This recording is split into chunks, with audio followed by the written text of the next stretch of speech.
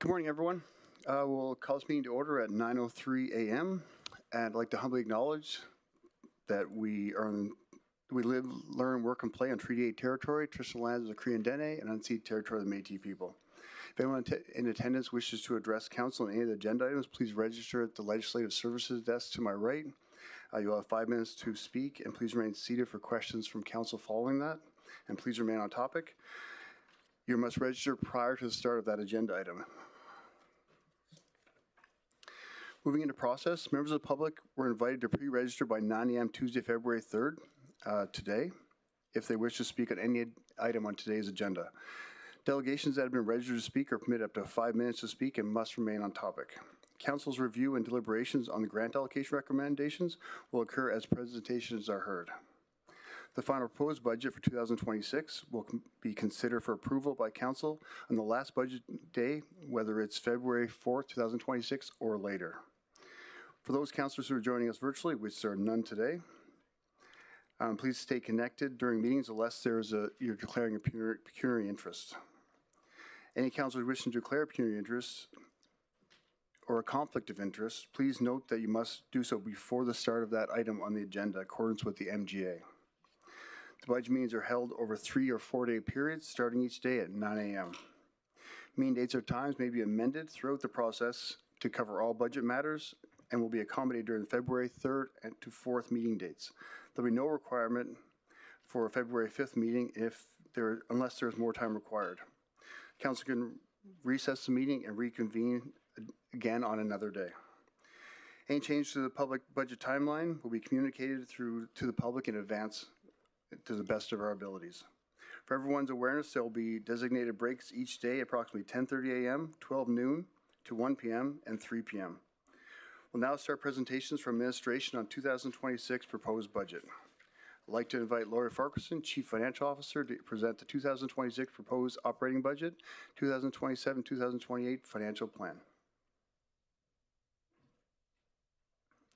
Whenever you're ready, Lori. Thank you, Mayor. Good morning, Mayor and Council. For the record, my name is Lori Farquharson, Chief Financial Officer. Over the next 3 to 4 days, administration will be presenting the operating and capital budget for council consideration. I want to take this opportunity to thank everyone that has contributed to this process. A special thank you to the staff within corporate services who, without their support, this would not be possible. The approach used in preparing the proposed budget for 2026 and future plans was to continue practicing fiscal management, therefore ensuring long-term financial stability for the municipality. We achieved this by responsibly assessing and prioritizing operational and capital revenue requirements to ensure the delivery of quality services in a fiscally responsible manner. Establishing governance and oversight of municipal assets through the ongoing discovery and data collection of the asset management branch. Defining capital requirements with a long-term strategic lens, aligning investments with sustainable growth. Evaluating and pursuing diversified revenue sources beyond property taxes to strengthen financial resilience, and enhancing treasury strategies to maximize investment income and support overall fiscal sustainability. Historically, we've seen a decline in revenue trends as the municipality reduced the tax ratio at the direction of the province. Over the past 5 years, we're starting to see a slight increase in revenue. With rising inflation and economic pressures, the 2026 budget exercise relied heavily on prioritization and long-term strategic planning. This graph represents a comparison of the annual tax revenue compared to other revenue sources year over year. For the proposed 2026 budget, tax revenue is consistent with 2025, as demonstrated here on this slide. We are seeing an increase in other revenue sources. This illustrates administration's commitment to evaluating and pursuing revenue sources other than property taxes, which will be discussed in more detail in subsequent presentations. The proposed 2026 budget consists of projected tax revenue of $505,840,997, which has remained unchanged from 2025. Other revenue of $1,055,339,465, which is primarily derived from utilities, fees, grants, and investment income, for total projected revenue of $661,180,462, which is offset by projected operating expenses of $513,491,157 and a transfer to reserve of $147,689,305 for total expenses of $661,180,462, resulting in a balanced budget.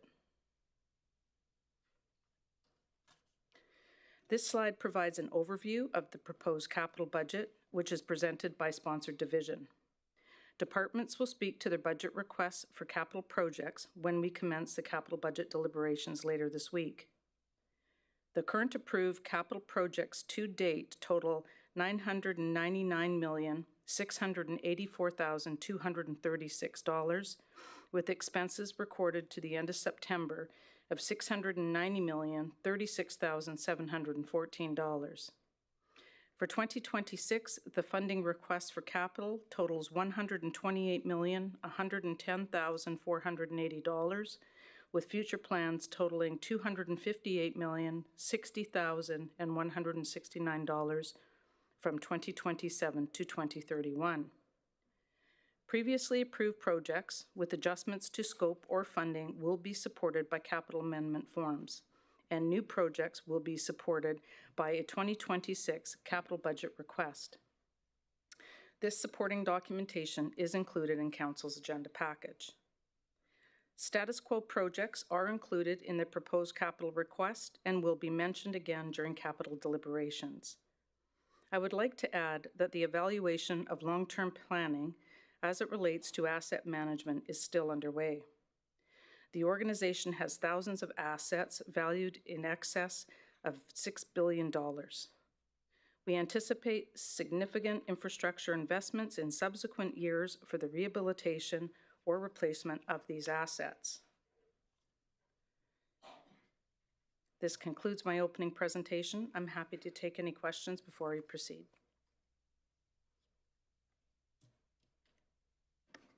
Do we have any questions from council? Do we have any delegates this item? There are no registered delegates for this item. Thank you.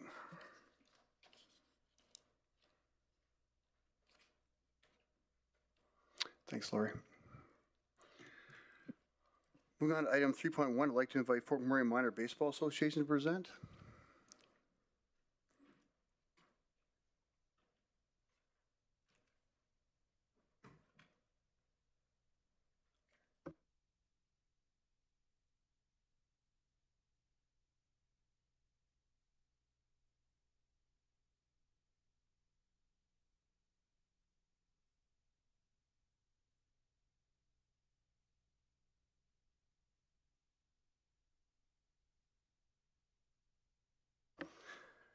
Proposed 2026 municipal facility operating grant allocation. I'd like to invite community services to present. So Mike, you won't have to present that.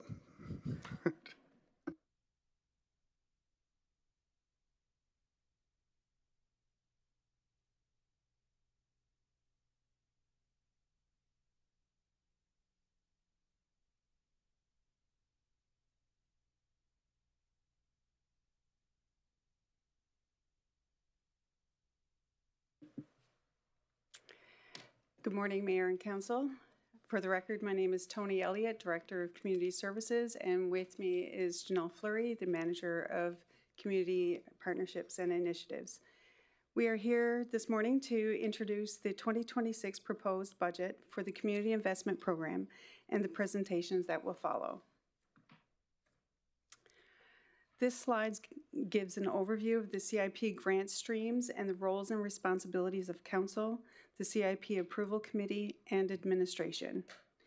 Council approves the funding envelope for all CIP grants, and today we'll hear presentations from the municipal facility operators and the subsidiary corporations. These presentations are required in accordance with Section 3.12.1.1 of the CIP Policy FIN 220. The Municipal Facility Operating Grant request is $4,851,755.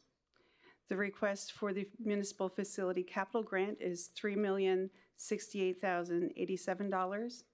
And the subsidiary grant request is $26,644,659. The total 2026 proposed CIP request for Council's consideration today is $34,564,501. We will begin the presentations this morning with the municipal facility operators. They are the Fort McMurray Minor Baseball Association, the Fort McMurray Minor Hockey Association, Fort McKay Métis Nation Association, Northern Alberta Athletic Association, the Ptarmigan Nordic Ski Club, Vista Ridge Recreational Association, and the YMCA of Alberta. This concludes the introduction to the Community Investment Program presentations. Thank you, and we can answer any questions you might have. Thanks, Tony. Do we have any questions from council? Councillor Boussier? Oh, sorry, Luana. Thank you, Mayor Bowman. Through the chair to Tony and Janelle, I'm just wondering, as we go through this, what oversight do you provide and how with organizations that have audits, YMCA, that include like 67 million because we get their provincial audit? I know they had a schedule for like a homelessness, like housing and homelessness, but there was nothing on their CIP application. How are we to navigate that? There are two pieces. Many of the organizations who have programming and operate one of our facilities, they do provide a separate schedule. The NAAA is one example of that. The YMCA in particular, I don't know if Janelle might have a... Through the chair to the question, in the grant reporting, they'll separate out the expenses for the activities related to operating, and then we cross-reference that with the financial statement that's provided. Okay, but we don't get that. So I'm looking at all of the agencies' funding request and not able to ascertain kind of their fiscal prudence around their spend. Can we get, I mean, not this year, but moving forward, I guess, a schedule like the YMCA, like they did for their schedule for the housing and homelessness? Can you request from them that they get their auditors to do schedules for municipal dollars so we can be more prudent around that? Yes, we can. We have in the past with some operators requested separate financial statements or a note to reader on their audit. Okay, but at this point, as we go through these next 3-4 days, we can be rest assured that's something you're cross-referencing? Yes. Okay, thank you. Councillor Scott?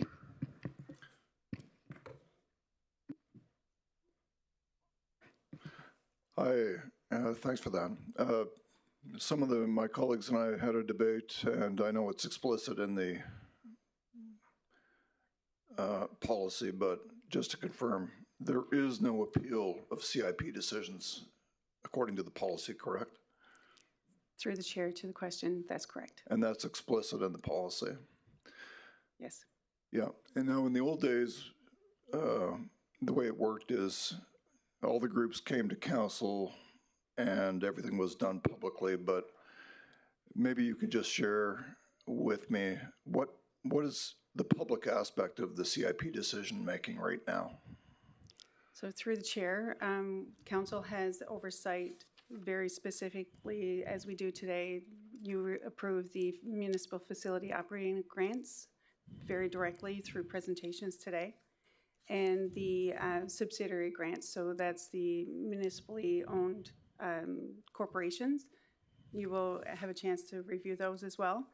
And through the community services operating budget, you also approve the funding envelope for that is delegated authority to the CPAC to approve. So through the interim budget, it was a little bit different this year because of the interim budget, but that was allocated in December. And you also approved through the community services operating budget, the Games Legacy grants and the arts, culture, and heritage grants.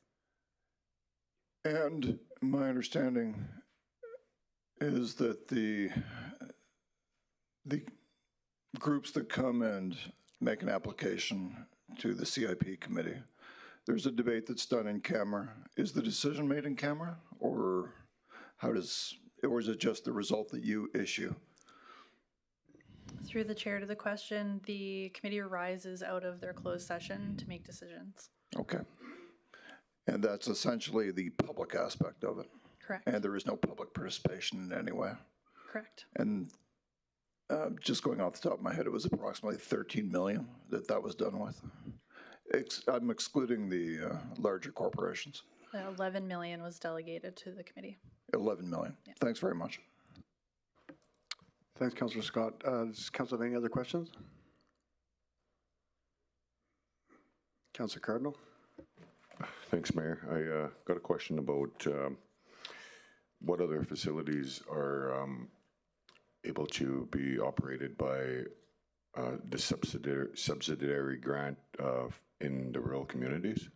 Is there any other, I'm just curious as to what facilities would be able to be operated just like RRC, whatever.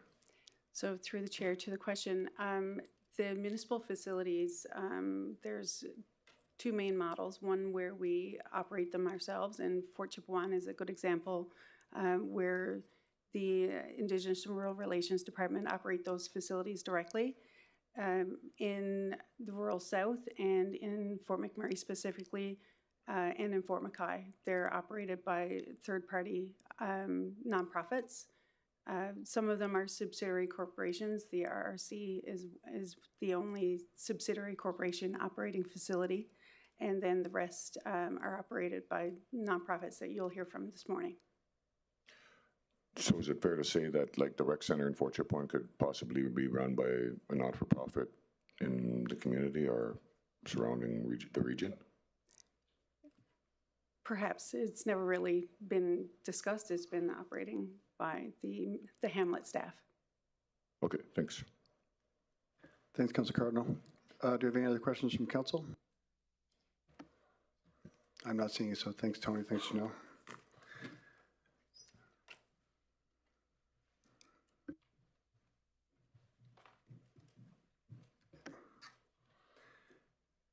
We're now moving on to item 3.1. I'd like to invite Fort McMurray Minor Baseball Association to present.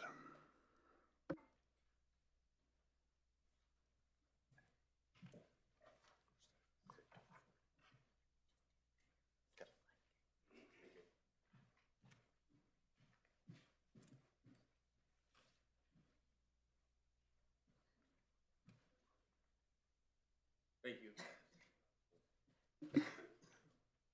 Thank you. Through the mayor to and council, Mayor Bowman, thank you for having me here. For the record, I'm Mike Mayak. I'm president of Fort McMurray Minor Baseball here in Fort McMurray.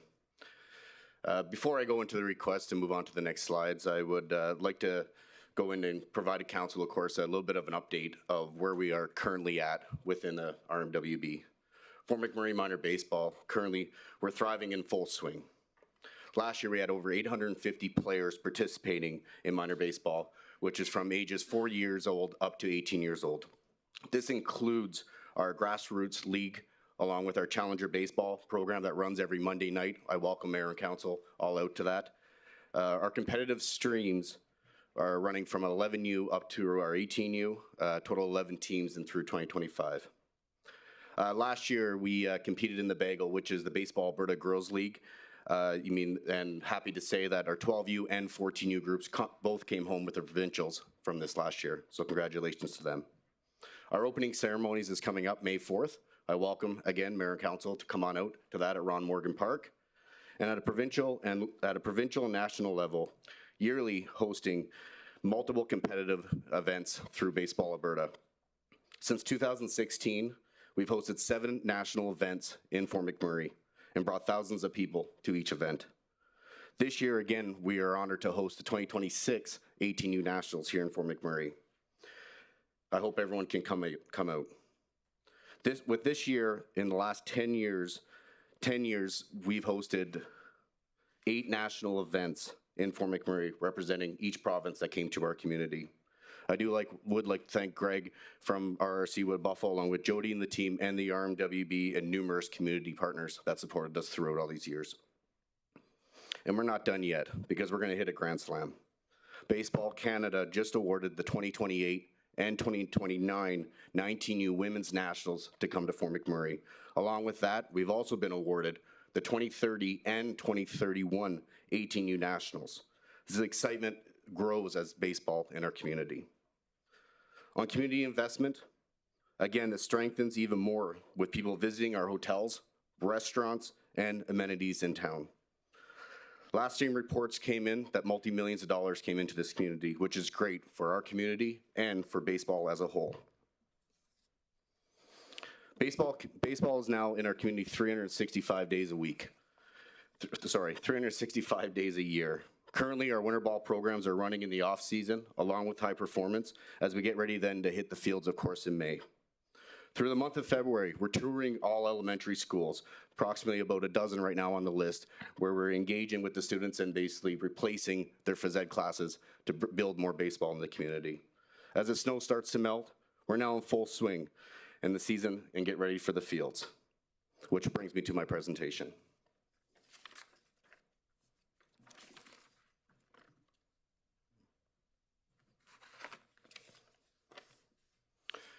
Our grant request this year, operating, of course, FMA maintains 9 baseball fields within the regional municipality of Wood Buffalo. 2 common areas, which include Ron Morgan Baseball Park and the Ross Henniger Baseball Park.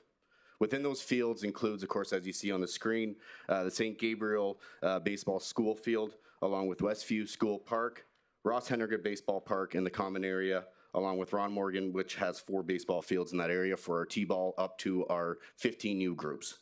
Along with then, of course, Howard Pugh Park down in Waterways, which has 2 baseball fields. Our overall request for our operating grant for the 2026 season is $138,300. This represents $100 of the total expenses for our request this year, which is broken down into 2 categories, of course, whether our operations and or some salaries. A little bit more of a breakdown. We do have 4 seasonal staff that come in right now for minor baseball, basically our field teams. Along with that, we have 1 within that 4 part-time is our breakdown of a lead that handles basically most of the operations. Along with them, we do bring in summer students. Typically in the past, they have been, I'll say, students that either went off to college and came back, baseball, high school students, and that's how we do employ the summer students that come back.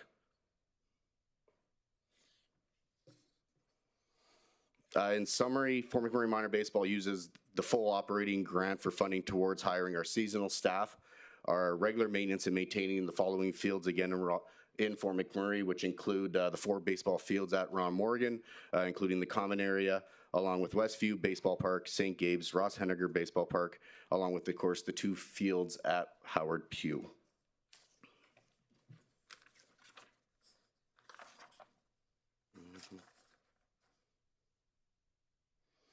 As you can see throughout the presentation, we take pride and have appreciated, of course, the ongoing support of the RMWB. Your trust in allowing us to operate these fields is next to none, and we thank all the Parks Division and everyone for your support and facilities.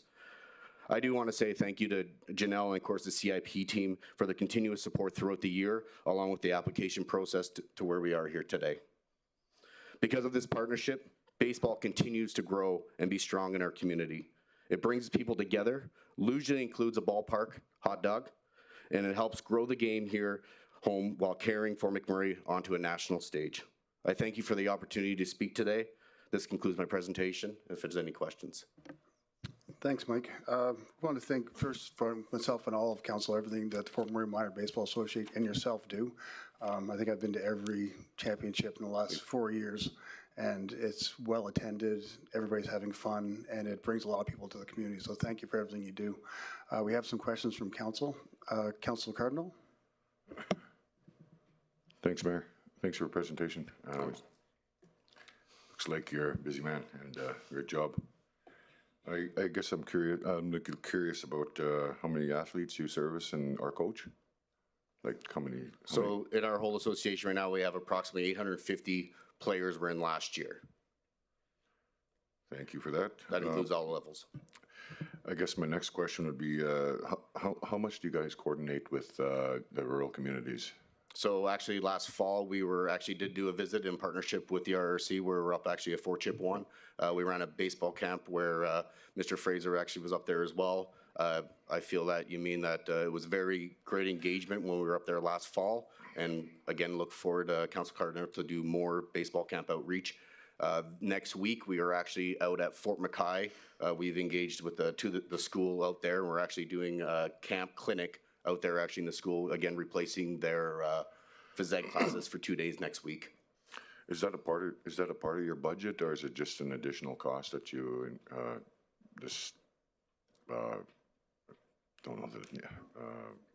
incur or charge? Yeah, so through chair to council, this, I guess you could say, would be part of our programming. So this specific grant, of course, is for our operating grant to maintain the facilities on behalf of RMWB. So that would be separate within our programming, yes. The reason why I'm not asking is that I kind of wanted to see if there's a possibility that you guys would be able to come in if we enhanced the funding at some point to come and service some of the rural communities, and because they're neglected, and there's it's I think that I'd just like to maybe, if there's a possibility that administration could maybe, after you're done, before we approve the budget, I'd like to maybe ask administration if we could find a quick number that I can coordinate with you guys to be able to come in, manage and maybe give direction to some of the staff, or if it may be some of your associates or staff to come and analyze some of the things that are done in the rural communities, because I really think that if you're doing such a great job here in Fort McMurray, I feel that there's a possibility that you could obviously mentor some of the rural communities and maybe start coordinating with them, because at this point I feel that we could utilize you and expand your guys' minor baseball league. If that's okay with CAO and administration, I kind of wanted to see if we can come with a number where it could enhance your budget less, so we can get to the rural communities and start helping them a little more through minor baseball association. If we can do that, or if not, we wait till Lance has done his question, and maybe I can have administration come put a bug in my ear, and maybe we could pitch a number real quick. But I think it's important that I wanted to start servicing them as well. If there's, I know that coming up once a year is great, and stuff like that. But I want to see if we can have you guys come and mentor those young kids over there. Yeah, more. Through the chair to Councillor Cardinal, you mean we would love the opportunity for more visits up to Fort Chipewyan and or any other rural areas, so Fort McKay, and outreach out to down to Janvier and Conklin. You mean I think I'd love the opportunity to sit down, if it's not today or through the budget meetings, of what that would look like to set regular cadences up to the different rural areas of how we get out there in spring, fall, winter, off-season, summer, and what does that look like to even potentially teams coming to Fort McMurray if it's not through our mid-season tournament, if they cannot be up here, a mid-season or end-year tournament that happens mid-May and or the end of June, of what that looks like for sure. Okay. Can I pitch a number out there to enhance the budget a bit? Okay. Thanks, Councillor Cardinal. Councillor Boussier. Yeah, thank you, Mayor. Through the chair to Mike. Thanks, Mike, for the presentation. 2 questions. On the financials, the salaries and benefits jumped from approximately 238 to 302,000.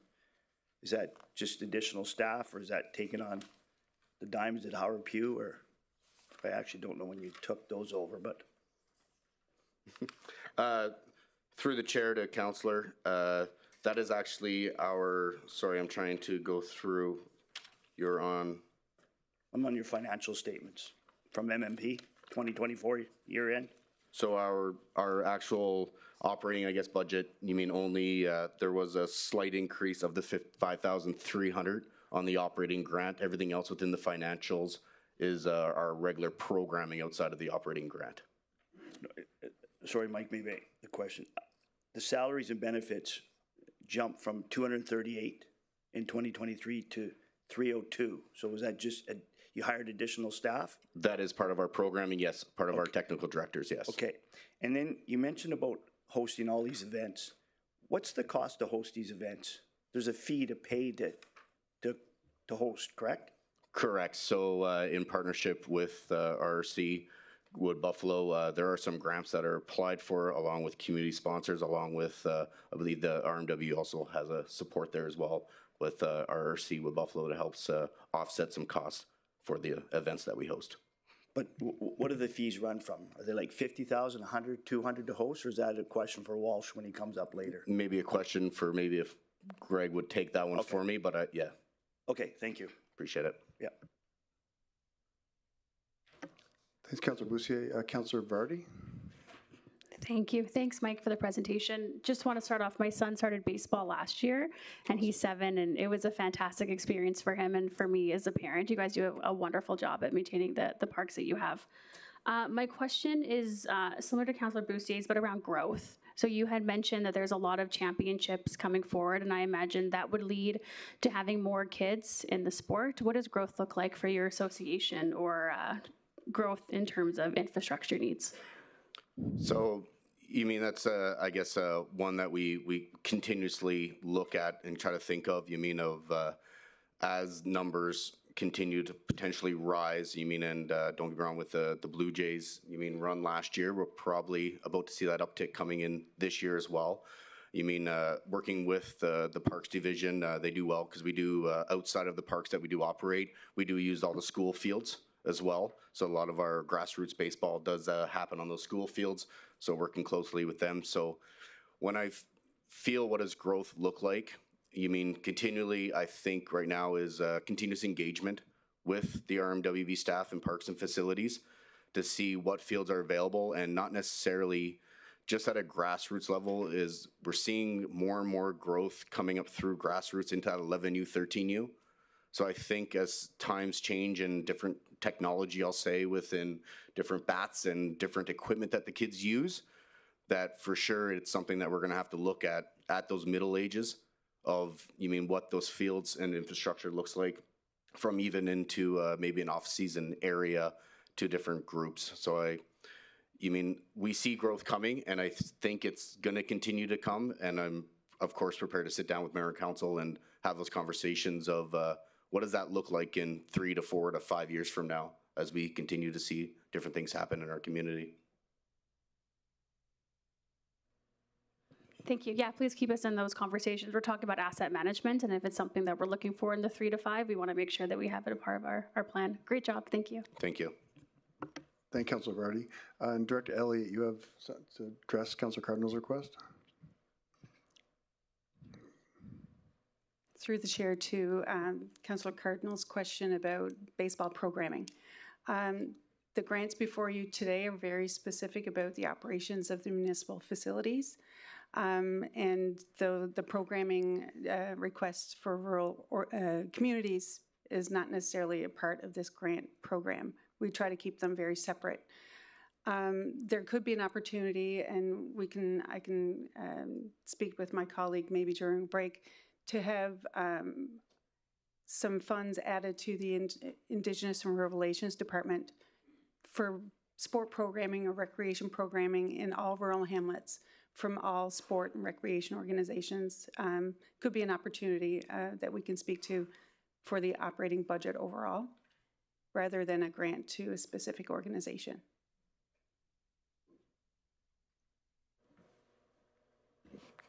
Thanks, Tony. Yeah, Mayor advised me of that, but I appreciate the presentation, and I guess I'll be waiting for IRR to and the administration to maybe come back with a number for me that we can have an ongoing budget procedure for the rural instead of just once a year.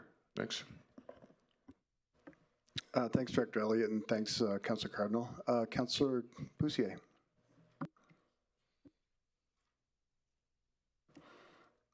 Councillor Bussier. Thank you, Mayor Bowman. Thank you for the presentation, Mike. Just have a question on your audited financial statements. You have facility rent of $43,207. Is that us charging you for something? No, it is not. It is actually, sorry, I'd have to, so I remember actually working with Janelle's team on through this when we got our audited financials, and it's the wording that was completed in the audited, the way they code. But it is not. You don't have okay, to dig if okay. it's not. We have, I come to learn that our Part 9s will charge us rent and we pay for this and that. So I just want to make sure we're not charging a nonprofit rent and then turning around. So it's not us charging you for something. No, it is not. Okay, perfect. Thank you. Yeah. Thanks, Councillor Bussier. Councillor Weigel. Thank you, Mr. Mayor. Thanks for the presentation. I appreciate all you guys do for baseball and hitting all the points of the municipality and that programming. Question for you is, the fields that you guys maintain are beautiful. How is it possible for, say, if I wanted to take my family out, how would I rent out one of those baseball diamonds to use? Under, like, is there a place to phone? Like, when a hockey arena is not being used, you can rent the ice time. Is the same with baseball? Can you rent those baseball diamonds?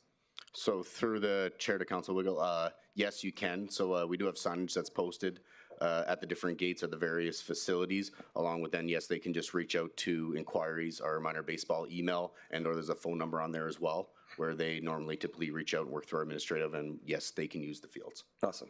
Thank you. Oh, thanks, Councillor Weigel. It's great to know. Do we have any other questions from council?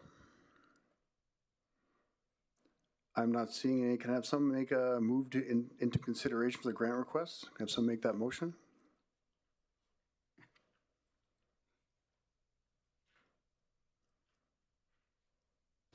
Councillor Weigel. Thank you, Mr. Mayor. I move that $138,300 be allocated to the Fort McMurray Minor Baseball Association 2009 through the Municipal Facility Operating Grant as outlined in Attachment 1.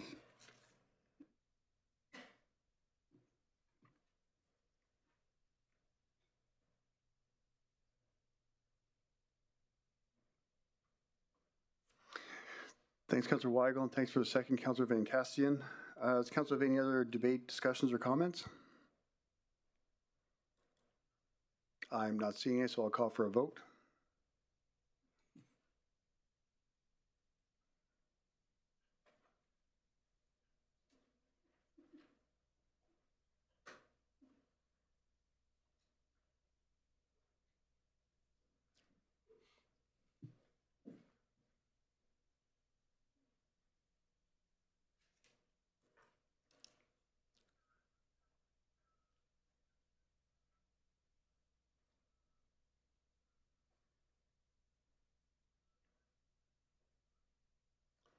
And that's carried unanimously. Thank you, everyone. Thanks, Mike. Thanks for everything you guys do. Thank you, everyone.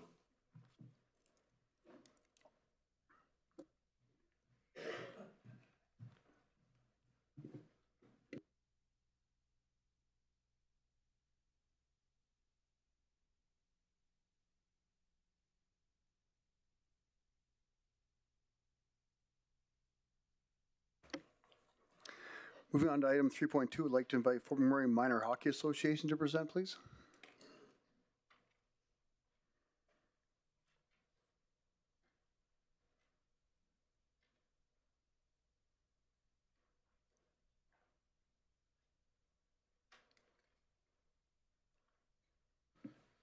Hello, welcome. Thank you for having us. My name is Steve Schreier, for the record. I'm the president of minor hockey in Fort McMurray. And to my right is Craig Organ, our facility manager for Frank Lacroix, which is the association or the facility that our association operates for the municipality. So Craig's going to run us through the slide deck, so you guys can have that. And then if there's any other questions, feel free to come at us. Hi there. I'd like to thank Mayor and Council for the opportunity to present the 2026 Municipal Facility Operating Grant Request. Okay. Community investment history. In 2024, we received $849,000.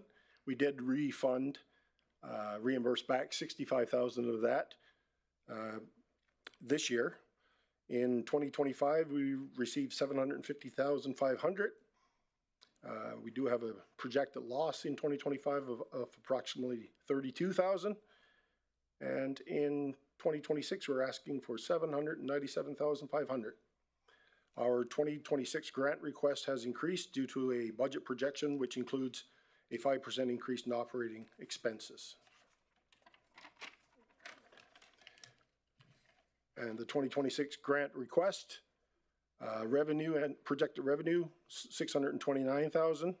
Projected operating expenses, $1,426,500. And again, the subsidy requested, $797,500. And that subsidy represents 55% of the total operating expenses. From last year's fiscal financial report, that was May 31st, 2025. Total expenses from that previous year, $1,391,472. And the unrestricted net assets as of May 31st, 2025, it's a negative $311,459. That's not really reflected properly. The accountants did some adjustings where one of our grants wasn't recognized properly in a fiscal year prior, so our starting net assets were off a little bit. But that was taken directly from the report, from the audit. The 2026 expense summary, the salary and wages, we made a little mistake there. We have 9 full-time and 1 part-time now. And the total expense for wages, $798,000, with $553,500 funded by the RMWB. Program costs, again, we're just speaking in regards to the facility here, not the minor hockey programming side of it. We just have concession supplies at $140,500. And then you have overhead, administration, utilities, insurance, those things, $488,000. And funded by the RMWB, $244,000. And in summary, again, the 2026 Municipal Facility Operating Grant request is for the operation and management of the Frank Lacroix Arena. So it's the operating expenses to run the facility. So thank you, and we'll take questions. Thanks, Craig. Thanks, Steve. Yeah, you guys run a great building there. Been there quite a bit. Well, do you know what was the reason for the loss last year, Craig? Well, it's hard to project, right? We do our budget in September, and so we don't know what that year is going to look like. We still have 1/3 of that year to go. So that's how I based the ask for this year. Was it looked like we were going to lose about $30,000. So I said, well, we'll put in a 5% increase in operating expenses through everything for this year's ask. And again, if we overshoot, then we reimburse anyhow. So for sure, super. Thanks, Craig. Councillor Boussier. Yeah, thank you. Through the chair, thanks for the presentation, Craig. Just looking at the revenue on your sheet here, it says 11,000. That's just rink board advertising? Oh, advertising? Yeah, it's ice logos, wall signs, and Zamboni decals. Okay. That number is much lower than previous years, though, is it? No, we've hovered around 12,000, some years 10,000. We don't have a lot of space left for advertising. Of course, once the ice goes in, we prefer not to put logos in after the fact. You can, if you have an interested customer, but normally our wall signs and our rink board signs, I think we have 18 spaces where we only have spectators on one side. We have 18 spaces for rink board. I think there's only 1 open spot. And on the wall, we have 8 or 9 spots there, and I think there's only 1 spot left remaining open there. So yeah, that's fairly typical, around 11 or 12,000. Is it? Okay. It just seems low. I thought it was a bit more, but the concession revenue is $250. Is it just leased No, we run it with our staff. Okay. With the arena staff, yeah. So the wages are not included in the expense side of it. Okay. They're all, they come all in as one facility. Okay. And the other question I noticed on, again, this is financial statements at year ending May 31st, 2025. There was a significant jump in expenses when it's under players' cards, league fees, and insurance. It's over doubled. Went from 216 or 895 to 549, 646. Okay, yeah. Through the chair to Councilor Lance. So a lot of those fees, so our financial statement, when we do it together with the minor hockey side and the Frank side. So you'll see that would be on the minor hockey side. So what has come, like our Hockey Alberta fees for insurance have gone up significantly. Okay. They went up from 48 to about 63 per player. And we have over 1,360 players in our association this year. So we've continued to kind of grow as best we can with our circumstances that we have with ice. So we'll probably see an increase in that piece going next year as we're hoping to continue to grow our association. Okay, thank you. Thanks, Councilor Boussier. Councilor Vardy? Thank you. Question about staff. So what are your hours? I'm assuming they're early to late, but I don't have kids in hockey, so. Sorry. Yeah, our hours, we've expanded our hours. There's the hockey community is growing and the demand of ice obviously is high. So we basically start at 6:30 in the morning and we run typically until about 11:15, 11:30 p.m. at night, 7 days a week. We're 100% full in the evenings and on the weekends. Even stat holidays, no school Fridays are completely full from 6:30 in the morning until 11:30 at night. And we also operate through the summer now as well. So in the past 6 years, we've only been closed for like 5 weeks. So it's been busy. The facility needs some care. Once the twin rinks open, we maybe can take some time off and repair the old barn, so. I do have a question about asset management, but I'll wait for admin. How many staff do you need to open? Because I see that you have 9 staff and looking facility management, skate shop. So how many people do you need to open at 6:30? We have 2 to open in the mornings. We have 2 on all arena operators. There's 2 on each shift. So we run a morning shift basically from 5 a.m. until 2 p.m. and then the evening shift with 2 different staff from 2 until 12 or 1 in the morning. The skate shop that part of it is not ran by the facility. My side, the skate shop's done by minor hockey. Okay. Yeah. Thank you. Thank you, Councilor Vardy. Councilor Boussier? Thank you, Mayor Bowman. Thank you for the presentation. I'm not sure if this is a question for you or Janelle, Melissa, or Tony, but the correction that was made, you had the opening net assets, so that increased your deferred contributions, correct? So if your contributions were deferred, and it says 310,000, would have that not turned over to the next year? I would expect to see a decrease in the ask.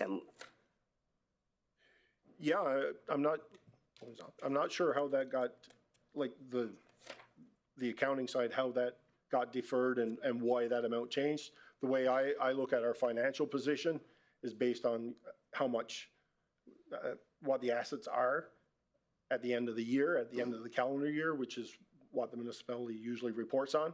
And we were at like a negative 32,000. How they moved the deferred contributions and stuff around, I'm not quite clear on exactly why it reflected that much of a loss in the statement. I'd have to look into it closer. Tony?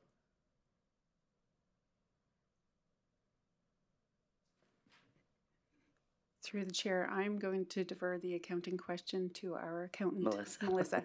Melissa?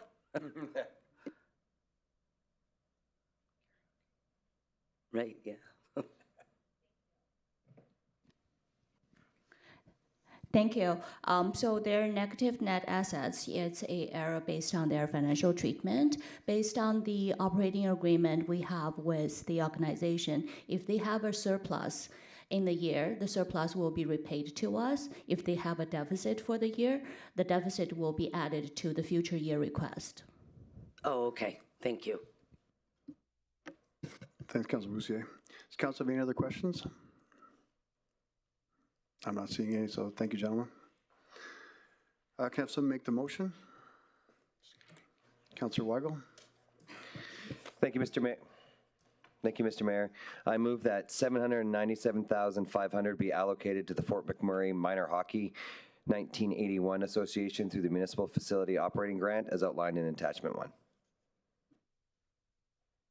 Thanks, Councilor Weigel, and thanks for the second, Councilor Vardy. Does council have any other debate, discussion, or comments? Councilor Vardy.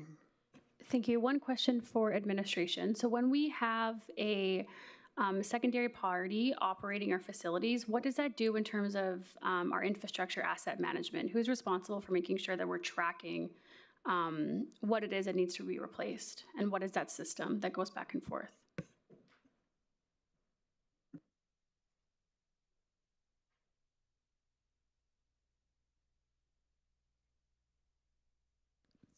Through the chair to Councilor Vardy. I'm sorry, could you please repeat the question?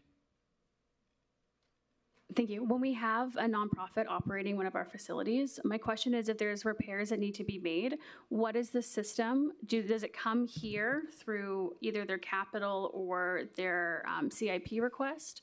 Is my first. And then my second is how are we communicating between the operator and administration that repairs need to be done and are done in a timely manner? Thank you for the question. I will possibly defer over to Director White, but essentially any of the RMWB's assets, the facilities, we maintain them. So that goes through the Project Management and Facilities Group. So they have a budget, they monitor all of the facilities and any of the maintenance that needs to happen. That's over $10,000. We would be taking care of that in our corporate budget.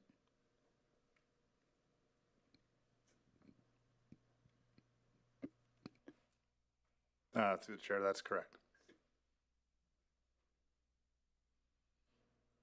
And then under 10,000 gets put into their request, or they handle it themselves?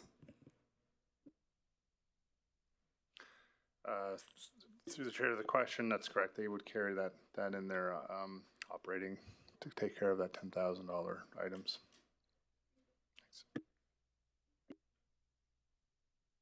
Thanks, Councilor Vardy. Councilor Boussier. Thank you, Mayor Bowman. Great question, Jen, which raises a question for me. So, because I don't think part of your question got answered. So what process is there to either of you to make sure that the facility is maintained? Like Craig's a facility operator, I understand that, but I don't know what your skill set is in terms of electrical or whatever. Like, is it on him to figure out if there's a problem or to keep up with a certain level of maintaining the asset? Shouldn't be. Through the chair to the question. So we manage the facilities no different than all of our assets. So we would do conditional assessment studies on all our facilities. We would track those assessments, and we have internal analysts within our organization that kind of forecast out the work that needs to be done on our facilities. So, for example, we know that there's work coming up at the Frank Lacroix Arena, and we know, say 5-10 years out, what kind of work is coming up. So our internal people then would work with, I mean, he's obvious, you've been there forever. I don't, like, yeah, 26 years. I was going to say my oldest is 32, and you were there when he was playing hockey. So, so he's the expert on this facility. So they would be working with him to make sure that they're engaging with him on what's happening in that building. Through the chair to the question, I think it's a symbiotic relationship. So we work together to make sure if there's issues with the building, they're gonna identify them and let us know if something is coming up at, earlier or something wrong with the building. They would let us know. We would then manage it through our facilities team. So through the chair, I can add to Director White's response. In the CIP working group, we do have a staff person who, through the budget process, reaches out to the facility operators. We have regular operator meetings among all of the, especially the rink operators. We do have those ongoing conversations throughout the year, and we come together with members of the facilities team. So as Elliot mentioned, there is an organic knowledge along with the long-term asset management. So we have some internal processes that are happening all through the year along with his long-term plans. Okay, thank you. And Craig, you feel like this is meeting a good timing, a good schedule in terms of making sure that the municipality is up to date on what's happening in the facility? Yeah, they bring consultants in every few years, and they go through the building life cycle. There's a lot of things coming up now life cycle wise that will be handled directly by trades. But everything under 10,000 in our lease agreement, it just goes through our operating grant, which we just requested. Anything above that, we had, say for example, a compressor goes down, it's usually about a $50,000 ticket. We pass that along to Bill Brooks and his team, and then they deal with procurement and they pay for it. Fantastic, thank you. Thanks, Councilor Boussier. Councilor Cardinal? Thanks, Mayor. Maybe this is to Elliot and Craig, right? Steve. When was the last walkthrough done from both parties together? Last walkthrough. We had one about 2 years ago, I believe. They typically, the plan is once a year, but I think it's been out about 2 years now. Well, there's a lot of communication back and forth as to what needs to happen. Like when you look at the consulting reports, they'll put everything in and timelines and that sort of thing. But they'll also revisit with us and ask what our priorities would be in regards to the timing of these larger scale projects and that sort of thing. So the communication's there. The actual physical walkthrough, typically once a year. And last question, I guess, would be when's the next walkthrough scheduled for? I'm not certain. I haven't been contacted about a walkthrough recently, so I would have to discuss with perhaps Bill Brooks and his team. And the lighting in the arena, is it up to date? Like, is it? We just had that replaced back in July. It's all LED lighting now, so it's a lot brighter in there. Right on. It shows up the ice paint and the lines. It was, for me, it was a high priority. I mean, energy efficiency obviously is number one, but the aesthetics of that, it was a really big improvement. So with the energy efficiency, does anything else have to be changed, just the light bulbs? Yeah, just the fixtures. They went back up in same power connections that were there. They actually worked around when we had things on the ice. Municipal employees did that project, I believe, so. Okay, thanks. Thanks, Councilor Cardinal. Does Council have any other questions? I'm not seeing any. Can I have someone make the motion?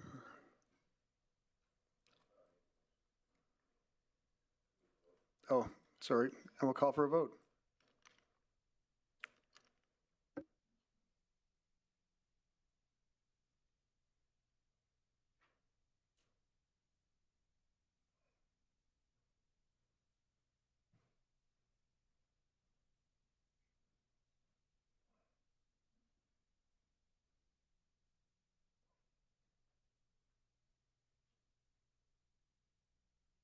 That's carried unanimously. Thank you, everyone. Thanks, Steve. Thanks, Craig.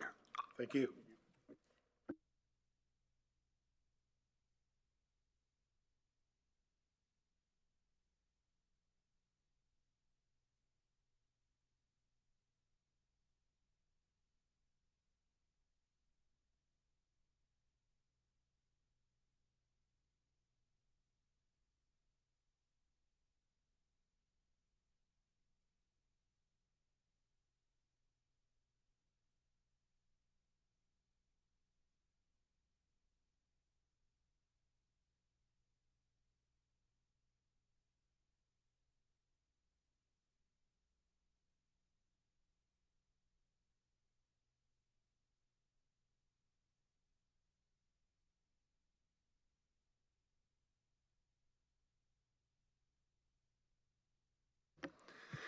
Next, we have item 3.3.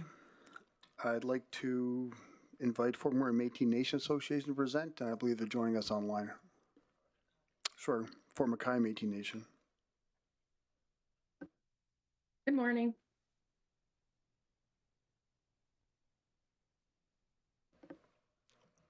Good morning. My name is Caitlin Andrusik. So I work as the grant writer and project administrator for the Fort McKay Métis Nation. I've been asked to present a brief overview of our operating budget for the new community center in Fort McKay, including some important context surrounding timing, operation, and how this budget was developed. If you can switch to the next slide, please, and thank you. So the Fort McKay Métis Nation assumed operations of the community center on July 1st, 2025. However, due to issues within the facility, the center was not fully operational as intended until December of 2025. These issues included ongoing roof leaks and a non-functional kitchen, which was unsafe due to insufficient inadequate ventilation. The kitchen was one of the largest hurdles that we faced, as it limited the ability to host events and fully utilize the space as intended.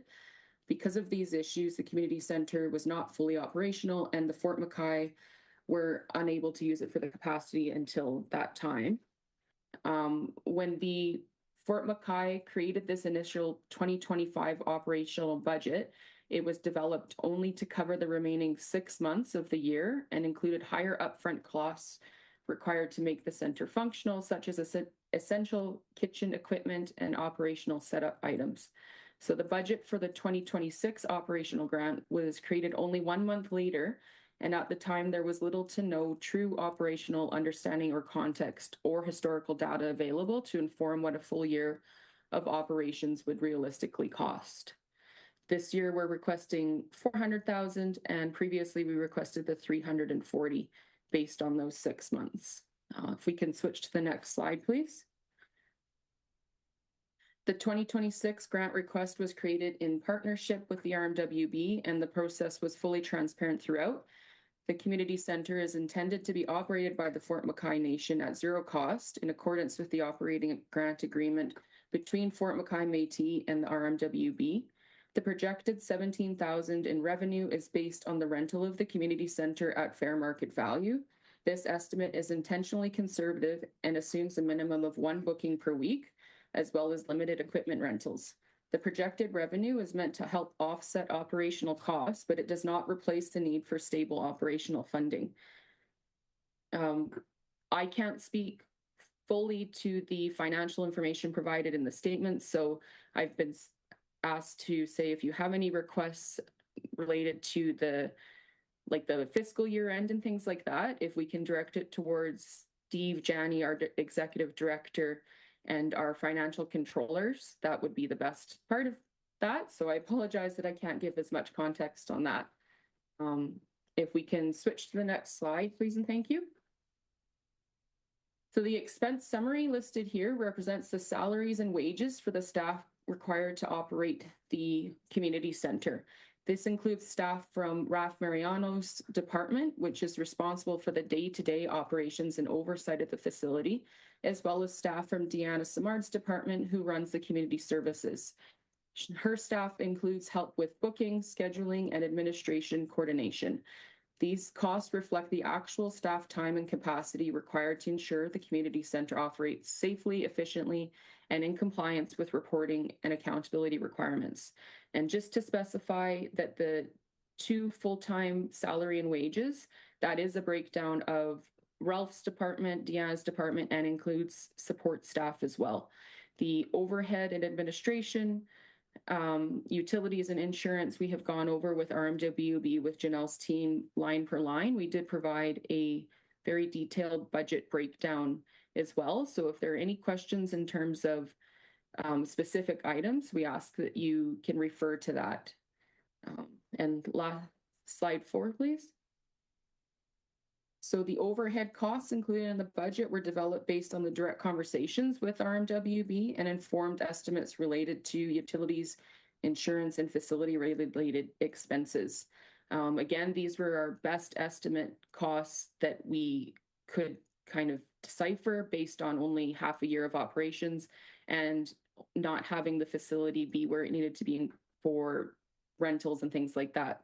Our large scale events such as Métis Days did have issues with using the facility as intended because the kitchen was not operational. Next slide. So the community center is seen as a benefit to the entire Fort McKay Métis region, not only the Métis community, and includes use by the First Nations as well. The facility supports community events, gatherings, programming, and regional collaboration, and this operating budget is intended to ensure that the community center can function as a safe place for all. In closing, I wanted to say thank you in particular to Janelle and her team, including Melissa, for helping us go over this and using this as a learning experience for us as well. I know that the operational budget, when it was asked for a month after creating the first one, was a bit of a headache. So we do recognize that this is a learning issue. We are hoping that there aren't any underspends, but if there are, we completely recognize that we will need to return it to the RMWB. So we're excited to work collaboratively with you with shared transparency. And yes, thank you. Thank you for that. Do we have any questions from council? Councillor Cardinal? Thanks, Mayor. Thanks for the presentation. I got a question about how much does it cost to actually rent the place there? So we're basing it on $150 per rental for part of the space. And we only had it done for, we're using a conservative estimate of one rental a week. So if we do a full booking at $300, which would include the use of the entire facility and the kitchen and things like that, hopefully there'll be more, but we thought that it was most conservative to do this. But that's where that 17,000 came for. So sorry. So half day building, including kitchen facilities and cooking and all of that, 150, full day, 300. So that's anything over 4 hours for events. I guess my next question would be, do the nations pay for rental? My understanding is that we do not pay for the rental. We're using it as the programming, and for cultural places like that, that would be outside rentals, because we are offering cultural workshops a few days a week in there. And if so I apologize, I'm not super familiar with this, so I'm just doing my best based on what our team has given me, but I don't believe that we personally pay for rentals. This is external. And then if the First Nation wanted to use it, would they pay for rental? That question I'm not sure about. I can ask and get back to council if you'd like. Yes, please, and thank you.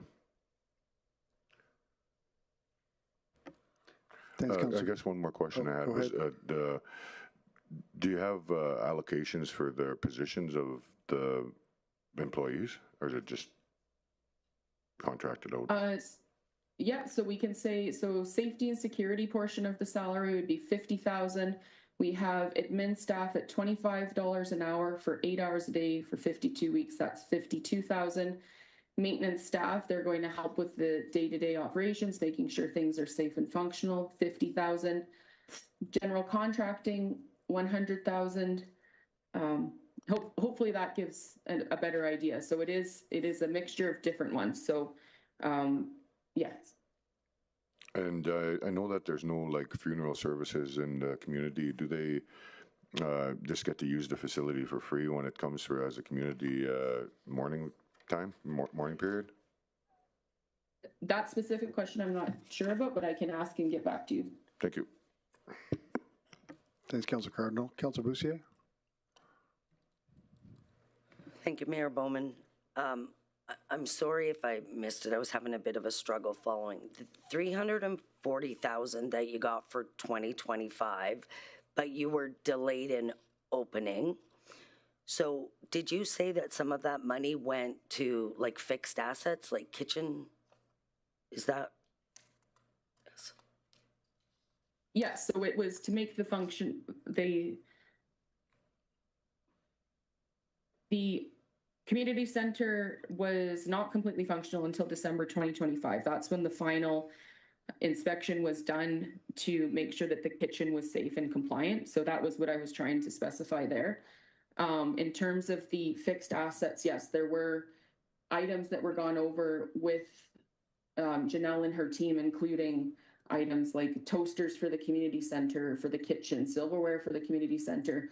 We did provide a line-by-line, very detailed breakdown for that. So it was, you know, all of these upfront costs that were meant to make it usable. Hopefully that helps answer the question. Yeah, thank you. Janelle, Tony, Melissa, so is that permissible? I know you guys worked with her, but would that then have the operating money back with the municipality and then fixed assets, capital assets taken from a different budget? Through the chair to Councillor Bussières, so anything that is within the operating threshold, the organization has the ability to use the grant funds to purchase to make that facility usable. Anything that is above the capital threshold, they would work with administration to bring forward a request through the operating budget or the capital budget. Annually, we don't have anything on this year's capital budget with them, so we're having discussions on needs as they continue to use the facility and understand what the bookings will require. Okay, and what is the capital threshold? So for their organization, their capital threshold may be different. For the RMWB, it depends on the item. So equipment could be 1,000 to 5,000 or over 10,000. So it depends on the purchase. And what's theirs? Do you know off the top of your head? Their materiality would be different, so we don't know. Okay. Yeah. But like, is it based on McMurray Métis' actual audit? On Mackay Métis, sorry, yes. Mackay, yeah. Yeah, on their, it would depend on so their... materiality would be huge. On their operating budget. Okay, yeah. Thank you. Thanks, Councilor Bussières. Does Council have any other questions? I'm not seeing any. Can I have someone make the motion? Councilor Cardinal? I don't know where my paper went, but where did it go? Thanks, Jade. Thanks, Mayor. I move that $400,000 be allocated to the Fort McKay Métis Nation Association through the Municipal Facilities Operating Grant as outlined in Attachment 1. Thank you.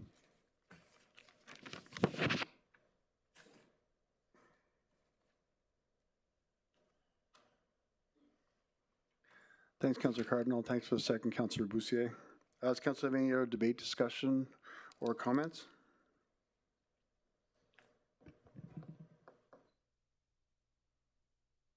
I'm not seeing any, so I'll call Councilor Cardinal. No, I just wanted to say I'm glad that the facility's starting to make some traction, and look forward to visiting the facility and seeing it fully operational. Thanks. Thanks, Councilor Cardinal. Does anyone have other debate, discussion, or comments? Not seeing it, so I'll call for a vote.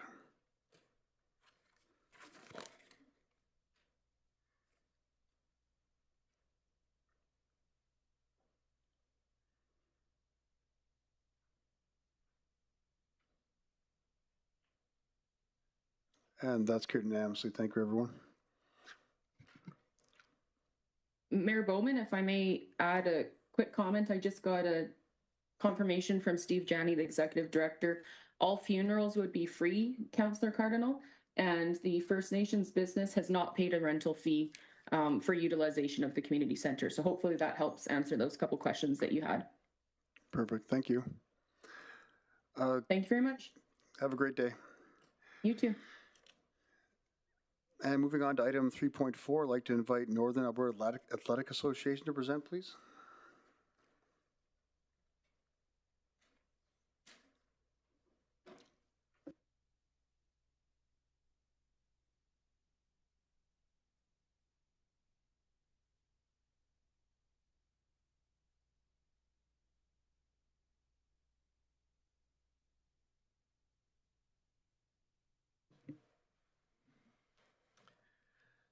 Good morning, Mayor and Council. Really excited to be here today in my new role as Director of Business and Community Engagement with the Fort McMurray Oil Barons. I do have a few regrets. Our president for the NAAA couldn't be here, Andrew Batulier, due to work commitments.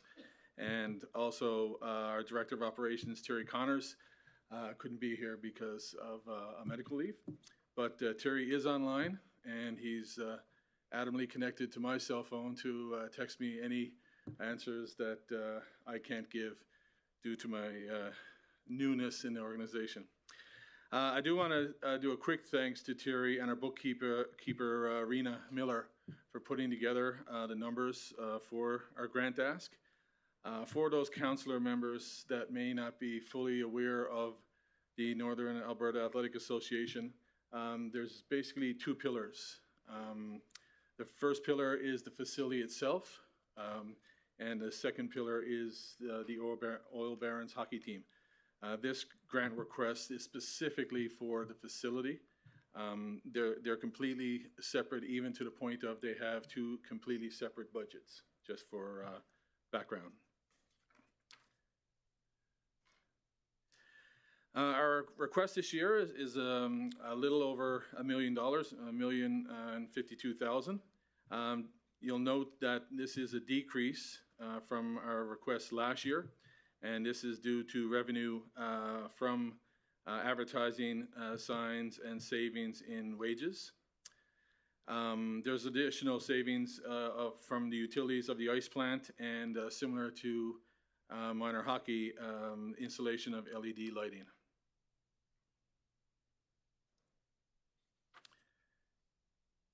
The grant itself, the subsidy will take care of 59% of the total expenses.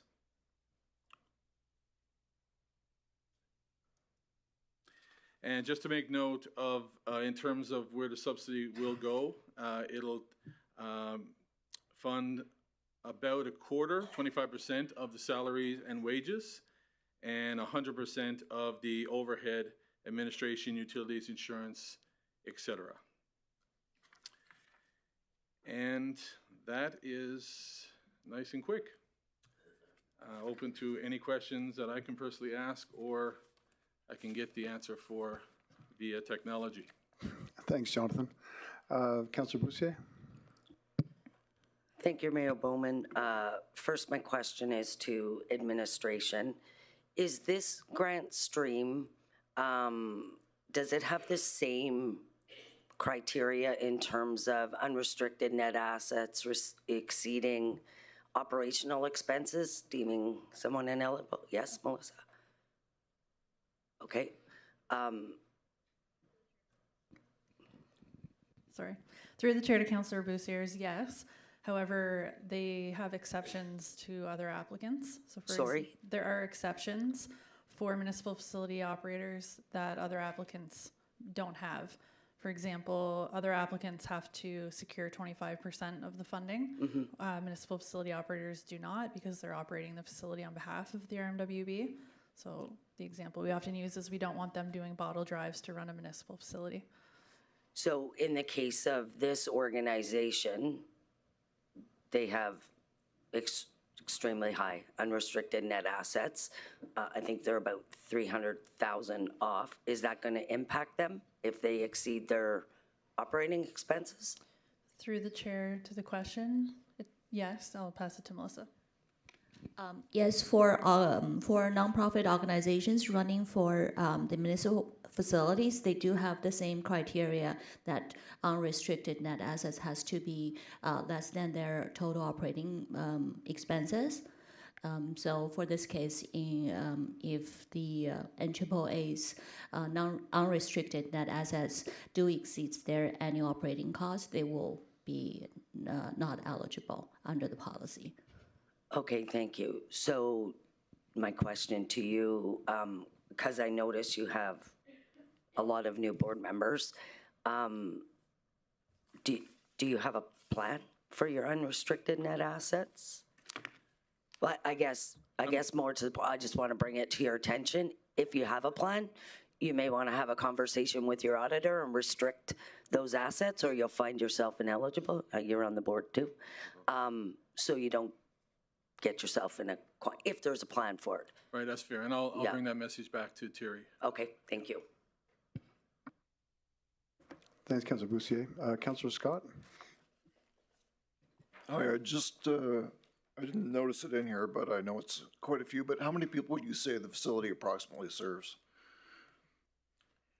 in the run of an annual term?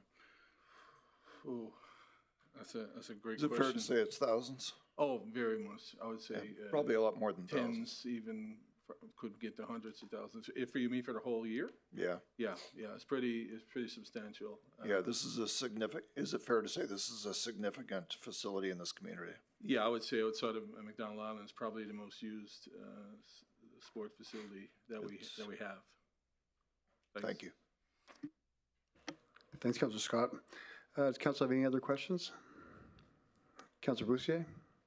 Yeah, thank you, Mayor. Through the chair to Jonathan. Jonathan, on the operating grant or on the information provided, advertising, signs, and wages revenue, it reports 120. Do you know what that's made up of? I know you're new to the role.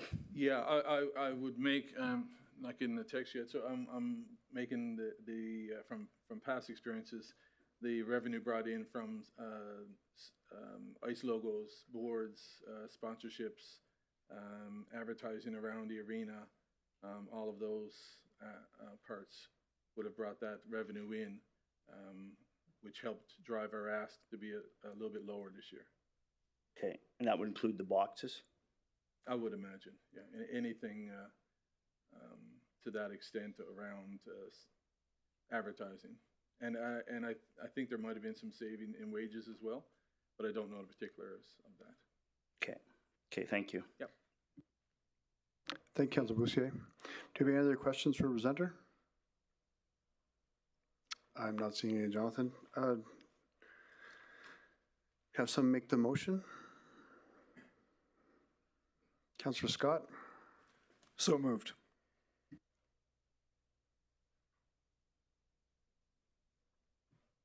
And thanks for the second, Councillor Allen. Does council have any other debate, discussion, or comments? Not seeing any, I'll call for a vote.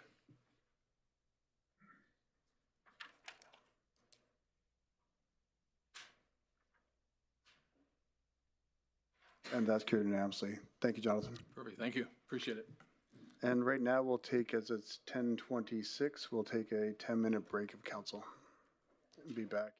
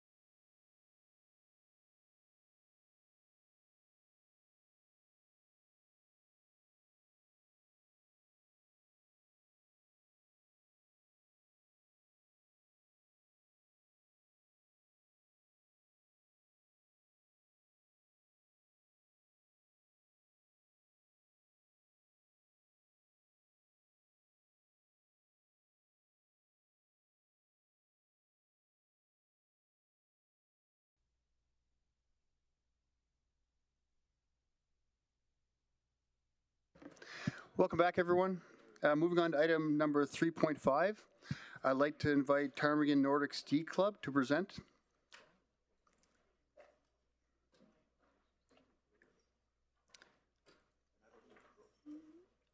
Whenever you're ready there.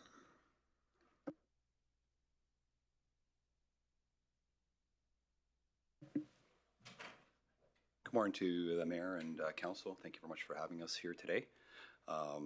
My name is Chris Helm, President of the Ptarmigan Club, and I have Karen Menzel, who is filling in for Eldora today. Unfortunately, Eldora can't be here. I'll just make one quick brief information point here for you, and then I'll get Karen to present our budget for you. The Ptarmigan Nordic Club receives no CIP funding for programming.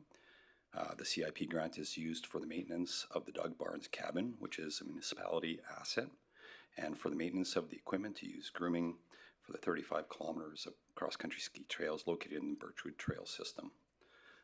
Go ahead, Karen. Good morning. Just go down.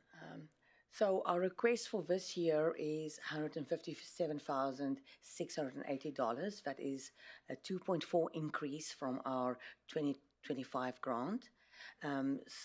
So our building operations, maintenance and grooming supplies, as mandated by our operating grant, was increased by 2.4%. That's what it came from. So that is our consumer index from Statistics Canada. So 80% of our staffing costs relate to the club's responsibilities under the operating agreement for the RMWB and are funded through our grant, and 20% from our staffing costs are paid from member dues as they relate to club operations. So that's how we do that. So we expect a revenue from the cabin for $60,000, and our expenses, we expect $270,000 with a request there. And if we go to the next one, so we've got one full-time person and two part-time persons there. So that is where that comes. And then as well, we've got administration, utilities, and again, grooming, maintenance equipment that expenses go to. Then, again, on our last slide, just saying that the operating grant does not fund any of our programming. The maintenance, the grooming of 35 kilometers of ski trails and biking trails, I mean, everybody in town is probably familiar with the virtual trails there, is done by us in the winter. And all of that is done by volunteer hours that does the grooming. And then the new expanded Doug Barnes cabin, the meeting space is there available to community groups, businesses, and individuals. To the Chair and Council, there are some new members here, so I could possibly give you some more information about the Ptarmigan Club if you wish. Okay. So all the trails are groomed entirely by club volunteers.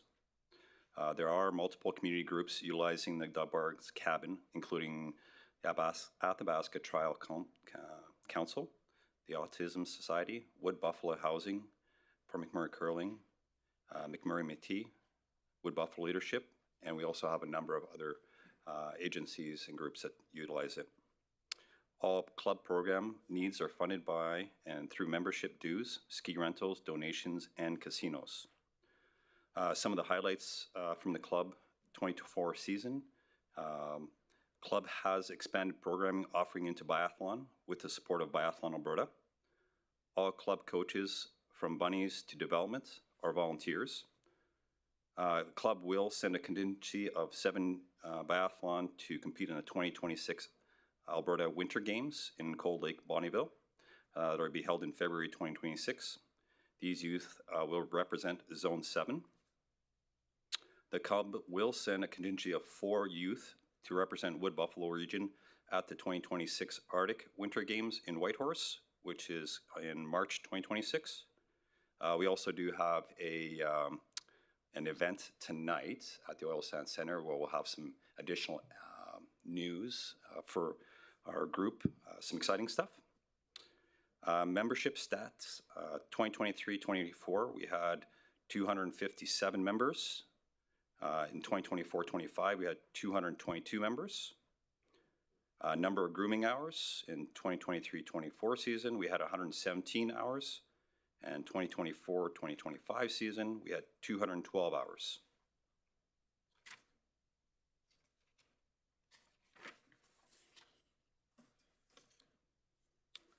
Again, some of the events we would like to hold next season would be an Alberta Cup being held in the regional municipality. And also it is our 50th season for the Ptarmigan Ski Club. Thank you. Thank you very much. Do we have any questions? Councillor Scott? Yeah, I just wanted to ask, what are your biggest challenges these days? Probably the snow conditions.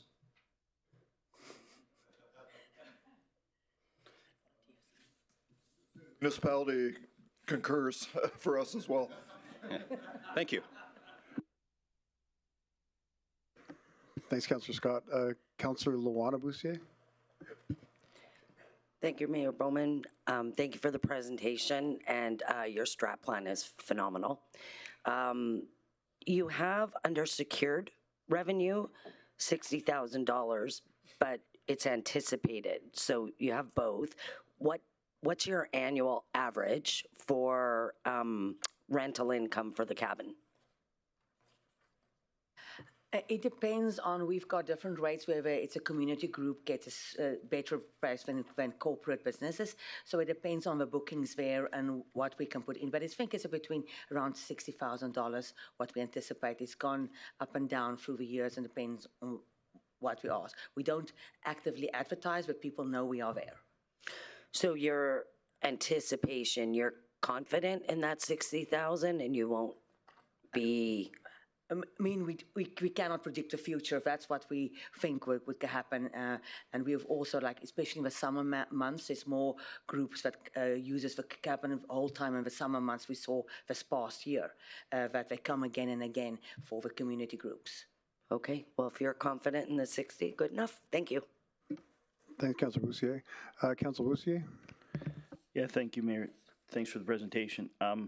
Just a quick question. The casino funds for 2024 appear low. Was there a reason for that? Our casino funds was roughly every 18 months that we get a casino, and it is what it is for that quarter. So it has been averaging between $30,000 and $35,000 per event what you get, and it has changed since the pandemic, where the Alberta government, they moved some stuff to online gambling, and that didn't take that away. So that's taking away from the community groups what they get. Okay, just this one seems much lower than the other, like I work a ton of casinos, and most of them are closer to 25, 30. This one, the reported income for 2020 was 14. So it's just not because you got one day, though. I think that might just be what was left over from the previous ones, because every 18 months we host casino, and it depends what we spend and what's left over. So that might be that as well. Or was it, because I think everything was around 30. Okay. Okay, thank you. Thanks, Councillor Boussier. Do you have any other questions from council? I'm not seeing any. Can someone make the motion? Councillor Weigel? Thank you, Mr. Mayor. I move that $157,680 be allocated to the Ptarmigan Nordic Ski Club through the Municipal Facility Operating Grant as outlined in Attachment 1.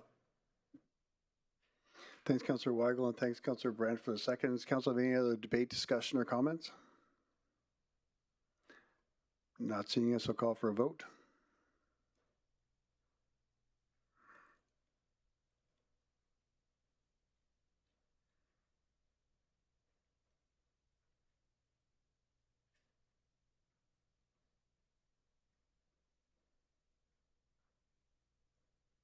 And that's carried unanimously. So thank you both, and thanks for everything you do with the community, and good luck with the snow. Thank you, Mayor. Thank you, Council.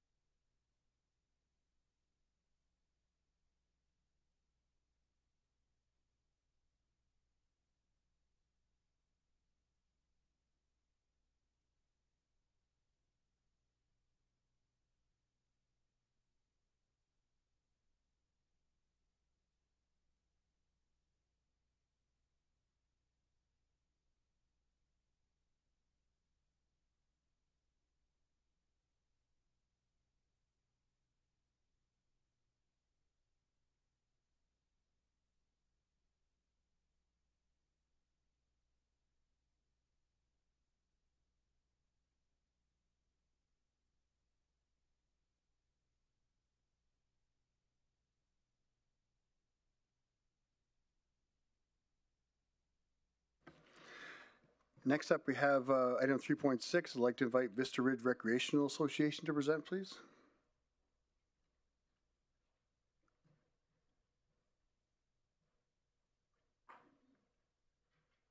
Whenever ready, Kathy. Good morning. Thank you. My name is Bernice Slater. I'm the general manager at Vista Ridge. So obviously we had a pretty tough ski season last year. Elephant in the room, let's just say it. But we had a busy summer of projects, and we're having a great start to the ski season despite all the cold weather closures. Last summer we did a significant amount of chairlift repairs, maintenance, and testing. We also did a bar reno, completely rebuilt all of our snowmaking pumps, and we did a massive light installation project on the Wilson chair line, which was recognized provincially by the Climate Action Center for its energy efficiencies. In spite of all of that, and despite it, and while we were doing it all, we'd had our best summer ever for summer operations on our golf course. We reopened our aerial park, and we expanded all of our summer hours. As we're going through ski season now, we're running 3 night skis a week, which is representing 19% of our weekly revenue after 4 o'clock. So the night skiing, the light project, this was a good plan. It's going really well.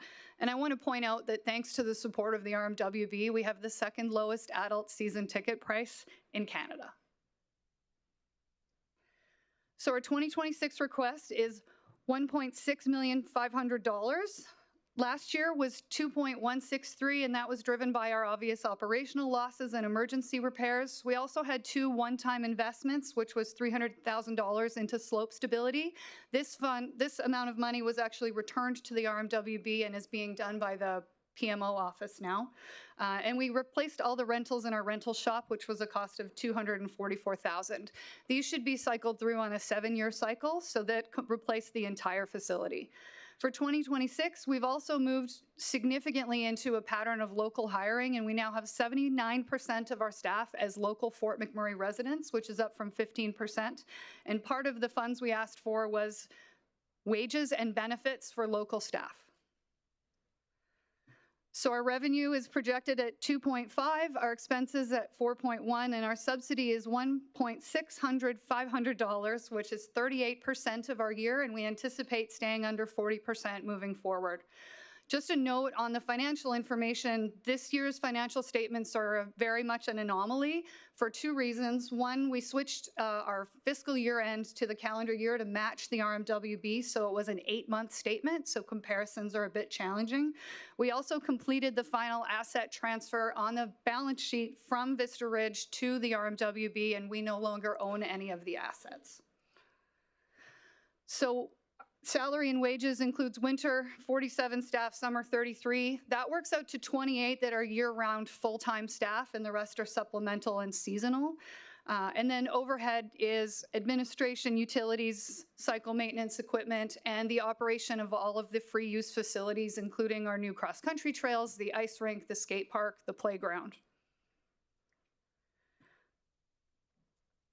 So at general fees and overhead, we categorized at $590,000, utilities and fuel at $275,000, wages and staff costs at $735,500. And I'm happy to take your questions. Thank you. Councillor Scott? Please don't say snow, although you might. But what's the biggest challenge you're facing? Oh, on the ski side, it's always snow, but we have a very robust snowmaking system, and this year we maxed it out because we had such great cold weather in the fall. We put a full 30 million gallons of water into snowmaking so that we could open nice and early, but for ski season, snow's always the challenge. Weather, really, cold weather closures are not awesome. I sometimes ask organizations if they're actually asking for enough money. Which I think is unusual to ask for from a government perspective, but I want to make sure that organizations can actually function with the ask. Sometimes there's a tendency to not ask for what's actually needed. Do you believe this represents what you actually need? I think that that may have been a challenge with this organization in the past, where we had a goal of trying to not ask for any funds. And I think that that is a reflection of the difference between the 2024 ask and my current ask, is a true recognition of how much the maintenance and expenses cost, how much it costs to invest in real talent and keep people year after year as opposed to seasonal. So I believe this is a very accurate representation. If we were to expand the hours any further, the budget would have to be adjusted because we'd need to acquire some more key talent like chairlift mechanics. Yeah, I acknowledge it looks like a realistic budget. Sorry, that's it. Thank you. Thanks, Councillor Scott. Do we have any other questions from council? I'm not seeing any. Can I have someone make a motion?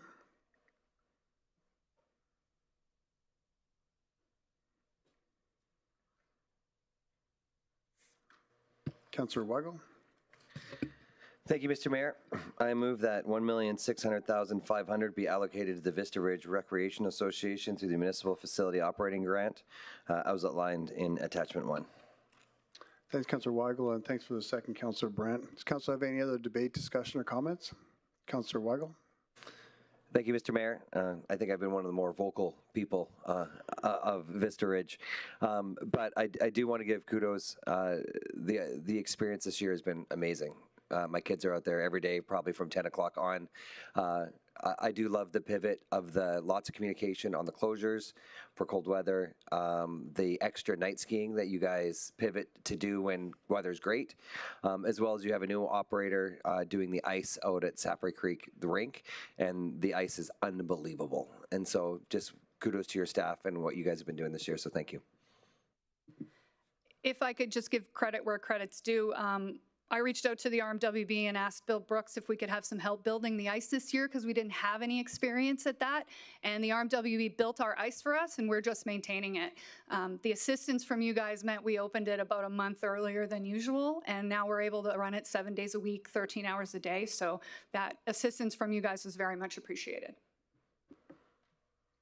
Excellent. Thank you very much. Does council have any other questions, comments, or debate points? I'm not seeing any, so I'll call for a vote.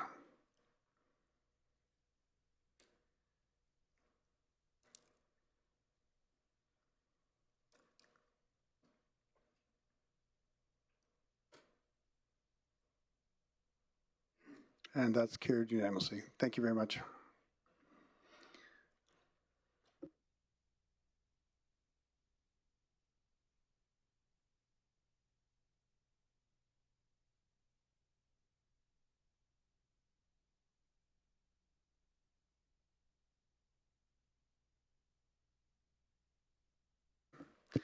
Next, moving on to item 3.7, I'd like to invite the Young Men's Christian Association of Edmonton, YMCA of Northern Alberta, to present, please.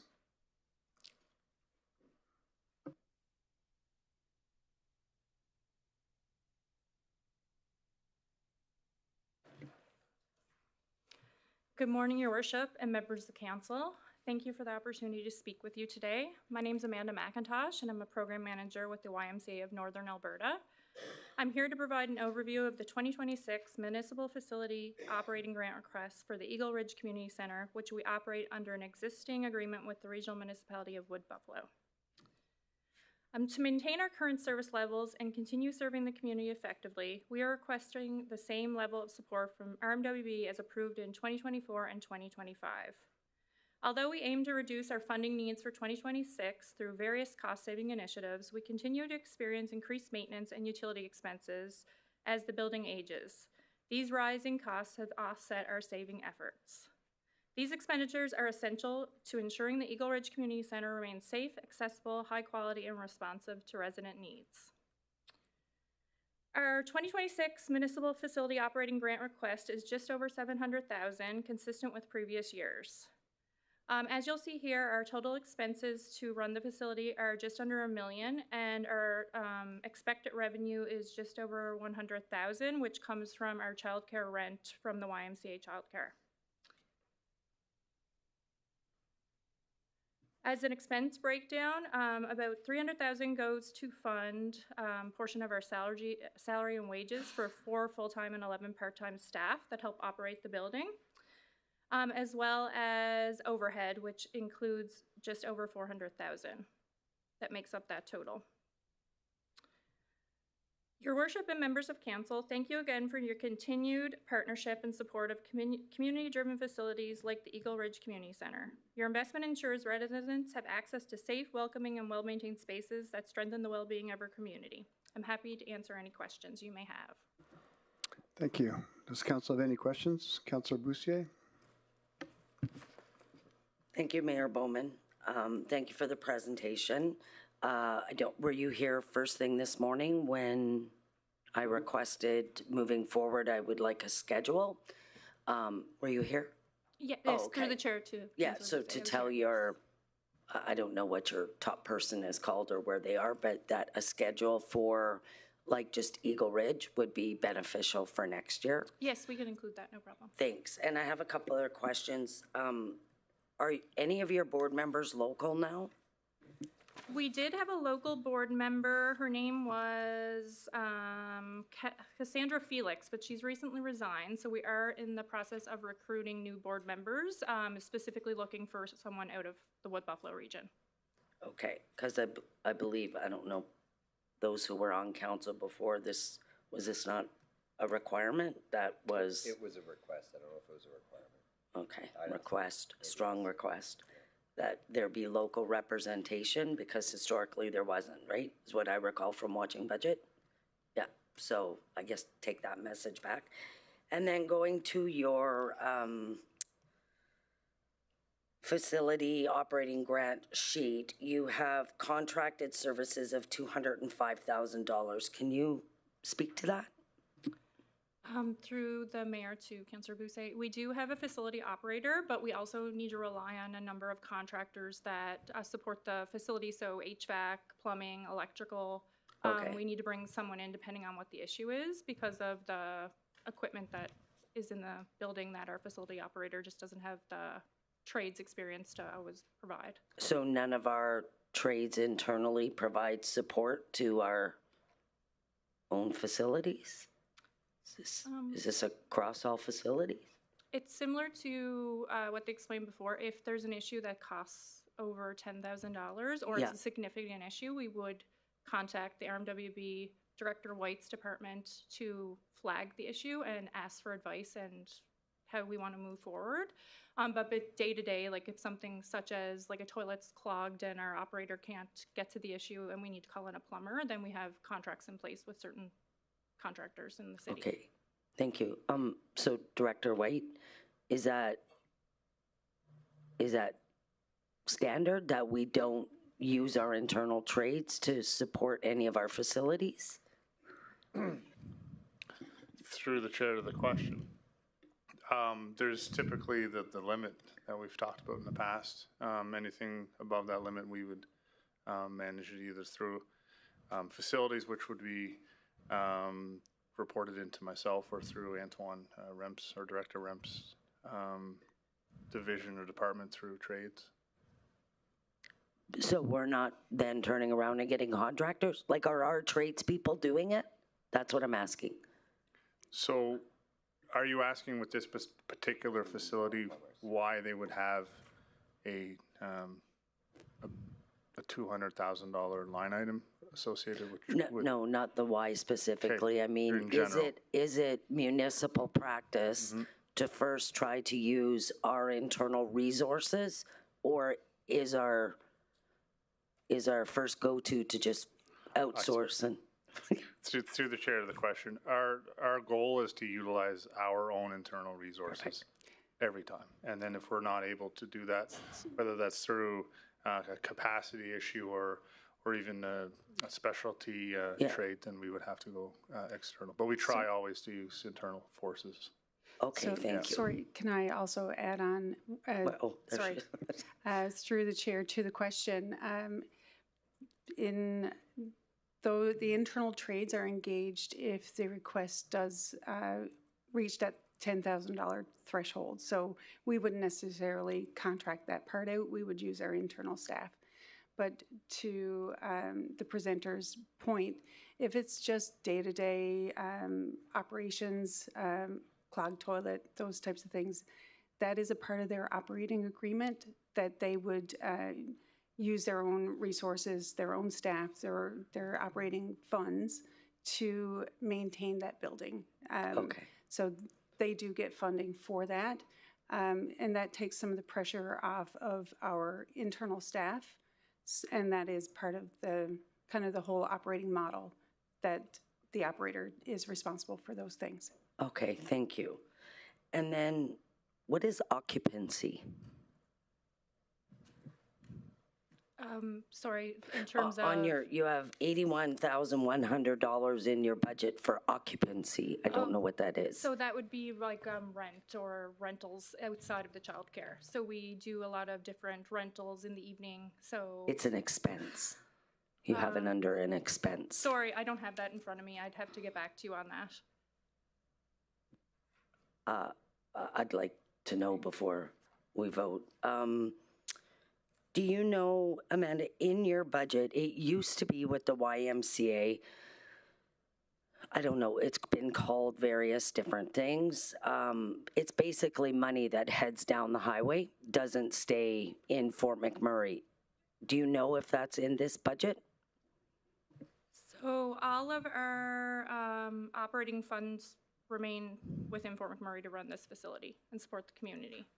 So for this facility, it would all be back for Wood Buffalo. So none of the 706,000 that you're requesting, it is all staying local? Yes, it would be to support the facility. So anyone who supports the facility, so it wouldn't be going to pay wages outside of those that support the facility. Okay, so I don't know if we can defer. I'd like to know what 81,100 for occupancy is. I need an answer before I can vote. Yeah, if Director Tony, if you guys can find that out while we go to the next question. Oh, Janelle, go ahead, Janelle. Chair to Councillor Bussier. So in their expenses in the application, occupancy is detailed as cleaning and insurance. Cleaning and insurance? Yeah, cost of occupancy. Okay. Yeah, I just don't know why it wouldn't be under contracted services, but yeah, I get insurance. Okay, thank you, Janelle. Thanks, Councilor Bussier. Councilor Scott? I've been asking this question. I don't think your answer is going to be snow, but are you facing any challenges that you haven't outlined? I think our biggest challenge is accessibility right now because of the way our center's set up. Because we're run a daycare out of it and we have child protection in place, it's not just an open door policy. So really trying to focus on increasing programming in the space and making it more of a welcoming space for the community so that we can see the whole center activated. Thanks, Councilor Scott. Councilor Weigel? Thank you, Mr. Mayor. Just to follow up on Councilor Luana's question about contracted services. So just so I understand, and excuse my ignorance, we as a municipality have trade services like electricians and plumbers and those type of trades that we use for our facilities.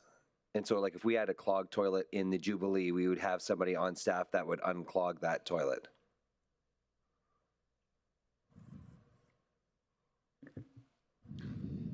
Through the mayor to the question. So it's a touch bit more complex than that because Jubilee is managed by a contractor that is hired by the condo. But yes, you are correct.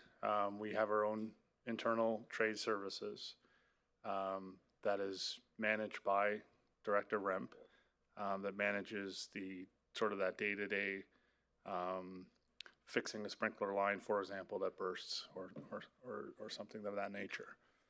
And then the facility side of things where we would come into play, we look after more of the life cycle maintenance, among other things. So if the way that I like to describe it is that if we have a boiler that needs to be fixed, trade services would go fix that boiler.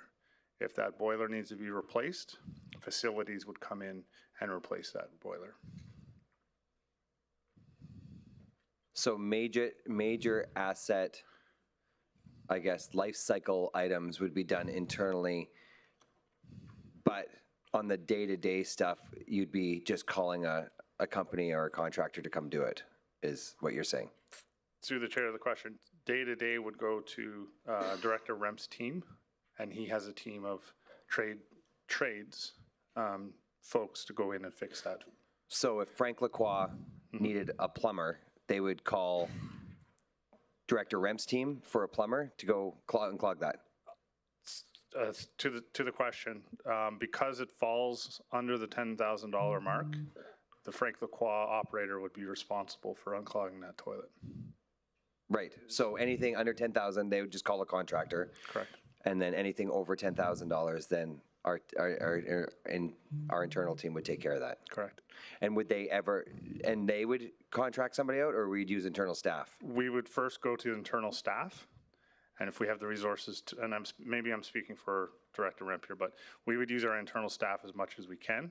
And if we were, say, for example, busy doing other things or whatnot, we would have to then rely on a contractor. So we try to use our internal resources as much as possible to maximize our efficiencies. Okay, thank you. Yeah. Thanks, Councillor Weigel. Councillor Allen? Thank you. Through the mayor, I guess just to clarify, and I think this is based on more on Councillor Luana Boussier's question on occupancy.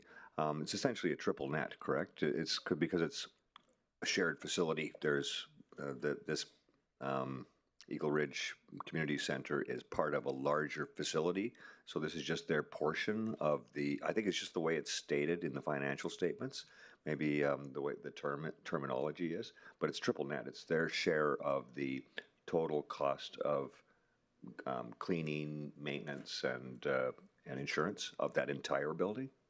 Through the chair to the question, so are you speaking with regards to the two schools being beside the community center? Right, yeah. The schools and the Eagle Ridge Community Center are party to the joint use agreement that the municipality has, and the YMCA of Northern Alberta in their operating agreement is responsible for their own utilities, maintenance, cleaning, insurance, separate of the school, so it's not a shared cost. Okay, so it's not necessarily a triple net. It's just the way it says it. There's a Schedule 1. I couldn't find Schedule 1 to explain that, but I think it's just the way this accountant has laid out the financial statements too. Yeah. Thanks, Councillor Allen. Councillor Vardy? Thank you. My question is for Elliot. Can you explain to everybody why we choose to pay out contracted services and not have it internal to the RMWB across all of our facilities? We had that conversation and it was really helpful for me.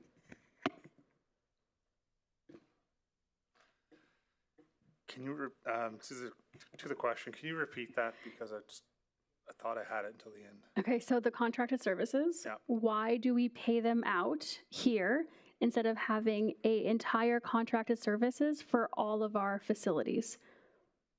We had that conversation. Do you know what I'm asking? I don't recall that conversation, no.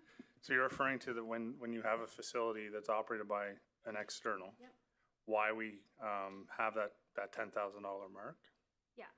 Why we don't just take all of the facility operations and put them under the RMWB? Because I had asked, why do we have this line item for all of our facilities? Why do we not take care of everything within the building and not have contracted services as an eligible expense? Okay. Frankly, I don't recall the response that I gave you, so I don't want to go off. In my head, it was great. Yeah, maybe we can have you repeat it then. I'm not sure, but I'm assuming it's referring to synergies around the operations of buildings, right? So the folks that are operating buildings are intimately knowledge on the buildings. They have their own tradespeople that are familiar with the building. So we have that model, and it seems to work for us. Yeah. That's exactly what you said. Thanks, Councillor Vardy. I didn't know today was test day too. Gold star. Council, any other questions? Councillor Cardinal? Thanks, Mayor. Thanks, Amanda, for your presentation. I think it's Amanda? Yes. So I was talking to my colleagues, and I was just curious about the daycare. So I was trying to find it in the paperwork provided by the grant, but do you guys obviously run the daycare as well? Through the chair to Councillor Cardinal, so it is a division of the YMCA, but the community center does not run the daycare. We rent space to the daycare. So the they're daycare is its own entity? The daycare is its own entity. They're within our building. They rent space from us, but they're separate from the community center. Okay, so no funding goes to them at all then? No, Okay, not at all. perfect. That's They all I actually want to pay know. us rent to offset some of the costs for our facility operation. Okay, thank you. Thanks, Councilor Cardinal. Does any council have any other questions? Can I have someone make a motion?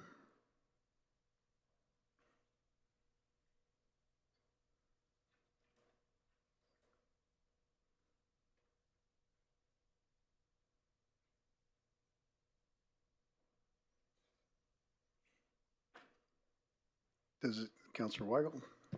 Sorry, did you ask for the motion, Mayor? Yes. My apologies. I move that $706,075 be allocated to the YMCA of Northern Alberta through the municipality facility operating grant as outlined in attachment 1. Thanks, Councilor Weigel, and thanks for the second, Councilor Brandt. Does council have any other debate points, comments, or questions? Not seeing any, I'll call for a vote.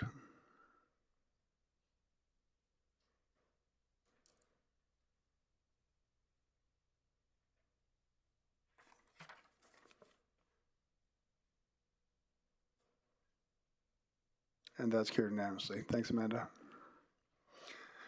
Moving on to 2026 proposed subsidiary corporation and municipal facility capital grant allocation. Members of the public have the opportunity to speak to these particular grants following the introduction by administration. Following delegates, council will hear presentations from each organization and will have the opportunity to ask questions, followed by debate and voting on the motion for each individual grant application. I'll now invite Tony Elliott, Director of Community Services, to introduce the proposed grant allocations, please.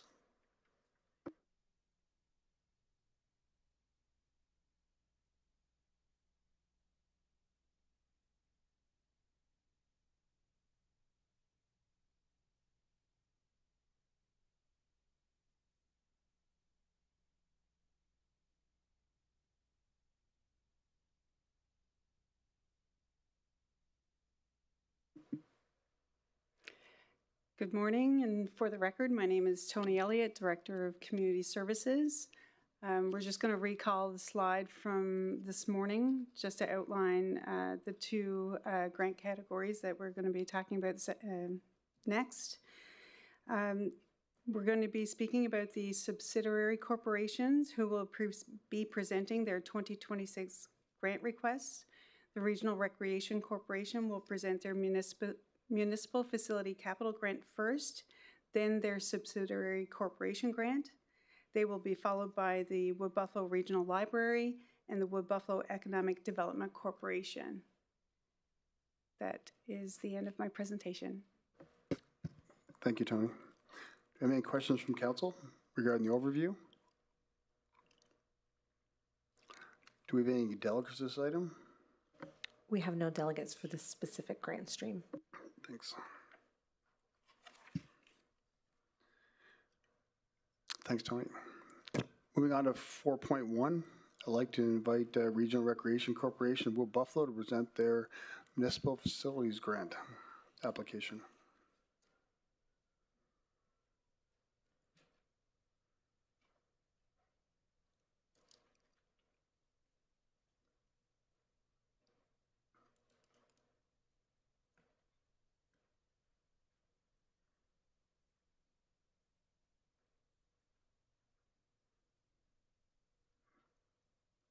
Whenever you're ready, Greg.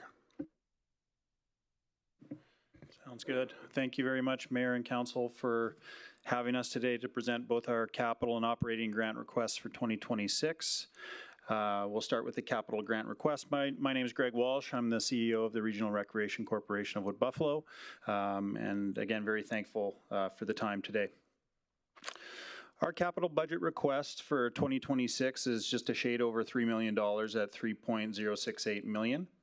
This is an increase of about $1 million over 2025.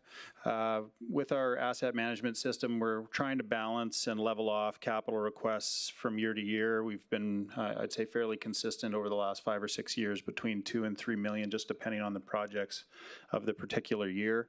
In the 2026 season, we have a number of, or a couple of major milestone projects which have this number a little bit higher than 2025, specifically the replacement of our golf cart fleet, which is about $1.15 million of that amount.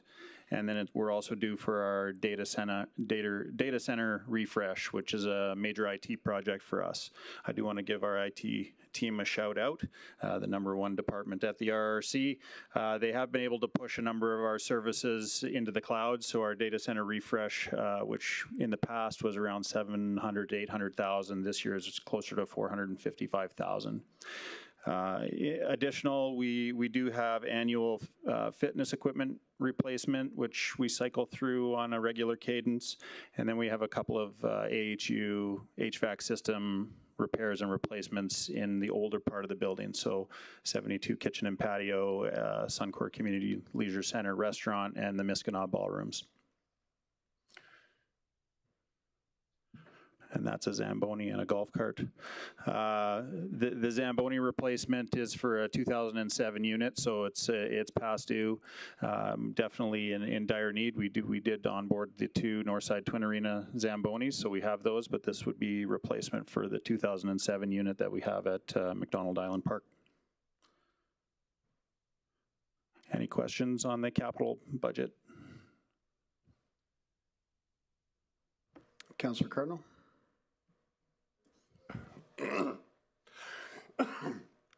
Thanks, Mayor. Thanks, Greg, for your presentation. I got a question about the golf carts. What do you do with the old golf carts? So we trade them in. So as a part of our operating budget this year, we do have a gain on the disposal of the golf carts for the sale. So right now, I think we budgeted around $300,000 that we'll get back on trade for the old fleet going in for the new fleet. So every single one's gone? You're looking for one? No, just trying to see if we can transport elders around on treaty days. Yeah. Or Métis days, whatever. Yeah, for sure. Yeah, the plan is for the fleet to go back. I do think we have 1 or 2 of the carts staying on as maintenance runabouts, but generally speaking, we'll replace the fleet. Well, if you keep the elders in mind, see if you can get a couple of free ones for them so they can cruise around in treaty days or Métis days. Thanks. Sounds good. Thank you. Thanks, Councillor Cardinal. Councillor Vardy? Thanks, Greg. Is that the same for the fitness equipment, that it gets given back and then? Yeah, generally speaking, we either swap it out through trade. Otherwise, we, from time to time, will on the Alberta Purchasing Connection or somewhere like that, open up pieces of equipment for sale. But generally speaking, it trades back through. Thanks, Councillor Vardy. Councillor Boussier? Thank you, Mayor Bowman. Thank you, Greg, for the presentation. What's the life cycle on a Zamboni? From my experience, typically 7 to 9 years. So this unit has been well used for sure. But yeah, that would sort of be a typical timeline from my past experience. Okay, and I've learned through pre-budget meetings that there's certain things like fire trucks and ambulances that you don't just order and get. Is a Zamboni something you're going to place an order and it's going to be here this year? Or like, is it going to come in 3 years? Like, I have no idea. There's a pretty good lead time on the Zamboni, so I would think that we place the order this year, might be here early in 2027. Similar to the golf cart fleet, we're actually asking for the funding to replace the golf cart fleet, but I think they're delivering on like a 12-month basis now, so this would be to swap the fleet out in 2027. Okay, thank you. Thanks, Councillor Boussier. Councillor Boussier? Thank you, Mayor, through the chair. Just Luana had asked the other question for me. The one question, Craig, do you look at selling advertising on the Zamboni and the golf carts? Yeah, so we currently have a golf cart sponsor, and then some of the Zambonis at some of the facilities have sponsors, but we do actively look to recruit sponsors for that. Okay. So the golf cart, I'm just looking here, planned project end month, it says April 2026. That's not. The delivery won't be. Okay, till next year. Yeah. Okay, thank you. Thanks, Councilor Boussier. Does council have any other questions? Okay, Councilor Cardinal. Greg, you wouldn't know about the Zambonis in the rural, would you? Like their life cycles of each one? Is it there? Can I maybe get you to look into that?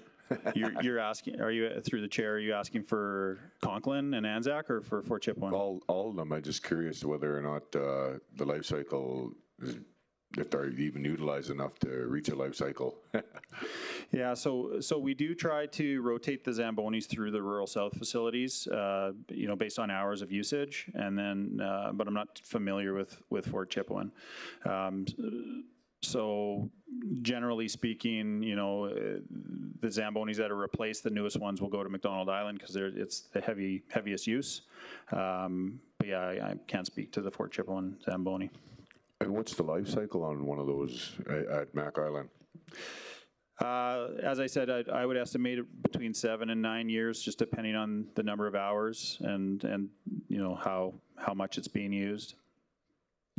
And for the golf court advertising, who's the advertiser right now?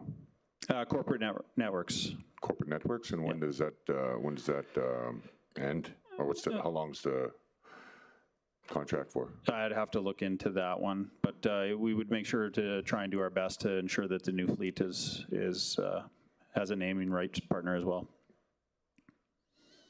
Okay, thanks. Thanks, Councilor Cardinal. Does council have any other questions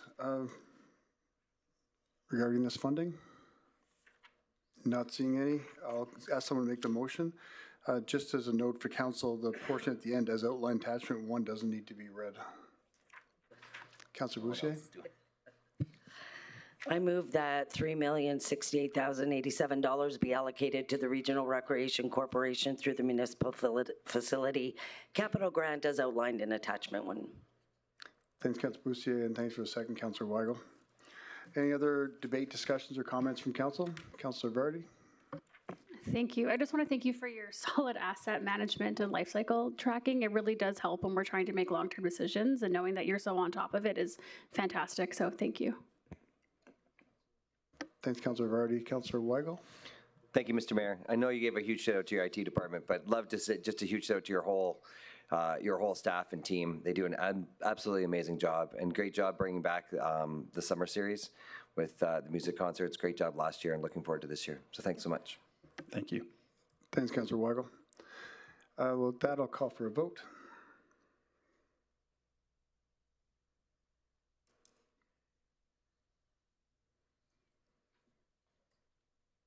And that's carried unanimously. Moving on to item 4.2, I'd like to invite Greg Walsh to remain seated. And invite every Regional Recreation Corporation of Buffalo to present their subsidiary corporation operating grant application.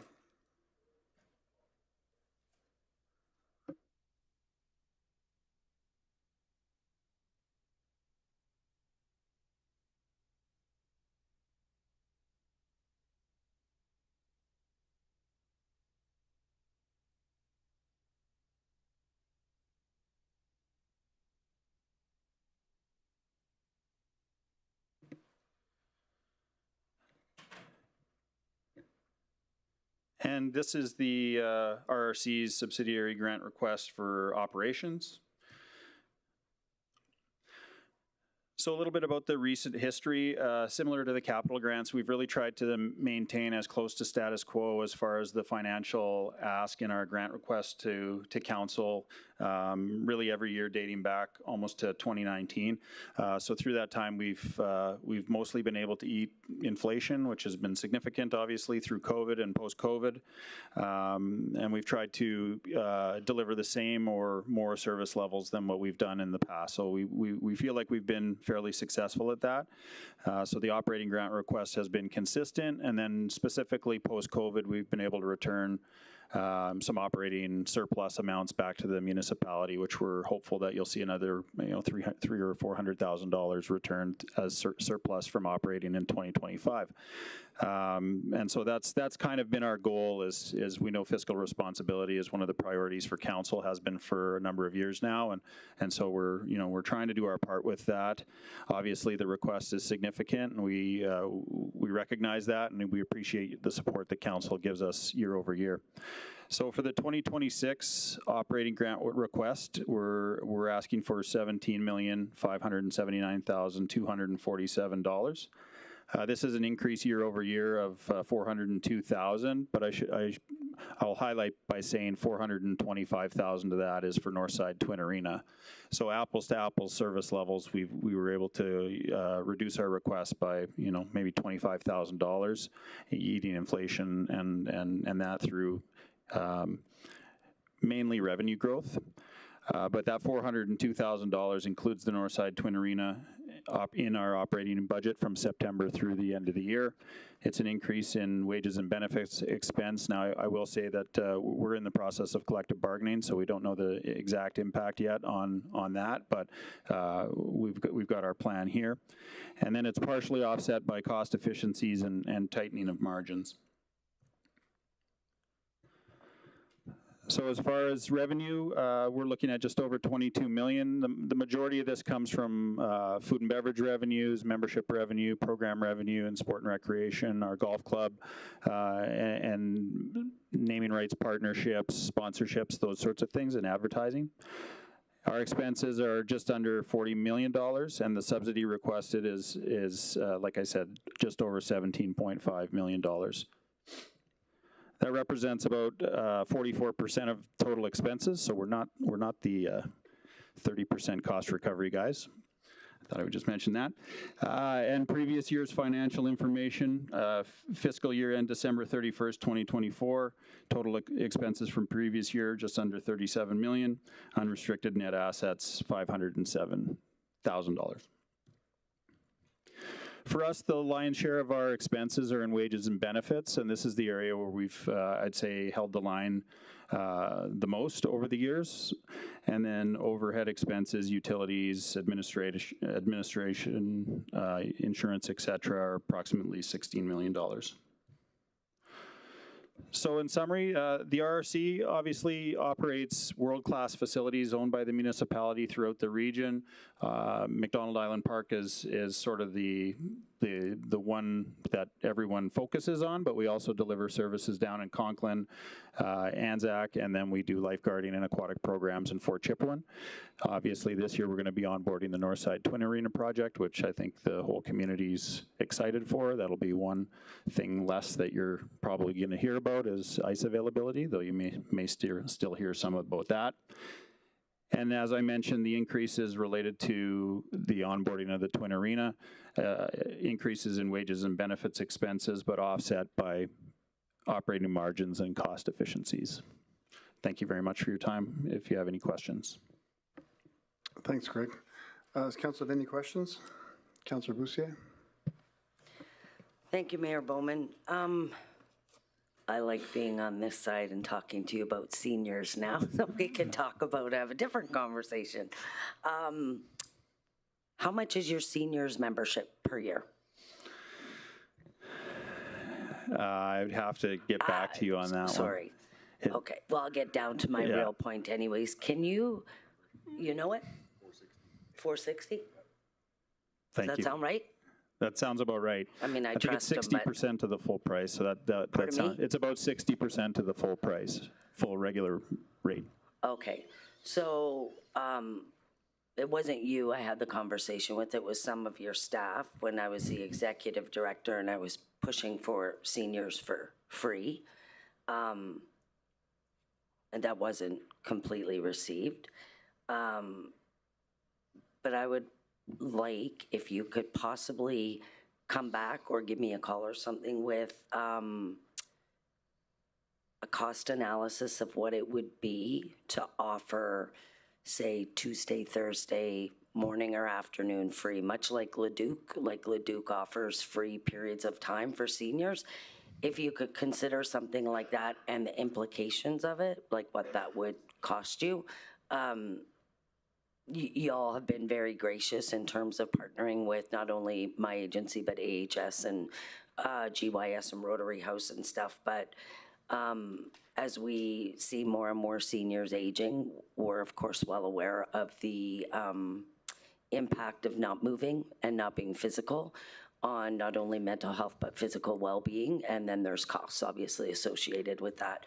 So I would really like to look at something, and whether that means you increase your ask to support this, or come back and ask for more, if you could consider that.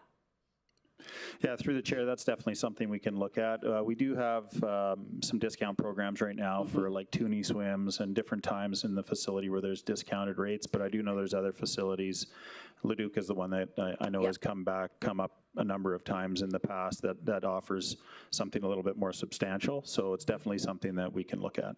Yeah, and I've never been one to suggest everything be free for seniors, but certainly through my previous role, I've seen way too many seniors making decisions between food and medication, or whether they buy their medication or give their cat food.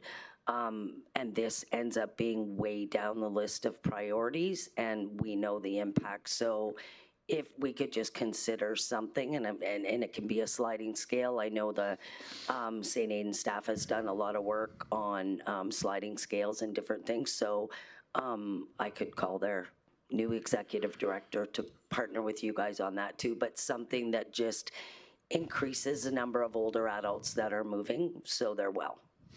Yeah, and it does bring to mind, we do also offer the Wood Buffalo Recreation Support Program, which offers discounted memberships for individuals below the low-income cutoff. Yeah. So, even possibly updating that program to include a senior-specific component might help, but definitely something we could work through. Fantastic. Thank you. Thank you. Thanks, Councilor Boussier. Councilor Boussier? Thank you, Mayor, through the chair. Do we do comparisons to other communities, rec centers, when we're looking at pricing our memberships? Yeah, so we do, for all of our services, we do a fairly significant benchmarking exercise. So we generally take a sampling of rural facilities. So we may use the Bold Center in Lac La Biche, C2 Center in Bonnyville, Energy Center in Cold Lake as examples. Then we'll take Capital Region examples, so whether it's Millennium Place, City of Edmonton facilities. Typically, we try to find a bit of a sweet spot there. And so I think we're fairly consistent with benchmarks across, for sure, northern Alberta. You'll find lower, you'll find more expensive, but generally speaking, we try to hit that P50. Okay.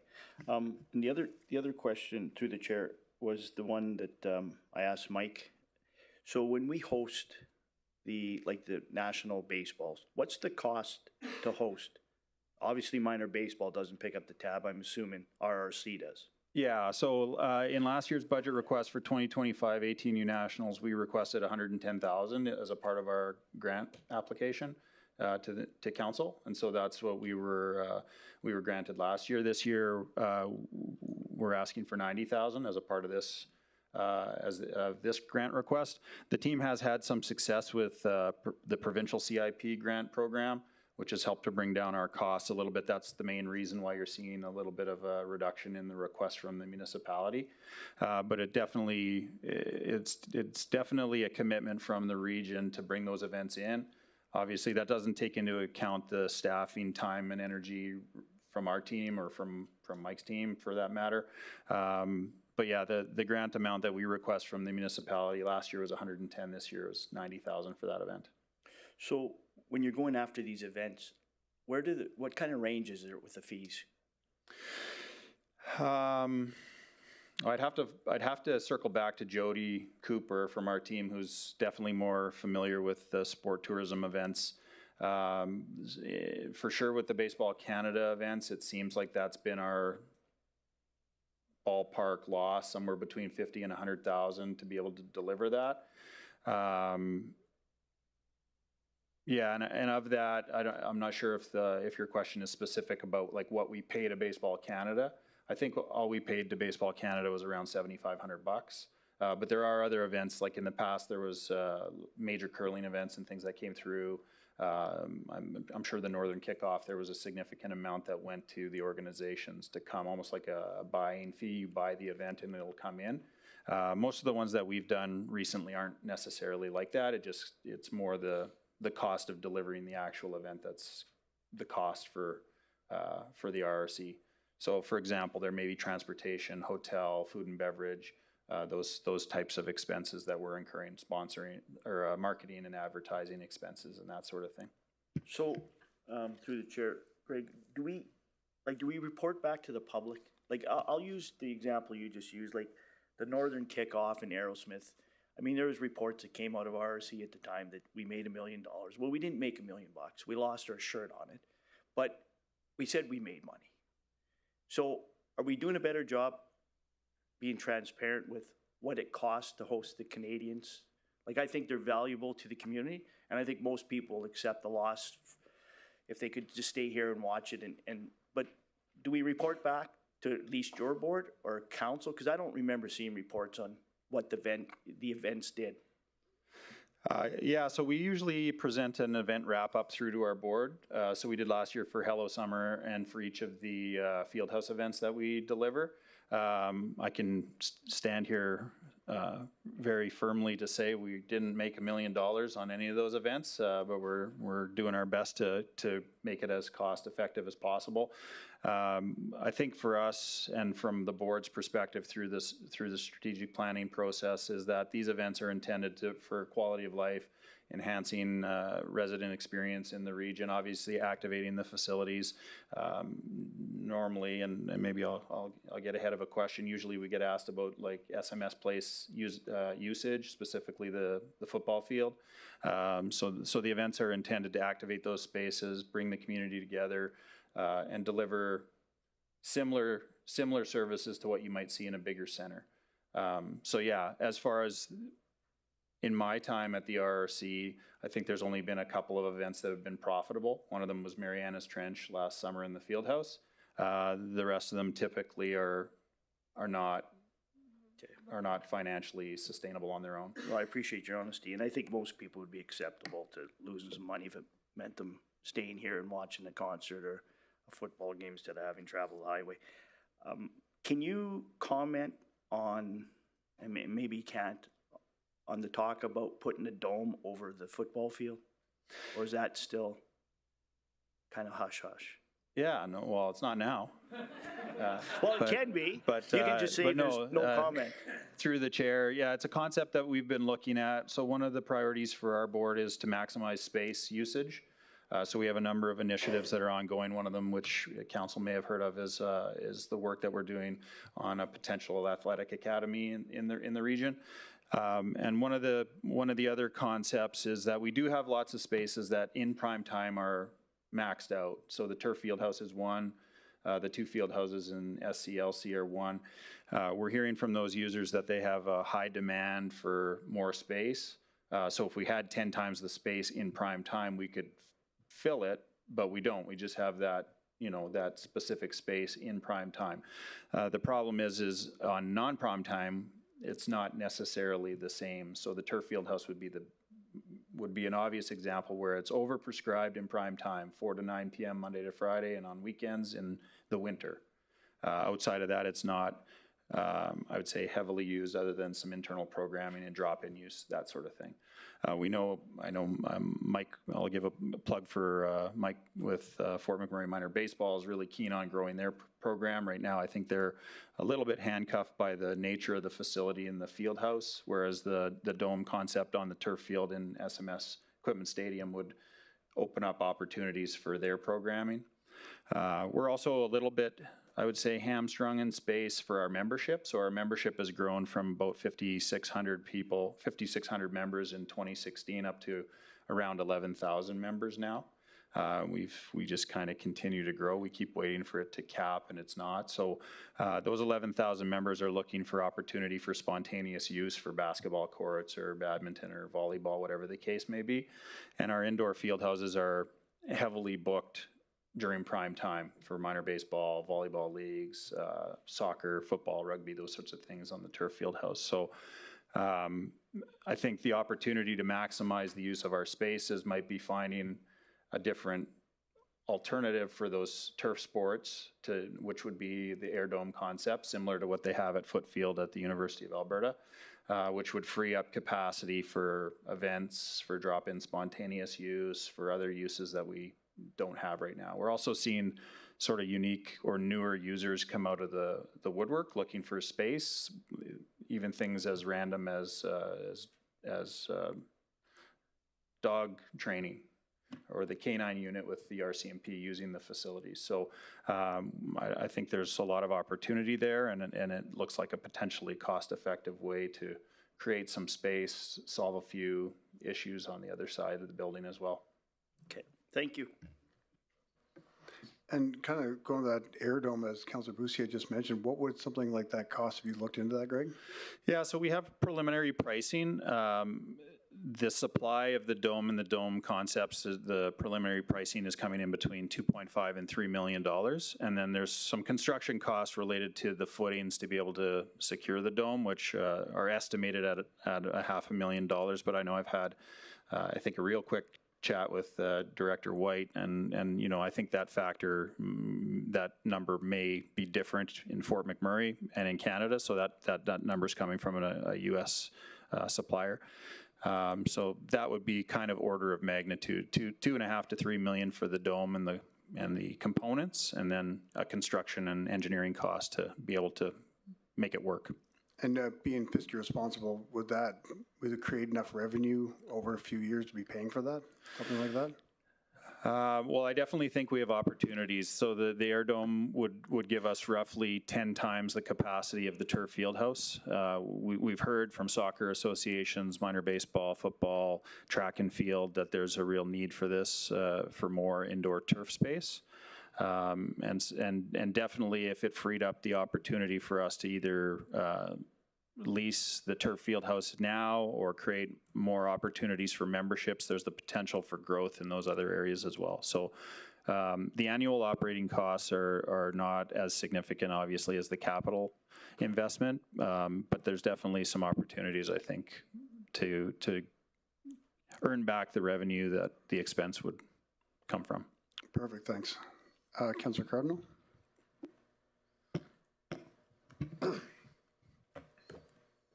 Thanks, Mayor. I got a question about the price it costs throughout the rural to use the weight room and the pool. Is it all around the same pricing? So for rural to use McDonald Island or to use the facilities in Conklin and Anzac?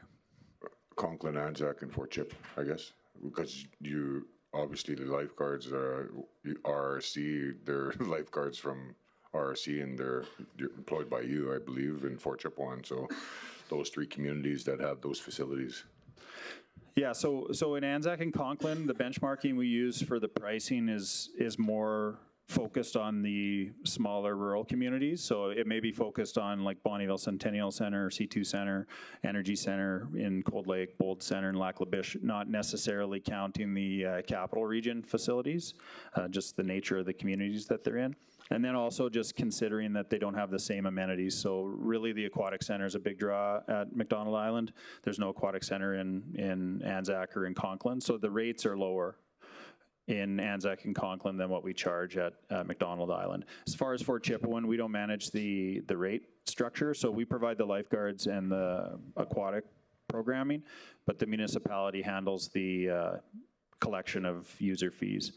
Last, I think it was $1 for youth and $2 for adults at the pool. I'm not too sure what the fitness center or the arenas are charging in Fort Chipewyan. Well, how about like the other communities? Because I just kind of wanted to get a number about how we could start to, you know, charge a little more for the usage, because we obviously have issues with, you know, staffing in some of the facilities. So I just kind of wanted to see where we can, you know, recoup some of our funds and then hire a staff that is a part-time or whatever time they need to be at some of the weight rooms, where, stuff don't go missing, and then also get some of our money back that pays for that employee, because it's obviously a safety issue.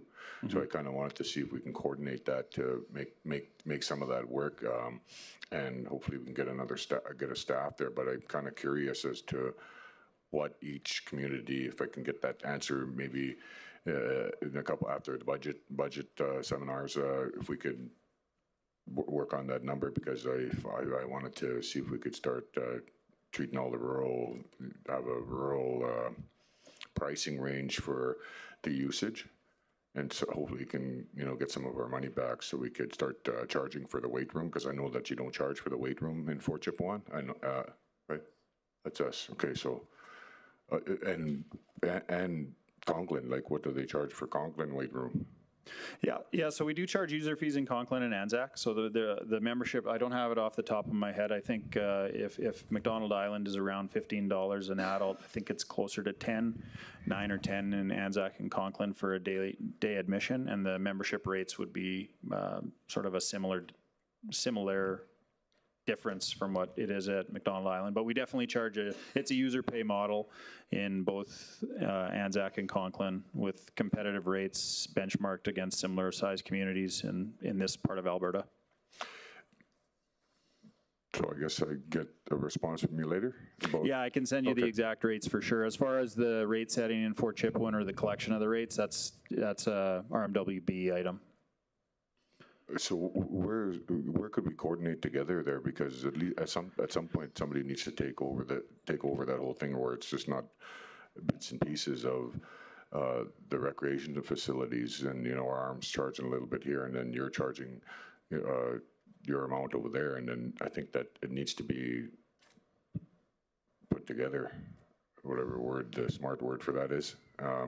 But you know what I mean. And then another question is, like, in the budget for, your budget, is there, back to kind of the Councillor Boussier, Luana Boussier's about the elders, in the budget, obviously it doesn't point out what exact programming is the money is allocated for. So I'm kind of wondering if I could maybe ask yourself the allocation of funds that are allocated for Fort Chipewyan and the programming there, or in any of the facilities in Conklin and Anzac, because if I can help enhance the budget where it provides some more funding to help the seniors in programming, and also the swimming lessons, because we have a beautiful pool in Fort Chipewyan, and I kind of wanted to see where we can go with some of that.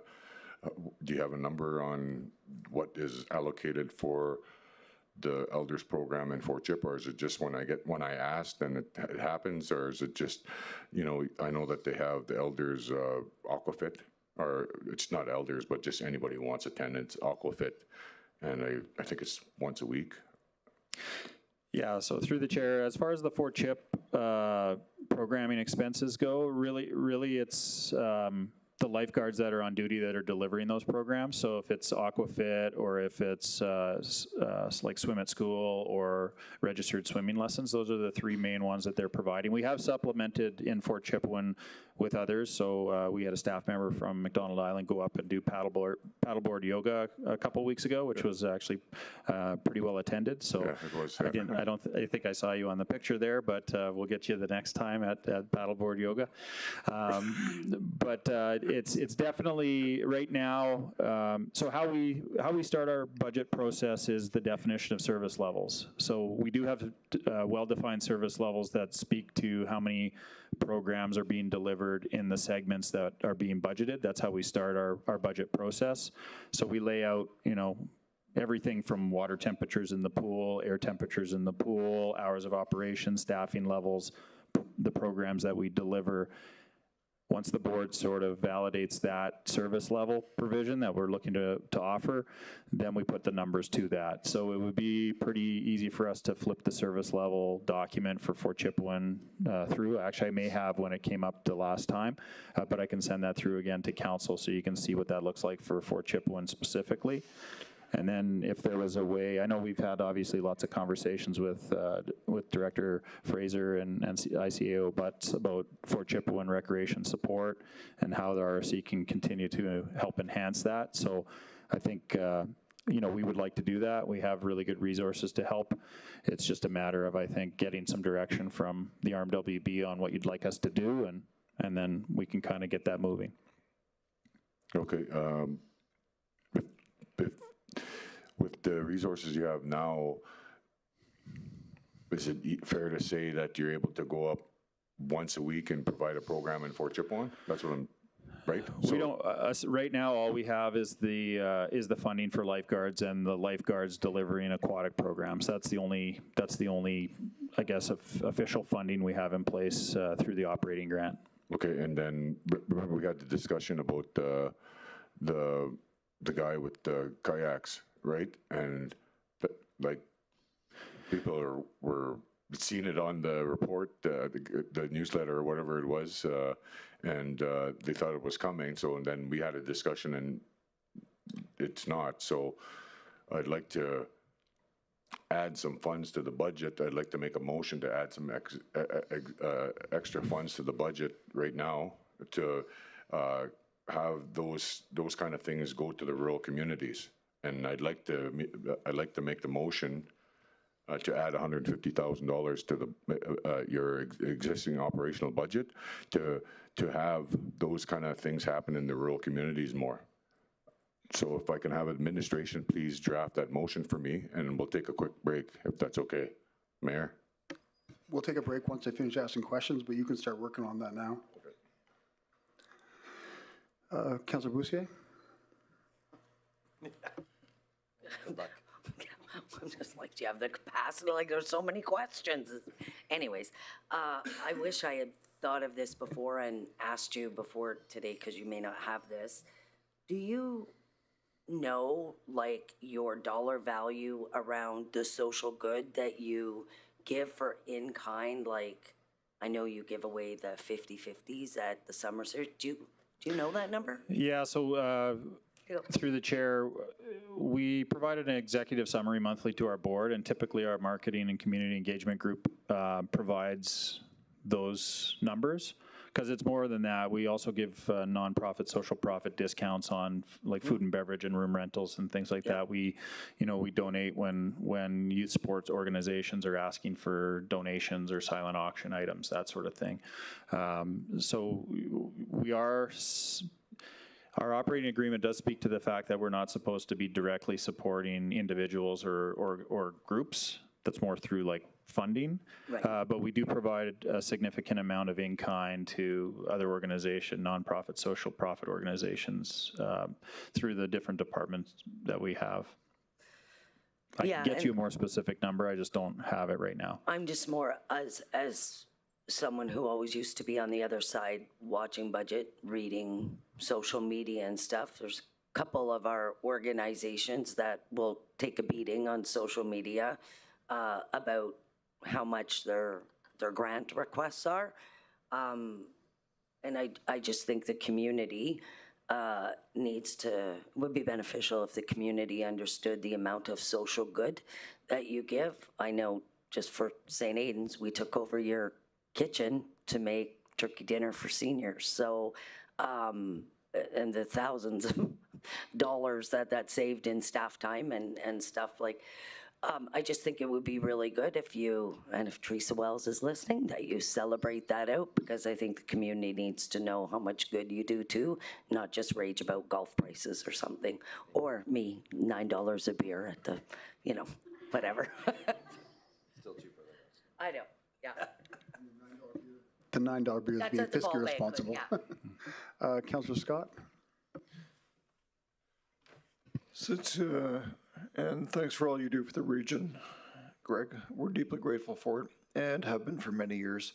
Maybe you could just speak to what's the plan for the dome going forward, because I'm sure a few people will be excited about that, because we are a northern community and essentially snow 8 months of the year, maybe longer sometimes. But if you could speak to what the plan is going forward, and are you going to address the small seats in that facility as well, which I definitely heard about over many years. Through the chair, yeah. So we have followed up with the supplier of the dome. The reason you don't see a capital request in our capital submission is that with the budget meetings being pushed back from normally November, December into February, the timeline would push into 2027. So a more formal request would likely come through the 2027 capital grant process. And I know that just we wouldn't want to ask for that money without being able to deliver the project in the year. So I do think that there's a lot of value in that project. Obviously, SMS Equipment Place for us we've had lots of questions over the years, less so over the last couple of years about usage. It is very heavily utilized. It's just not heavily utilized with 5,000 spectators like maybe it was anticipated. We do have a lot of usage: youth football, youth soccer, Keano Huskies, men's and ladies soccer teams, community events, that sort of thing.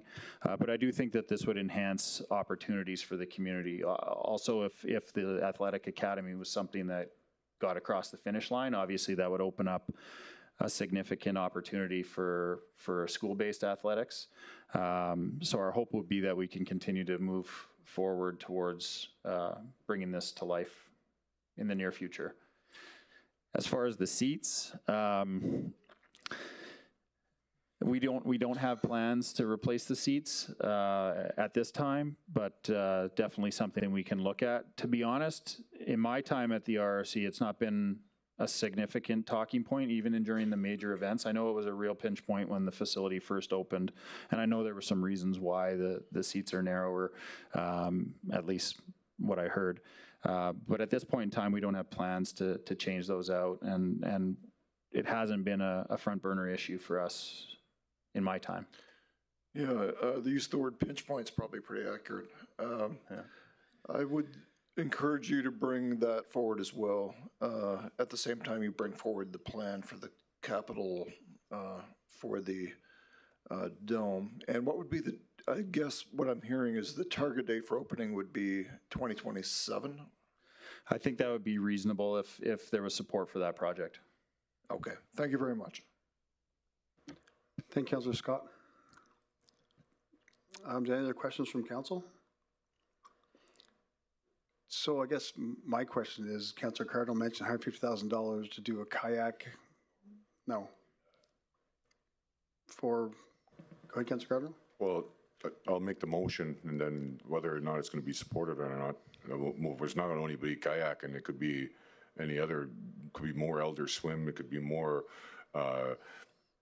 resistance, showing community members how to do the workouts with the elders. It's not only just kayaks. There's more yoga, more yoga, swimming to help enhance the ability to move for the elders, like that kind of stuff, right? There's more than just the kayaks. I mean, I'm asking for the one for 150. If council wants to support it, they'll support it. If not, then we'll move on.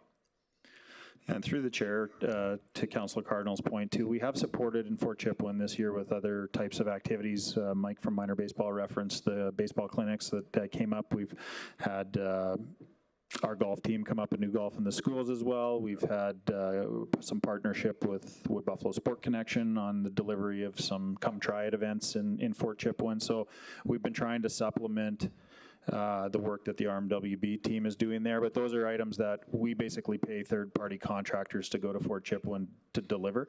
Some of it is outside of our area of expertise, but we can leverage our partners to help with that, and that's I think where that funding could go to have that happen more frequently. Yeah, and thanks, Greg. I just wanted to say, Mayor, that's not only Fort Chipewyan, it's all of rural, right? It's not only allocated for Fort Chip, it's for all rural. So it'll work out great. Thanks. Thanks, Councillor Cardinal. So my question is, what you would do, Councillor Cardinal, is in the motion, read the motion, and add the number onto the number that's there. It wouldn't be an amendment or a separate motion. My question is $150,000 something that would be a number that could provide extra services to the rural, as Councillor Cardinal is requesting? Through the chair to the chair, I definitely, well, I mean, we have no additional funding right now to be able to deliver services. So yeah, for sure, I think that would go a long way to be able to provide some different opportunities that maybe don't exist now.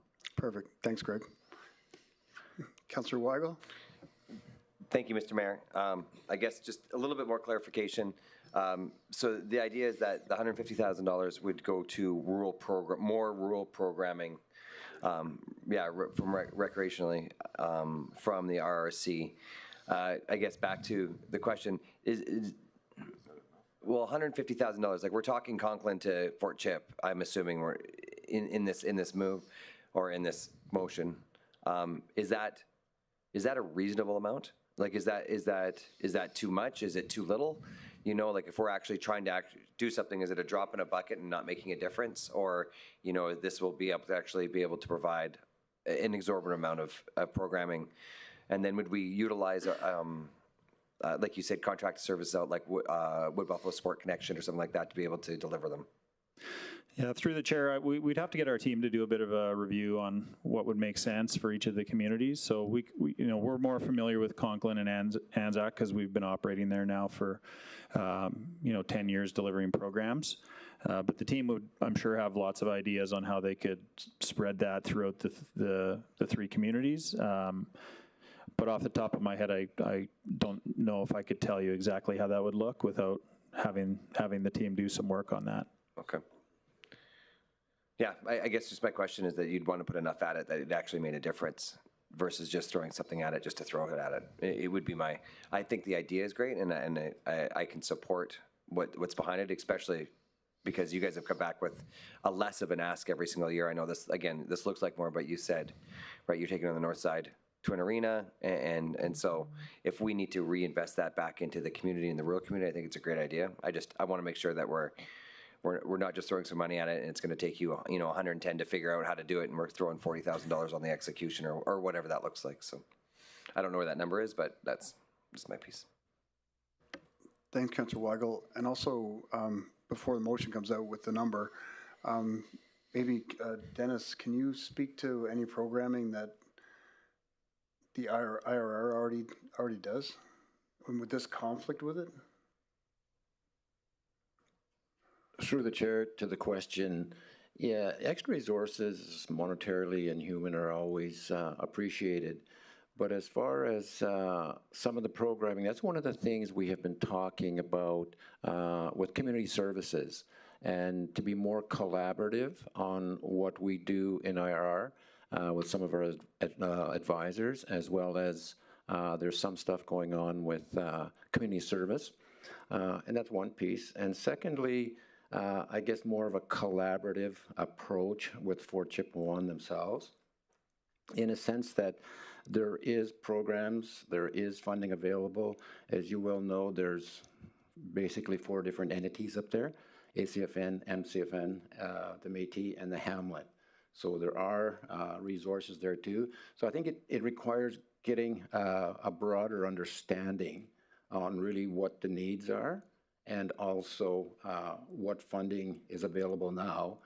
We've met with Greg in the past on what he can do, and so I think there needs to be a broader look on what we need in Fort Chippewa, so it's more focused instead of just coming up with a number in that. And we are on the road to doing that with community services here in the near future. All right, thanks, Dennis. So it'll be an IRR programming with community services. Thanks. Councillor Allen? Thank you, Mr. Mayor. And just a couple comments to start is that my skinny little butt fits fine in those chairs in the stadium. Just a thought. It's just dawn, yeah. But more importantly, it seems to me that the ask for right now in your request is not a whole lot. Every year we hear about, oh my God, we're subsidizing McDonald Island to the tune of X number of $1 million. It's about the same, if not a little bit less than it was 14 years ago or 16 years ago. And the economy's changed so significantly, and your cost recovery has increased. So kudos to you and your team and for the services you deliver to the community. Secondly, though, this I do, much like Councillor Weigel, I support the intention of Councillor Cardinal's motion or intended motion. Unfortunately, I can't support just pulling a number out of the sky and just saying, let's throw $150,000 or any amount of money towards something. I would like to see more of a motion to send it back or refer it back to administration to develop some programming for the rural areas and with some more specifics to it. That'd be both community services, I guess, and Indigenous and rural relations to develop some programming that would enhance our rural facilities and the residents there, and then come back with a number. It might be $500,000, it might be $100,000, but at least we would have something specific that we can vote on for a dollar value. I would be very hesitant to just vote on numbers or just dollars without having some basis behind it. Thanks, Councillor Allen, and you're right, we can debate that if the motion hits the floor. Director Elliott?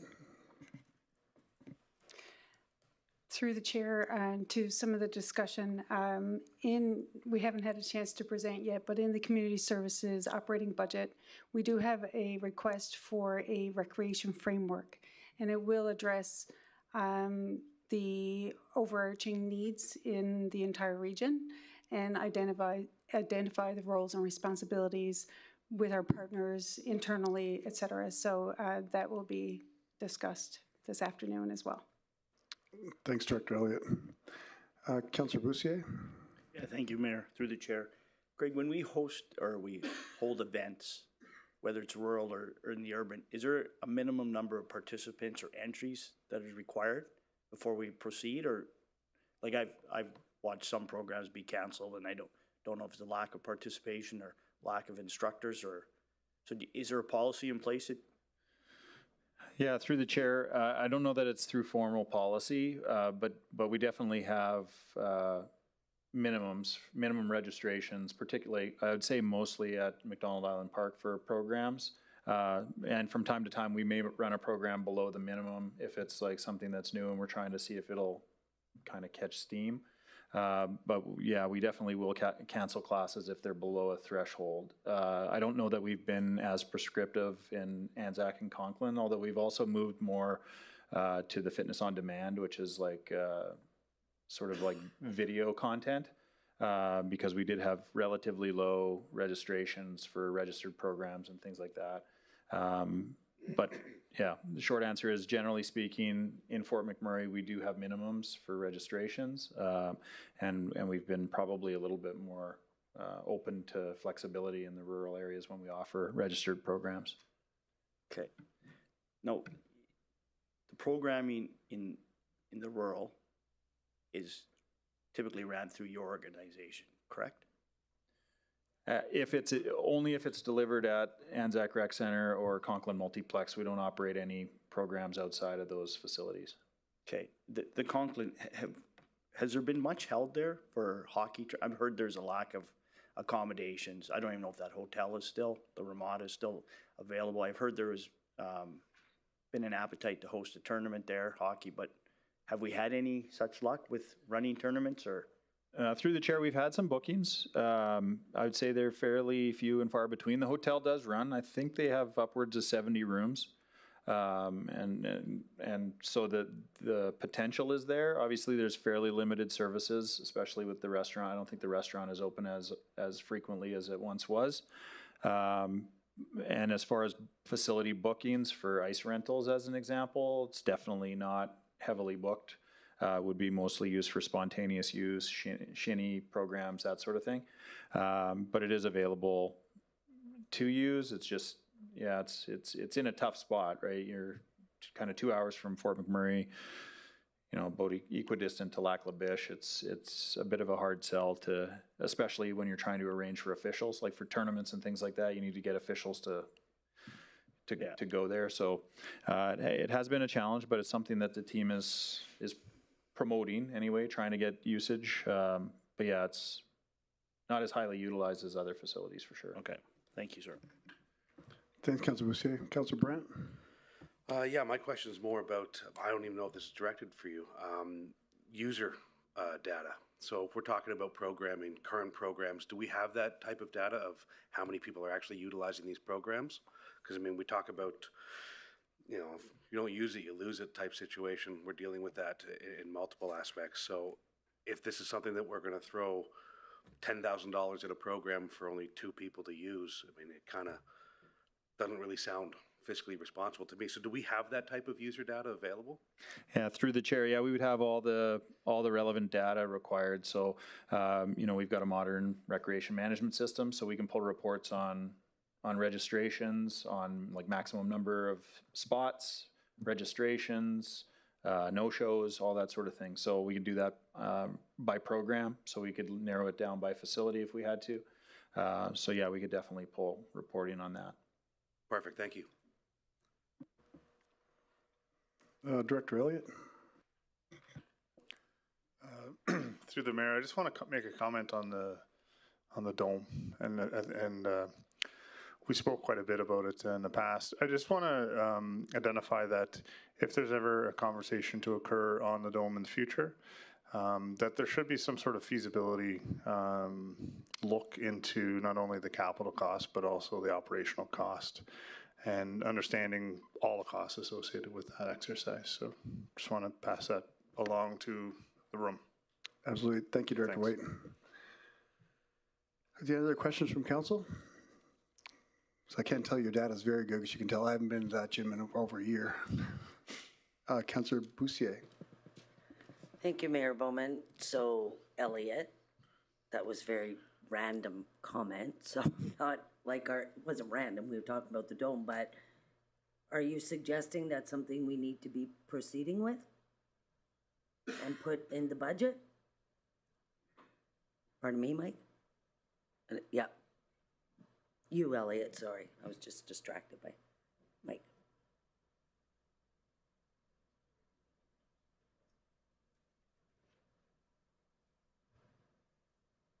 Could you turn on Elliot's mic? Oh, there. Through the chair to the question, I guess I just wanted to add a little bit of context to make sure that that if there is a request in the future, it doesn't come back here with just a cost for the capital investment for such a facility. A facility that is a dome facility, there's talk about, you know, sort of inflating it seasonally. Those have additional operational costs that as council and public should be aware of before making a decision. So I guess I'm just, because I've been involved with conversations on this type of facility, I've looked at it myself with our team. I just wanted to share that with you guys and Greg himself to make sure that that's available to you to make a decision when that happens or if that happens. I'm not recommending anything. I'm just saying that it does. Yeah. Is that something that is on your agenda to be discussing with your board of directors and a plan that you'll be bringing forward 2027? Yeah, through the chair, we've done some preliminary work on operational costs. So we have costing on utilities and the cost to have the contractor inflate and deflate the dome seasonally. So that'll all be a part of the project that we would propose. Okay. I've come to learn things don't happen as quick as I think they can. So I guess I would just encourage, if we're going to move on it, let's be nice to see it in our term if we're doing it. Yeah. Thanks, Councillor Boussier. Councillor Cardinal.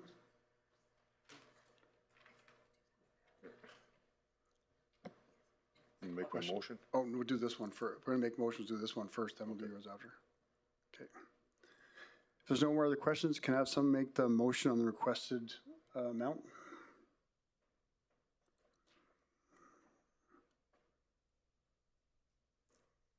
Councillor Allen. Thank you. I move that $17,579,247 be allocated to the Regional Recreation Corporation through the subsidiary corporation operating grant as outlined in attachment 1. Thanks, Councillor Allen. Thanks for the second, Councillor Brandt. Councillor, have any other debate, discussion, or comments?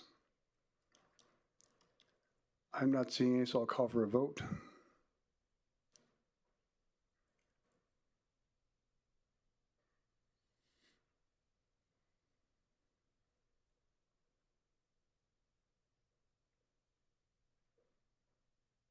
And that's carried unanimously. Thanks, everyone. Councillor Cardinal, if you want to make a supplementary motion. Thanks, Mayor. I, Councillor Cardinal, move that $150,000 be added to the Regional Recreation Corporation subsidiary corporation operating grant for rural recreational programming.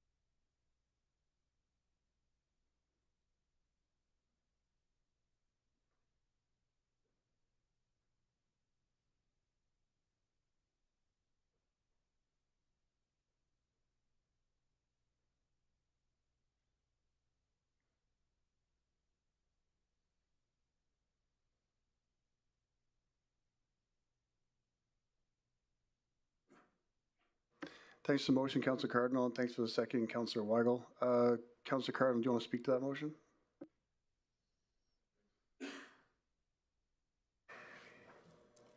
Thanks, Mayor. Thanks for the presentation, Craig.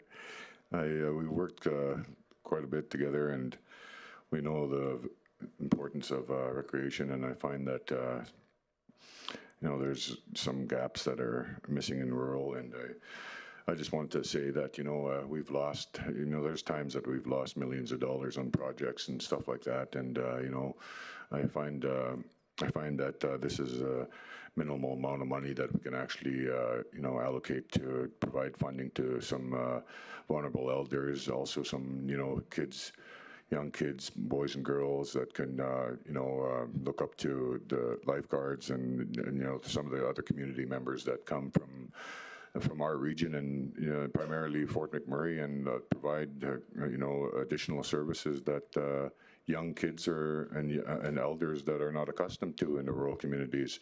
And whether it's a chance or not, it's $150,000.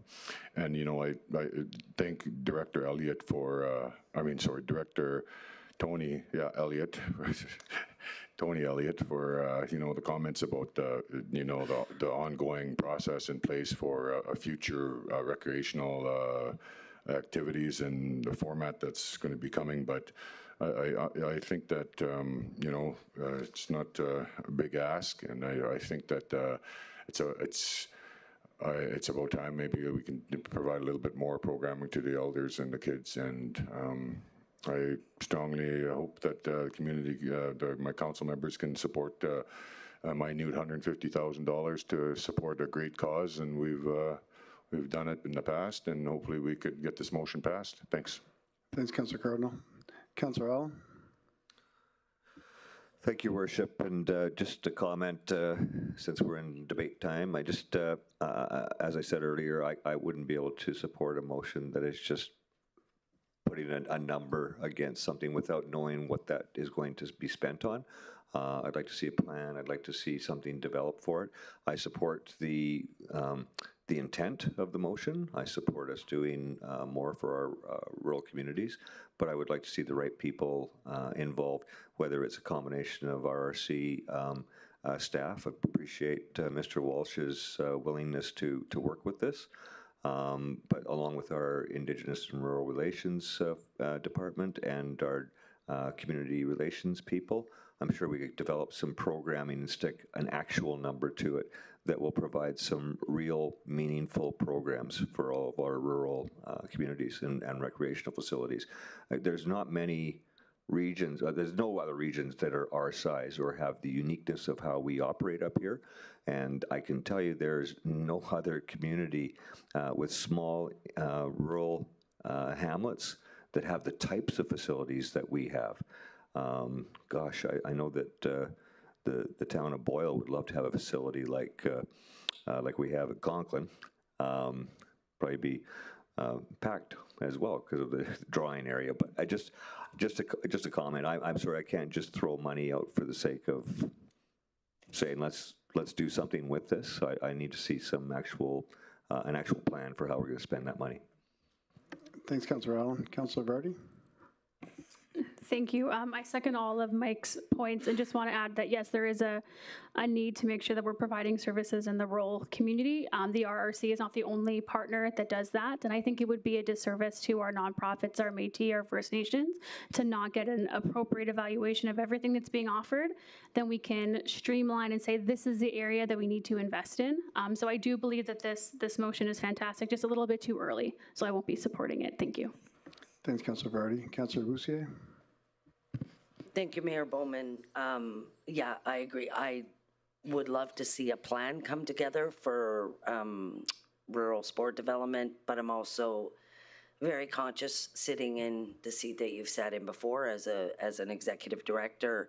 You do your work plan for the year, you have an idea, and then, I mean, I just did it to you. What can you do for seniors? But no, but to give you time to go away and have a chance to be thoughtful and look at your capacity and how this fits. I think it's unfair to organizations too, because you do your work plan for the year and then you're throwing a new program. You just need, I think we need to just respect that he needs time. And I think Wood Buffalo Sport Connection has Passport to Wellness, which is part of what you were talking about before. It offers a host of new activities for kind of everybody, like youth and seniors right through, and elders to try. So I think we need a more fulsome conversation and leave that with IRR and Tony's team. Thanks, Councillor Boussier. Councillor Brandt? Yeah, just to my earlier question, I'm wondering, do we have that user data now? Do we know how much programs are currently in place and what the usage is of those programs? Through the chair, I don't have it with me right now, but we could get it very quickly. Okay, yeah. I'll just leave it at that for now. Yeah, thank you. For sure. Thanks, Councillor Brandt. Councillor Cardinal? Well, use that. Councillor Van Castian? Thank you, Mayor. You know, although I do agree we need some more programming in the rurals, and we do have a pretty good programming set up, I know, in the southern hamlets. I hear lots of good feedback on that. I would agree that we do need a plan back and forth on what we want to do, and just throwing $150,000 at something is probably not fiscally prudent right now. Thanks, Councillor Van Castian. Any other comments, debate points, or questions from council?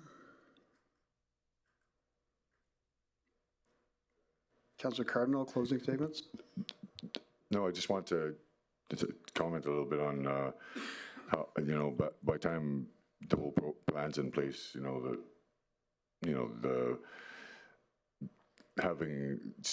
what happens now is there's no plan in place.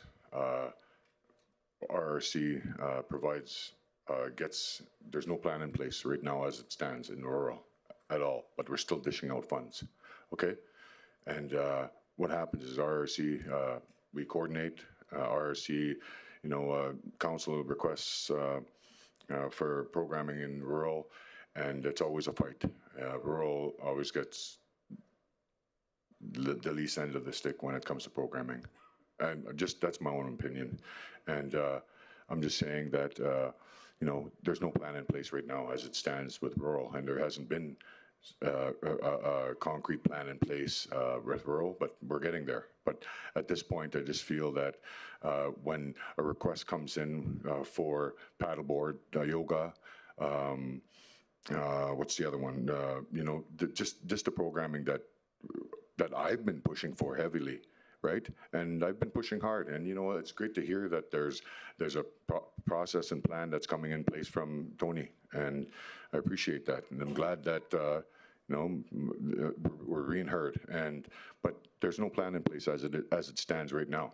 So we're still dishing out money. So you can't tell me that, oh, there's no plan in place. We can't dish out $150,000. You know, we dish out money to people to go and do paddleboard yoga. We dish out money for them to go and do the kayaking at the RRC. You didn't plan for that.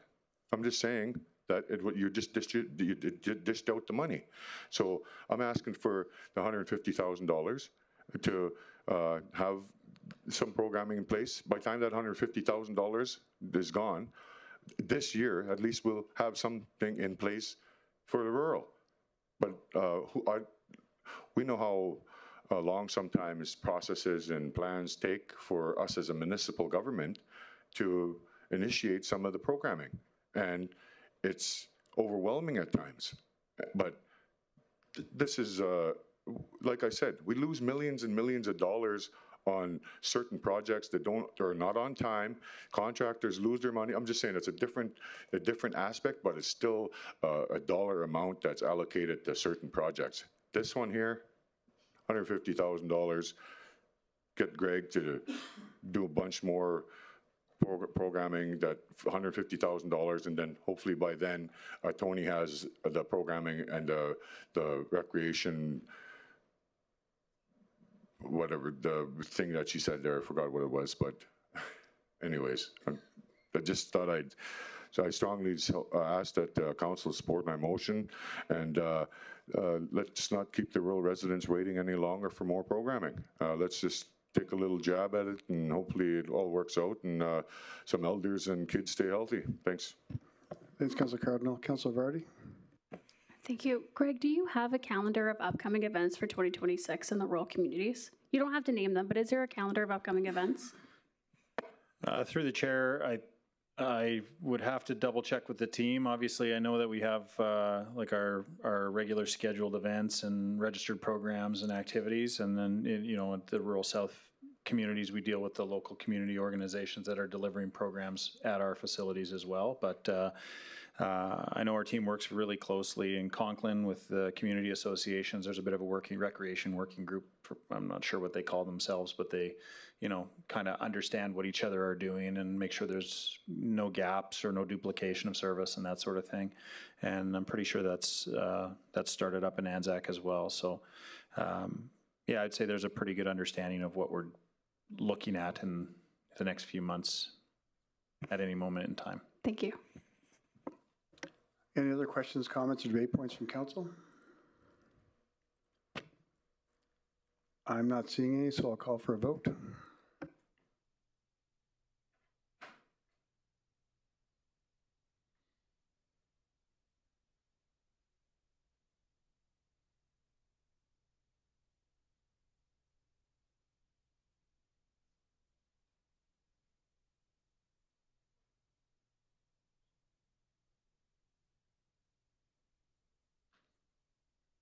And that's defeated with 4 in favor. Thanks, Greg. Appreciate all you do there at Mag Island. And right now we're over time, but we'll break for lunch now until 1:45.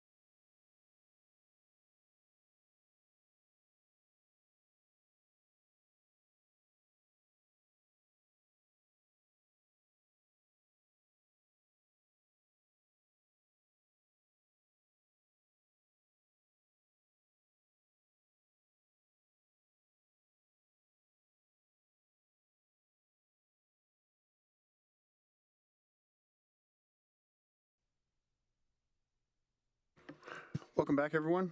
Moving on to item 4.3, I'd like to invite Regional Municipality of Buffalo Library Board to present, please.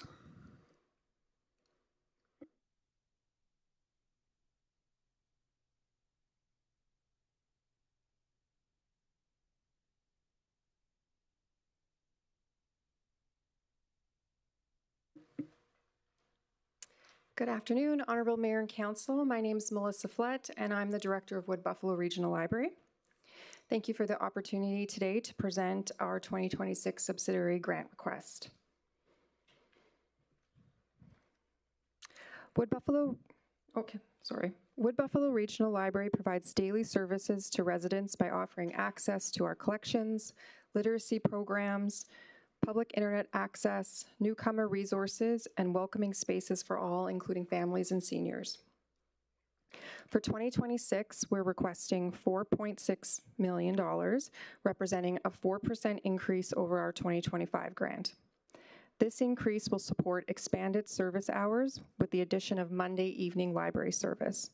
It also reflects annual payroll increases and our space agreement with Regional Recreation Corporation. In addition to municipal funding, the library receives revenue from a provincial per capita operating grant, as well as funding through sponsorships, external grants, and self-generated revenue. Our total operating expenses for 2026 are $5.7 million. The 2026 municipal grant request represents 81% of the library's total operating expenses.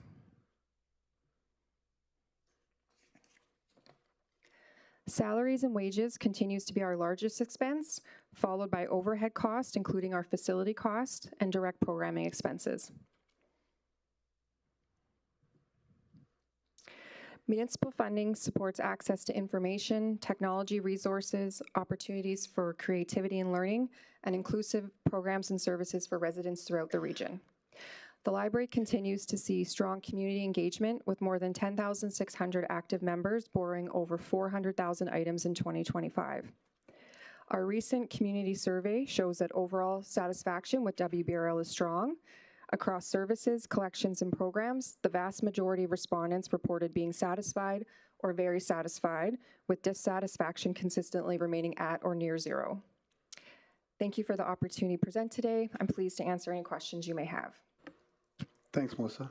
Does council have any questions? Councillor Scott? Thanks, and having joined the board, I can say you have a tremendous board, not thanks to me being there, but thanks to the team that I've seen, and you have an amazing staff. I've had some chance to spend time with it. Can you speak to some of the services you provide? I know that you've touched on it in your materials, but I was surprised at how much online access is something the library provides. And maybe you could speak to the rural communities as well. For sure, thank you. Yes, so we do offer online books, ebooks, e-audiobooks, as well as we have a collection of online resources that can be accessed anywhere within the region. For the rural communities, we do provide regular programming in rural, as well as we do book delivery to rural residents. Thanks, Councillor Scott. Any other councillor have any other questions?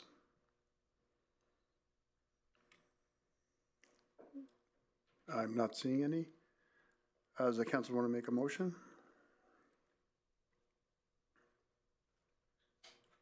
Councillor Weigel. Thank you, Mr. Mayor. I move that $4,664,965 be allocated to the Wood Buffalo Regional Library through the subsidiary corporation operating grant as outlined in attachment 1. Thanks, Councillor Weigel, and thanks, Councillor Van Castian, for the second.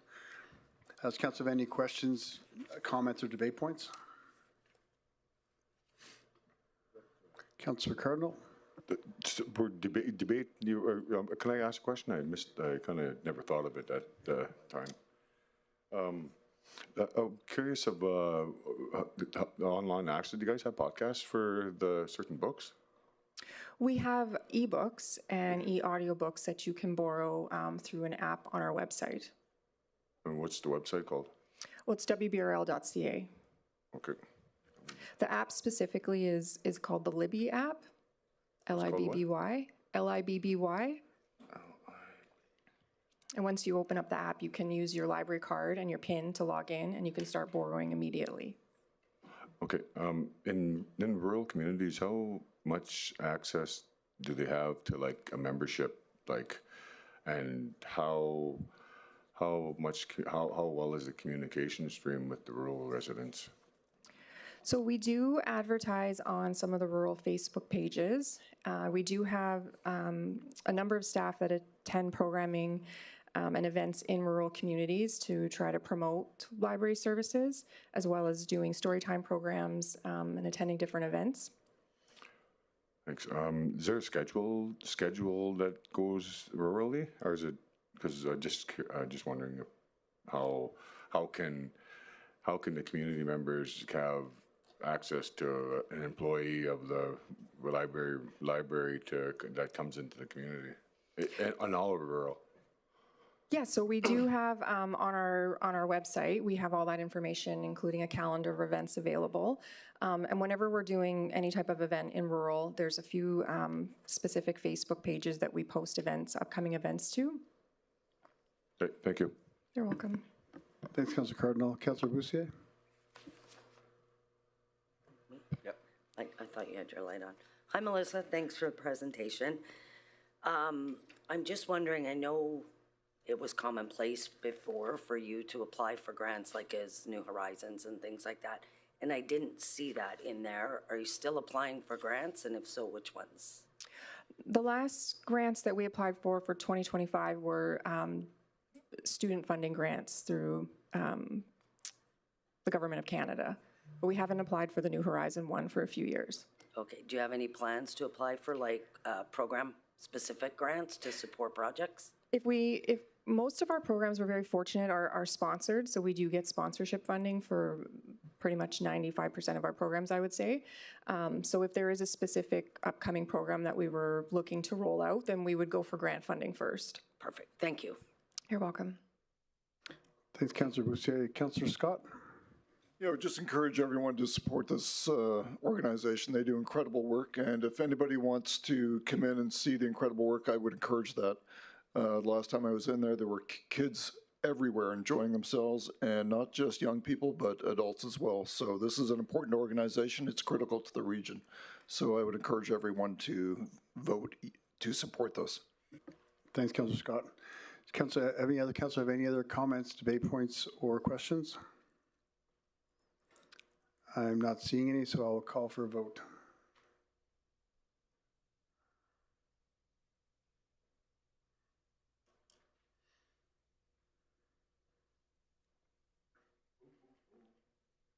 And that's carried unanimously. Thanks, Melissa. Thank you.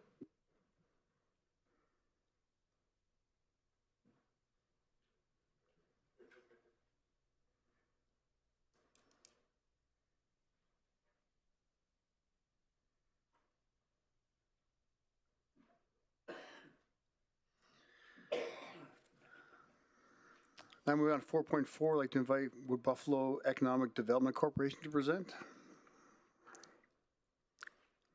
Whenever you guys are ready, Lisa.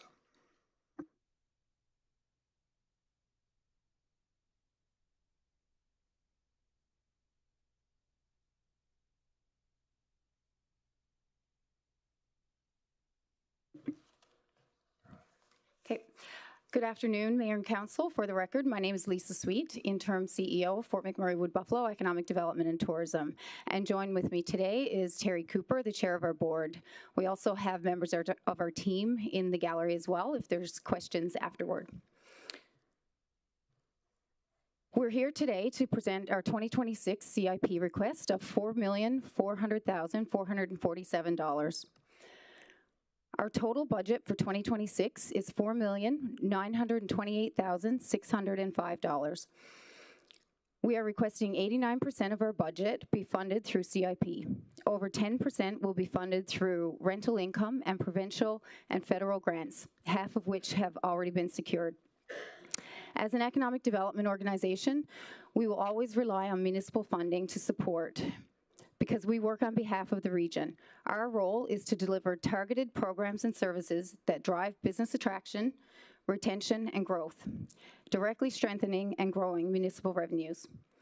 Municipal investment in economic development translates into more local jobs, more local businesses, leading to population growth and a stronger tax base.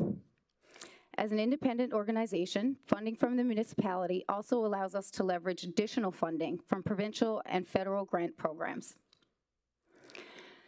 Just under 50% of our budget is invested in salaries and wages. Our people are our biggest asset and the drivers of the work that we do.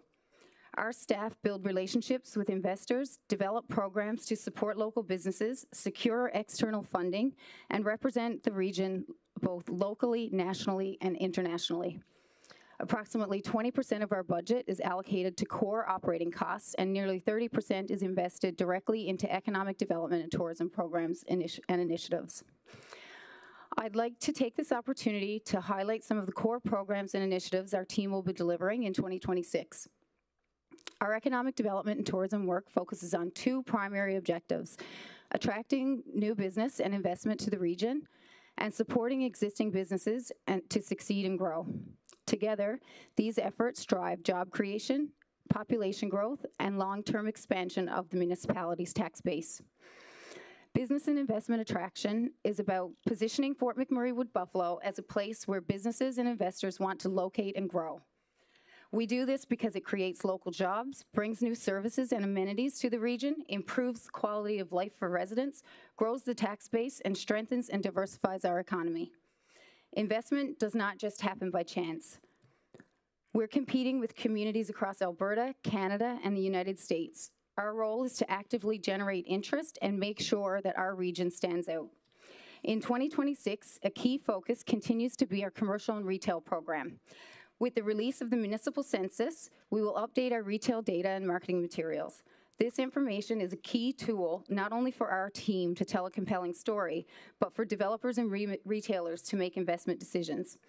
We will continue to attend ICSC and maintain relationships and generate qualified leads. However, given the success of Parsons Creek and Quarry Ridge, we're able to scale back to just one event this year.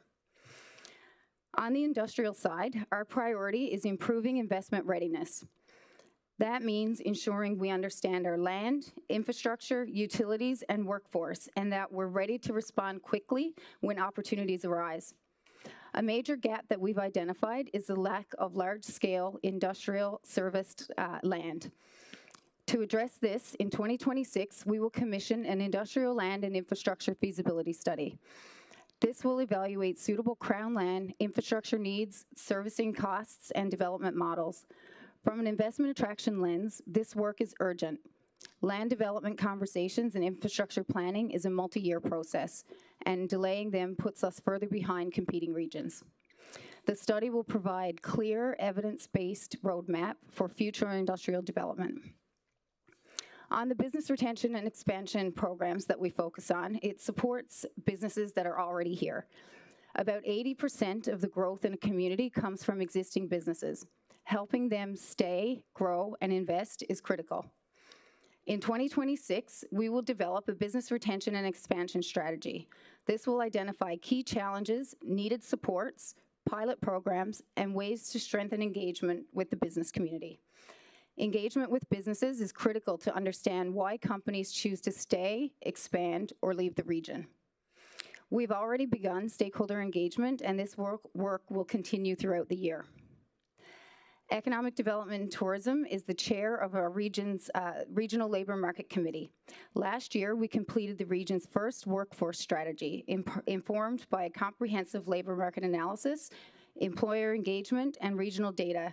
In 2026, our priority is to work with our partners to implement short, medium, and long-term actions identified in this data-driven strategy, ensuring our workforce initiatives are targeted, effective, and responsive to real community needs. Tourism is a powerful driver of economic growth. It creates jobs, increases local spending, and strengthens community vibrancy. Travel Alberta's goal to double the visitor economy by 2035 creates a major opportunity for our region. We have exceptional assets, including wilderness, wildlife, Indigenous culture, the Northern Lights, and a very reliable winter. Demand for authentic northern and winter experiences is growing, and Fort McMurray Wood Buffalo is well positioned to capture this market. Other northern destinations are already capitalizing on this demand, and we can too. Over the past 2 years, we've remained committed to advancing tourism development and have continued working closely with our provincial partners and local operators to strengthen the sector and support industry growth. In late 2025, we hired a new economic development officer for tourism, and in 2026, she will be focused on destination development, destination marketing, and exploring a destination marketing fee. With dedicated capacity now in place, we're positioned to advance this work more strategically. Our 2026 priorities are focused on building a strong foundation for long-time growth. The work that we do is a team effort and needs consistent and strategic action to achieve results. We work closely with our partners across the region, including the RMWB's Planning and Development Department, Indigenous and Rural Relations, industry, provincial partners, and local business organizations to drive and deliver meaningful economic development and tourism outcomes. Our initiatives are designed to deliver real, measurable benefits, more local jobs, stronger local businesses, increased investment, and a more resilient regional economy.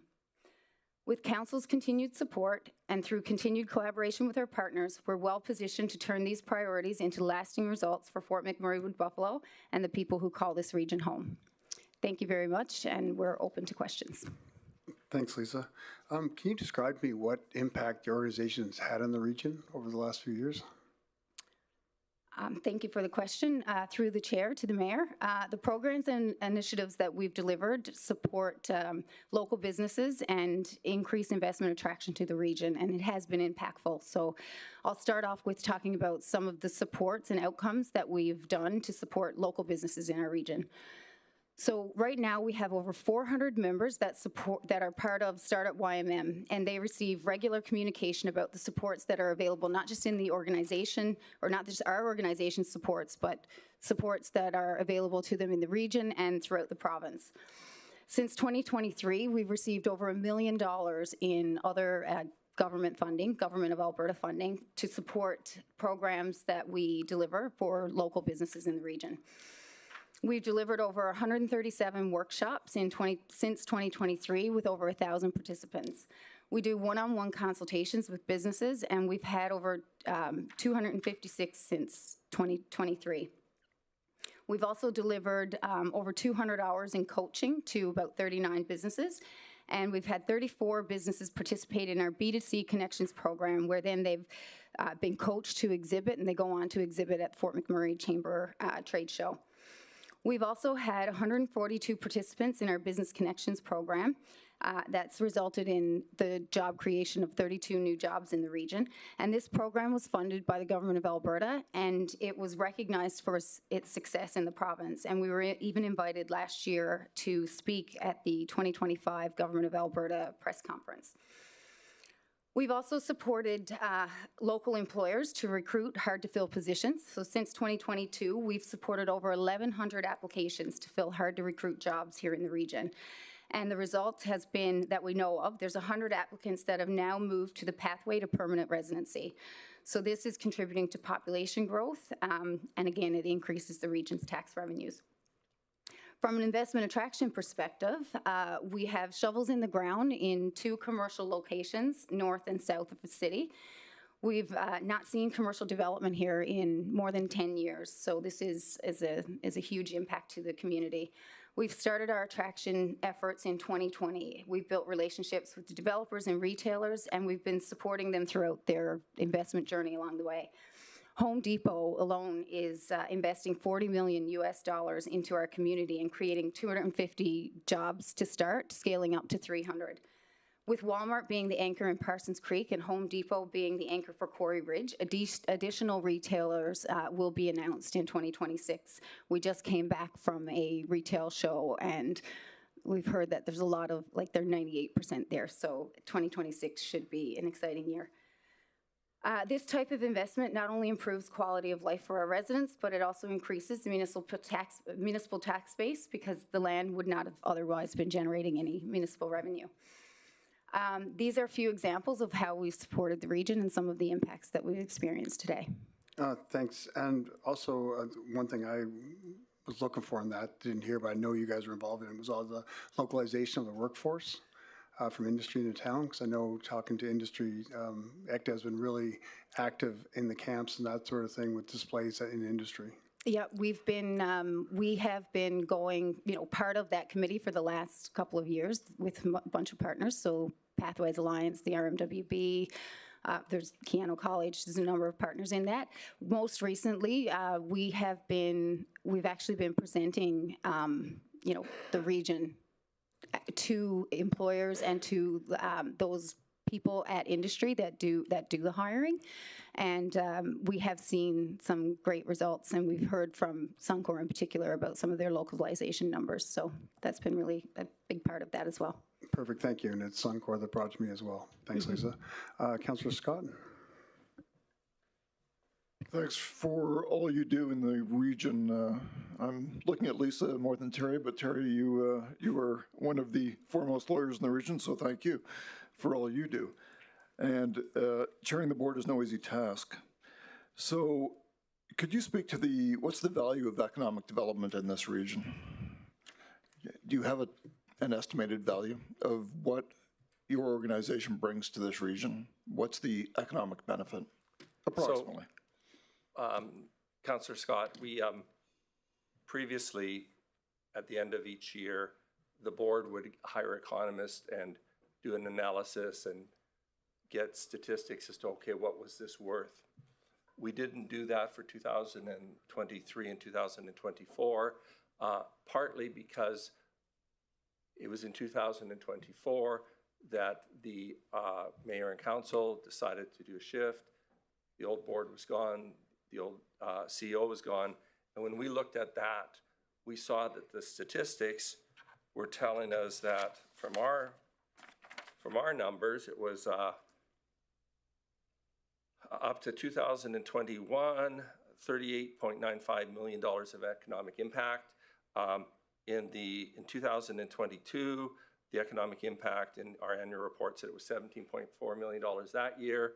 In 2023, when I'm going through the chair's reports, when I'm reading through all the material, for commercial retail development alone, they had a number of $13 million. We didn't go forward on that because obviously that didn't seem to be enough because everyone got fired. Okay. And so our focus was to get restructured and focused on moving forward. But it's a question of how do you judge the economic development, okay? Let's just look at Home Depot. $40 million US spend. How much of that ends up here? How much of those workers are up here? Okay, what is the taxes that business is going to generate to this community for the next 20 years? Gee, maybe if we could get 10% of those taxes into our budget, that would be a good way of funding us, maybe, that kind of stuff.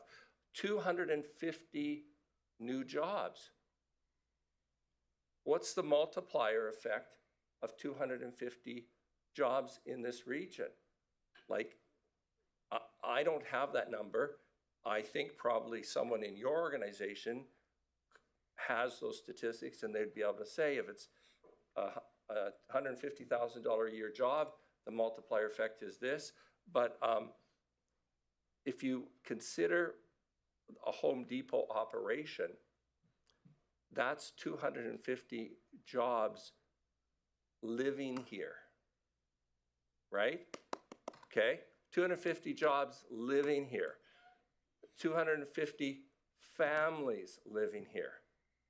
And does that mean we've got married couples? If half of them are married, we've got 125 other people who are making Fort McMurray their home and creating a multiplier effect. Like, there's all kinds of different ways to say the economic development. But then the thing is, and I think this is where our organization got into trouble a little bit previously, is we didn't do it all alone. We did it with you guys. We couldn't we maybe made the introduction, made the connection with Home Depot, but if it wasn't the RMWB and the planning department coming on stream to make it happen, it wouldn't happen. So we're a team, and like we are the economic development team for your organization. You guys are our shareholder, and so judging.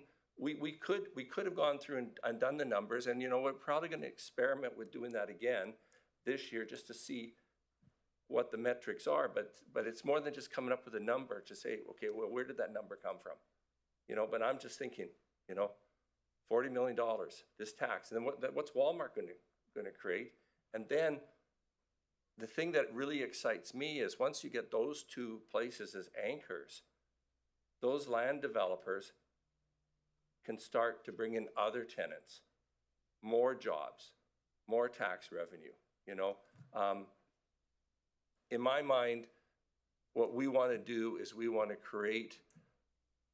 improve the standard of living for the people that live in this region. And we want more people living in this region.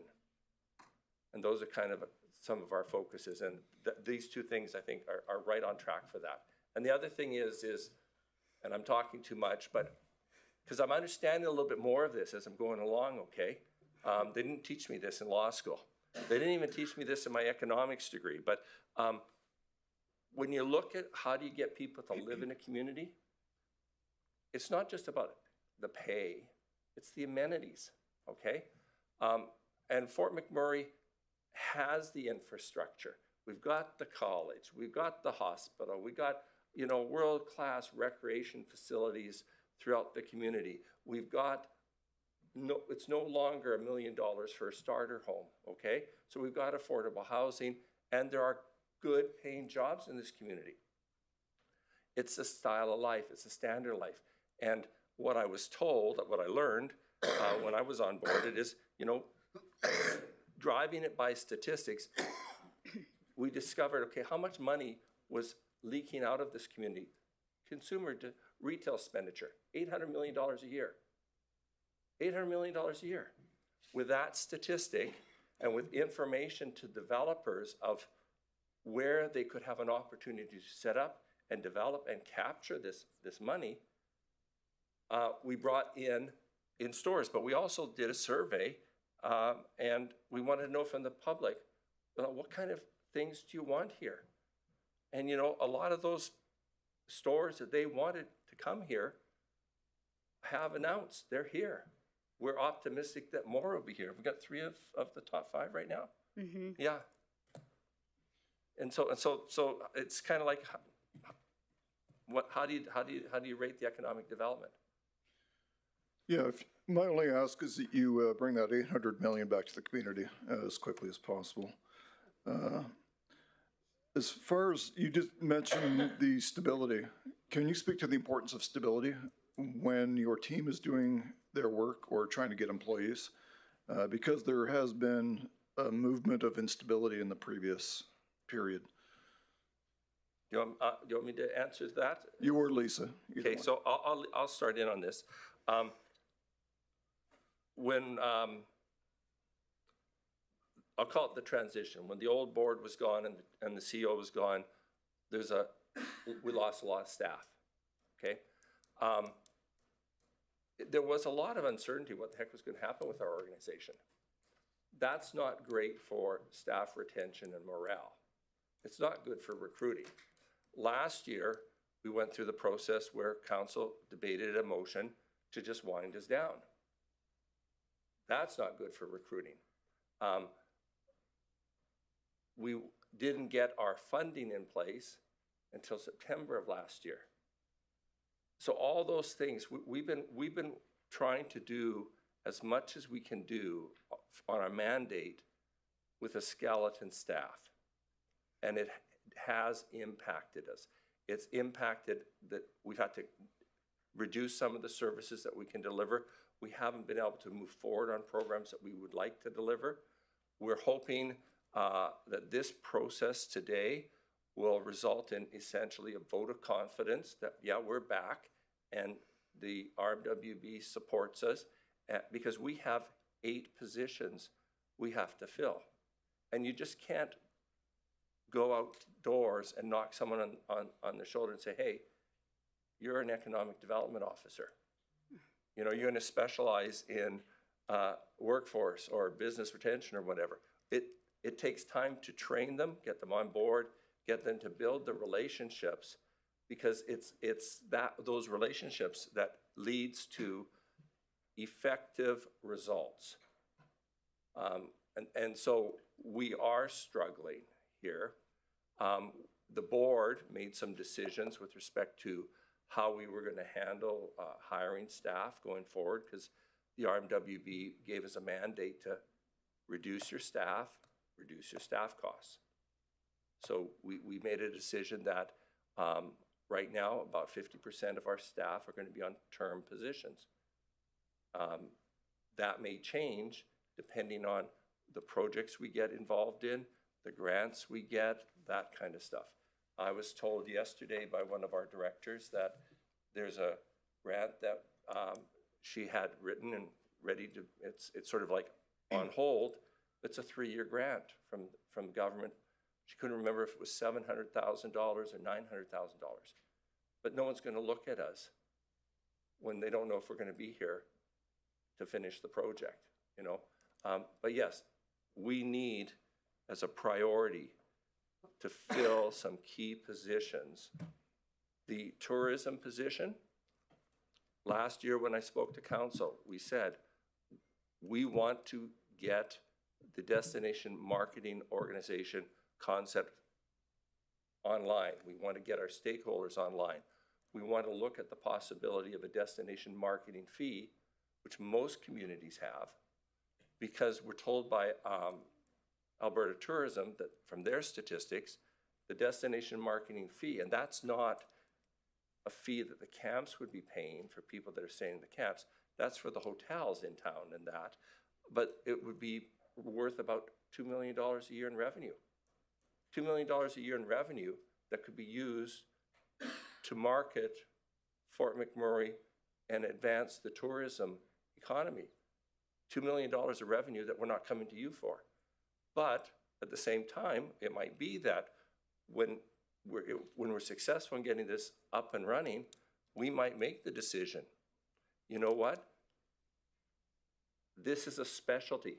The DMO is dealing with people in the hotel and tourism industry. Let's spin that off. Let's have another organization handle that, because that's a specialty, and let's us go forward and do things. Our idea is to enable, work with our stakeholders, partner where we can. We did that with the Wood Buffalo Sports Connection. Did I get the name right? So they are ideally positioned to bring sporting events here. So we provide them with support so that they can do that. We don't all both try to go out and reinvent the new mousetrap, you know. And final question for either of you. Lisa might be more inclined to take this one. We're not an anomaly, as I understand it. An independent board or having an economic development board, period, is every community in Alberta practically. Is that fair to say? And if you want to elaborate on that. Yeah, so through the chair to the question, economic development is in every community, and it's delivered multiple ways. It could be that it's embedded within the municipality, which has been, our model previously, or it could be that there's different focused organizations. In Edmonton, for example, they have Explore Edmonton, which is tourism. They have Global Edmonton, which is the investment attraction arm, and then they have business retention and expansion within the city, and then they have, I can't remember if it's Startup Edmonton or Innovate Edmonton. So there's multiple organizations, but I think 10 years ago, they were all called Edmonton Economic Development, so they were all joined together. Lethbridge has a model similar to ours, where they have an independent organization, an arm's length organization. They deliver only economic development. They have a separate tourism organization, but they have independent boards as well. Some in Grand Prairie, they have, it's embedded within the municipality, but then the county has their own economic development team as well. They have Invest Northwest, which is all of the counties and surrounding areas together. So there's multiple forms. Just because it's in one community, there's multiple ways that it could be set up. And on the provincial level, they have Invest Alberta, for example, is about investment attraction, getting foreign investment or investment into Alberta. Invest Canada is the same type of model, investment into Canada.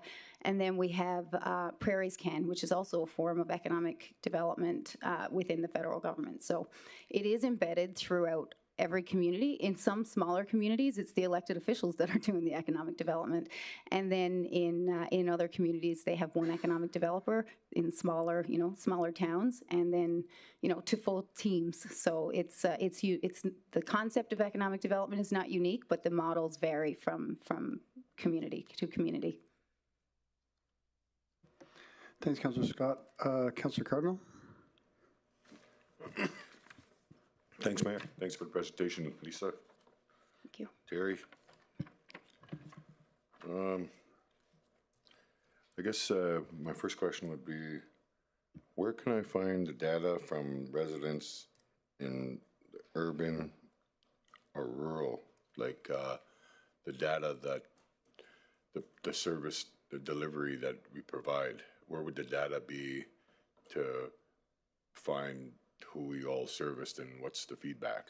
Or is there a format for that? Or through the chair to Councillor Cardinal, I guess it's dependent on the program involved. Like, for example, if we were to, Terry talked about the data that we gathered from community residents on what retail they wanted here, or to look at what spending happens in the region. All of that is on our website, the results of the study. I can't recall if it breaks down by community, but that is there. In terms of the programs that we offer through Startup YMM and through workforce development and those types of things, depending on the program, we do track like what the participation is, who's who's participating, where they're from.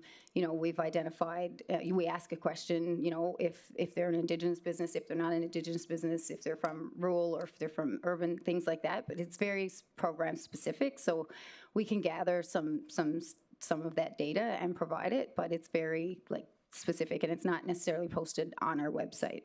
It's more for reporting back on program delivery from our funders. do you guys coordinate with, not active, NABA for those particular numbers, maybe? No? Do they For have some programs, we do. We're actually in the process of developing a stronger working relationship and developing an MOU with NABA. Just last week, our team was working with NABA on Indigenous Business Week, so we had the team provided a workshop on presenting different supports that are available for businesses. They also had, we also worked with the Travel Alberta and Indigenous Tourism Alberta to put off a session specifically for tourism at the NABA show. We also had a booth in the business showcase, in the Aboriginal Business Showcase. And one more thing we did, we hosted another, like a networking event. We partnered with ATB and we hosted a networking event for entrepreneurs and small businesses. And so that's just one example of what we did just this year. But we have also participated last year. We partnered with NABA to put through our B2C Connections program. It's a program where we take local businesses, or maybe it's home-based business, and they want to test the market. And the goal is to put them through programming and then put them into a booth at the Fort McMurray Trade Show. So we did that last year, and we expanded the program and had NABA partner, and had, like, specifically, we doubled the amount of businesses that we put through, and we had half of them were NABA members and artisans and things like that. So we are continuing to build out programs and work with NABA and all of our community partners on that. Thanks. I got another question about budget for rural. Do you have a number allocated for rural engagement, or is it just a part of the whole entire budget? Through the chair to the question, again, we do have money for engagement, but it's part of a combined an amount, but also in some of our programming, like for example, in our business, like our business retention and expansion, there's programming to support businesses. Part of that is going to the rural communities and making sure that there's like programs being, well, engagement happening first of all, to see what type of programs might be unique to each of the rural communities. I'll take this opportunity to thank Dennis Fraser and his team. They have invited us along to all of their quarterly engagements. So we're planning out now each quarter, they're doing these community or quarterly engagements. We're sending teams to go along, whether it's an open house or something. We take that opportunity to send our staff as well to talk with community and find out, what some of the needs are. One thing I'll also say, we're in the process, I mentioned, of doing a business retention and expansion strategy, and a lot of the work that will go into that, first of all, it is engagement across the entire region. And there will be a focus for each, community to find out what supports, what programs, what's needed in rural communities. What's needed in Conklin might be very different than what's needed in Fort Chipewyan, so we really want to understand that. What I will say is, to Terry's point earlier, the comment that was made, we are understaffed right now, so we do have positions that we're trying to fill, and once we do fill those positions, we'll be able to put more work into, doing those types of programs and getting more engagement and going out to the rural communities more often. Okay. I guess so there's not really no allocation for rural engagement then? It's just a part of the whole budget, and then I'm just trying to see how you justify the rural engagement from urban, right? I know that economics is heavy with you guys, and it's really good to see a lot of that. And I just feel that I'm just trying to see, because that was my concern for the last 4 years. It was rural engagement and just allocating funds where you basically have to have a strat plan to work with the rural residents and move on some of that stuff. That's what I was questioning previously, and I just wondering if we could have you guys have some sort of budget for rural engagement specifically. This way, if it's not spent, then you don't get the funding for the rural engagement. You know what I'm saying? I just feel that I just want to see if we can help each other. Yeah. What I will say is we don't have a line item specifically for rural engagement. However, in our different areas of programming, we do have budgeted for travel to engage in rural communities. So for example, under the travel budget, for example, we do have trips budgeted for to go to Fort Chip, to go to Conklin, to go, we do have those budgeted for, so it's not a number I can just pick out randomly. We could look at that for sure, but it's not just one line item. It's combined in with, okay, what's this unit going to do, and this year, and we might budget for 4 trips here and 3 there, and each of that type of thing. So we do have it budgeted for. The exact number, it's not like I don't have readily on one line item. Yeah, that's fine. And I know that under the wages and salaries, I know that we're covering all of the wages and salaries. And is there no other organization or government that will support wages and salary through economic development and tourism in Fort McMurray? Through the chair to the question, the grants that we typically apply for, the grants that are available are traditionally project-driven. So, for example, we've applied to CAN Export, which is a federal government program to support foreign direct investment. So we are doing our feasibility study. They're going to fund, if we get that money, they will fund a portion of that. We've also applied for the government of Alberta to fund a portion of that study as well, and then that reduces then the amount of the CIP money that we have to put towards that project. But that wouldn't, they don't typically cover staffing costs at all. We do have sometimes there's a specific sector that will apply some form of salary dollars, but that's not very often. And I'm thinking of Lethbridge because they have an agriculture program, and we don't have that here. So some grants aren't typically, it's mostly project driven. Yeah, I know that, you have 16 full-time employees, it says, and then 1 part-time. At this point, they're all working, obviously? As of today, we only have 8 employees. Okay. We have budgeted for, once we do have some that we're getting. If they get the approval, then you'll get the extra 8 employees. Hopefully 4 of them are used for rural.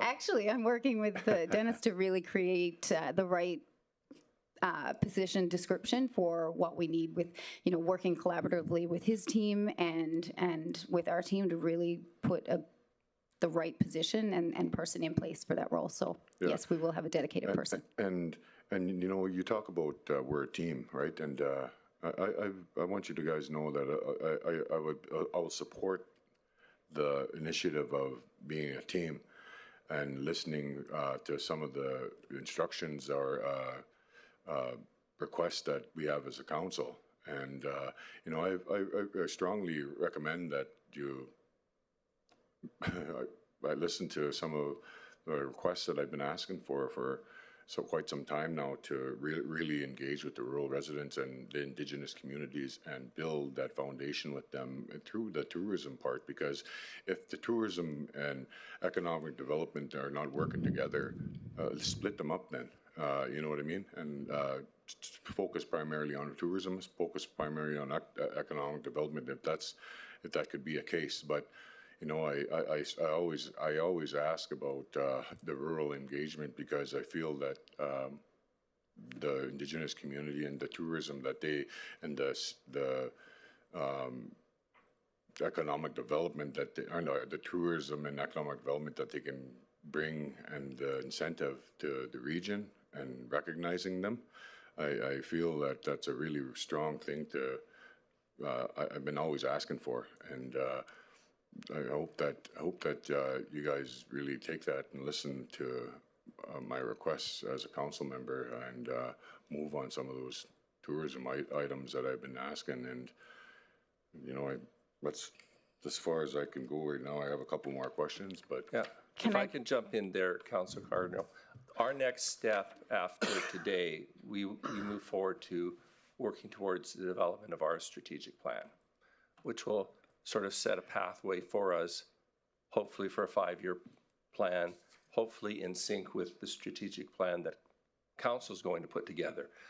The idea is for our strategic plan to come back for discussion. First of all, there'll be stakeholder engagement, so that means the members of council will be contacted to see where they think our priorities should be. But then our strategic plan will come back at our AGM, which will be in May, and we'll be asking for the approval of the member of our organization, which is the RMWB. And so there's a whole process that is going to be involved where you're going to be able to say, well, I don't think you heard me exactly correctly. I really think this is what we need for the rural community or for Indigenous tourism or whatever. And then we can modify that, because that strategic plan is going to drive the budget. And if you are saying we need to increase in Indigenous tourism consultations more than we've got budgeted for, then that might mean we need another staff person for that, or we say we're not going to do this thing, we're going to move those resources over here, and we're going to do that. And it's we're an independent board, but you guys own us. You appoint the board, we serve at your pleasure, you approve our budgeting, you will approve our strategic plan. You know, what we're trying to do is, because we're independent, we can maybe move a little bit faster, we can access some money that you can't access, and maybe we can keep some of the costs down. But I think we're all moving in, the idea is let's move in the same direction, and if there's something we're missing, this is a perfect time between now and when we come up with our strat plan so that we get that and we get on track, you know? Because I wasn't aware that that was a concern of yours, okay? I wasn't aware of that, but I hear you. Thank you. Okay. I would like to just add, just because it specifically speaks to your question and your concern. So on March 4th, we're hosting with IRR, we're hosting a tourism town hall in Fort Chipewyan, and we have Travel Alberta that's coming up. We have a group from Legacy Tourism that's done work in the community over the past few years with Travel Alberta, and they're coming up to give a presentation on some of the opportunities and support that can be given to grow and the interest kind of in tourism in Fort Chipewyan. So that is happening on March 4th. The poster for that just got developed, and I think it's being circulated now, but you'll see that. If you haven't already seen that, you'll see it very quickly, because it's just developed and just confirmed. So March 4th. Yeah, thanks.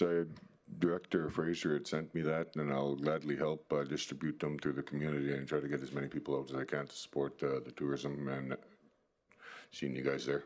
Thanks. Thank you. Thanks, Councillor Cardinal. Councillor Boussier? Thank you, Mayor Bowman.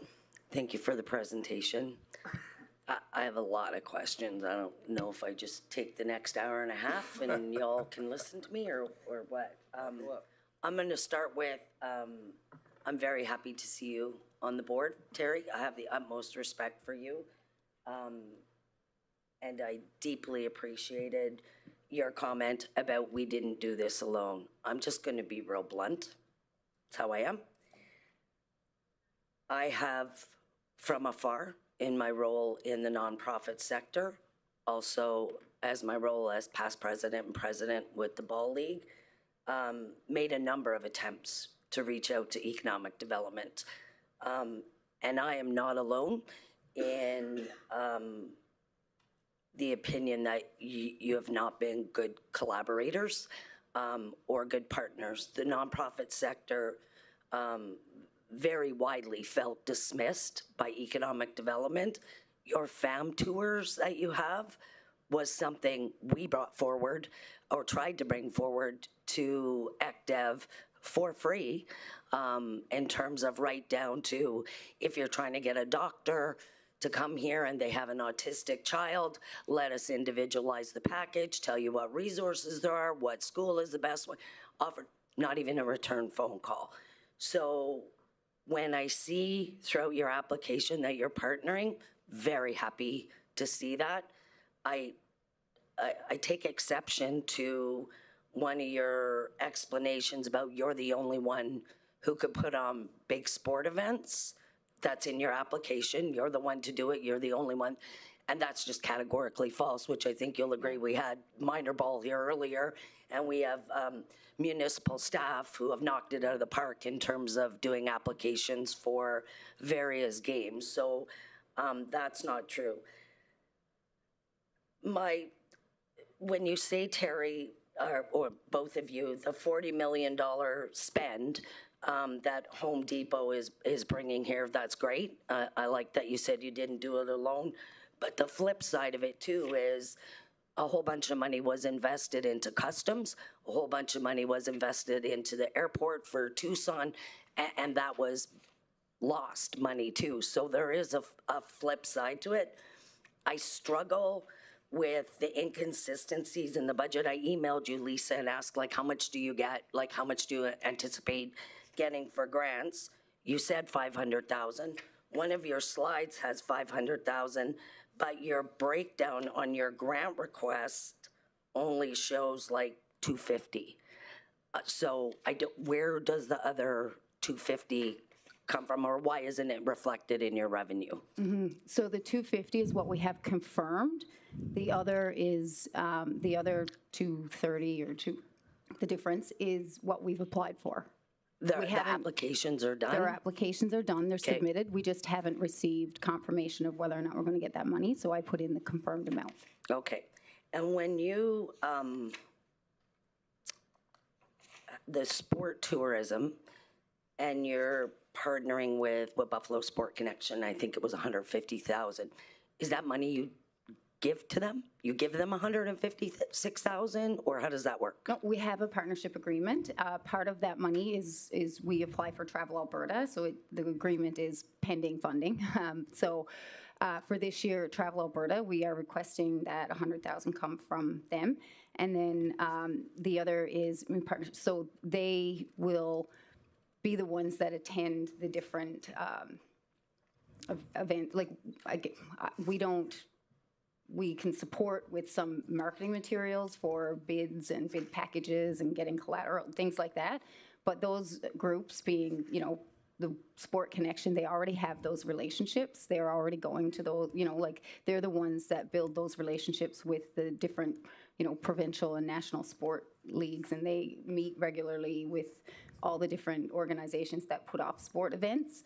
And I'll have to look at the application because we don't host sport events at all. So we would support the hosting of sport events, but so yeah, they're a better position. So previously we had a dedicated staff employee for that, and so through a partner for sport tourism.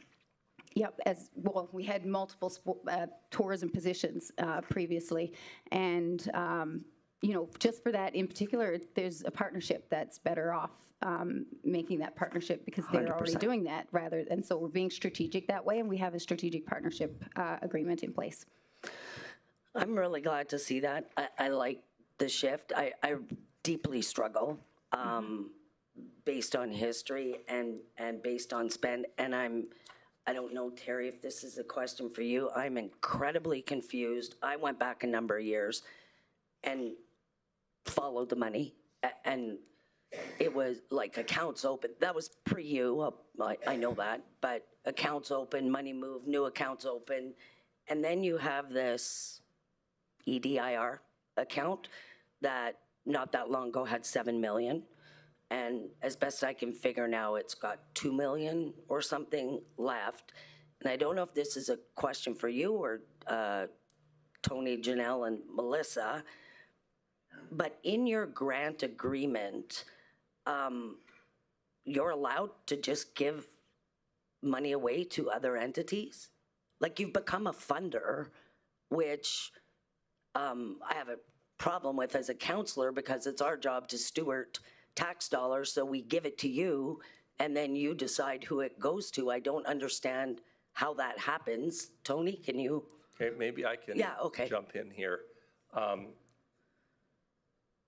I continue to get tarred and feathered for events that happened before I joined the board. Terry. I know, but our whole organization does. But by way of example, we and I mentioned this in a previous presentation, Council. We put about $2 million into business revitalization programs. What we had done is we had spent, I'm using round numbers because I haven't memorized everything, about $190,000 it took us to help other organizations during COVID to put together plans for COVID recovery. That included the Chamber of Commerce, the Construction Association, I can't remember all of them, but all of these programs, they were reaching out for federal money, but to get federal money, they needed other money. And so I'm told that the CAO of the RMWB at that time, who sat on the board, said, okay, use EDIF money to do that. Okay. And we did, okay? Okay. But what that did do is it did allow businesses in Fort McMurray to access the equivalent amount of money from the federal government that wouldn't have been there, okay? So I'm not saying that it was a wrong decision. I'm not saying that, but to me, it was one of those decisions that happened before my time that didn't go through all the proper steps.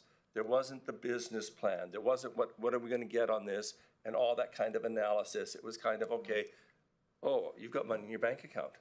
Let's do this, okay? And there may have been other decisions like that previously.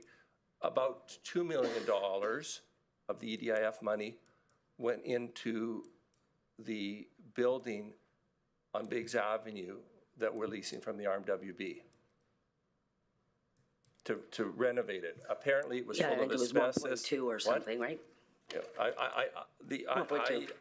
Yeah. We don't have the exact number, but I know in the EDIF, 1.7 something was allocated, but we believe that more was spent, and that's one of our things our auditors is looking at.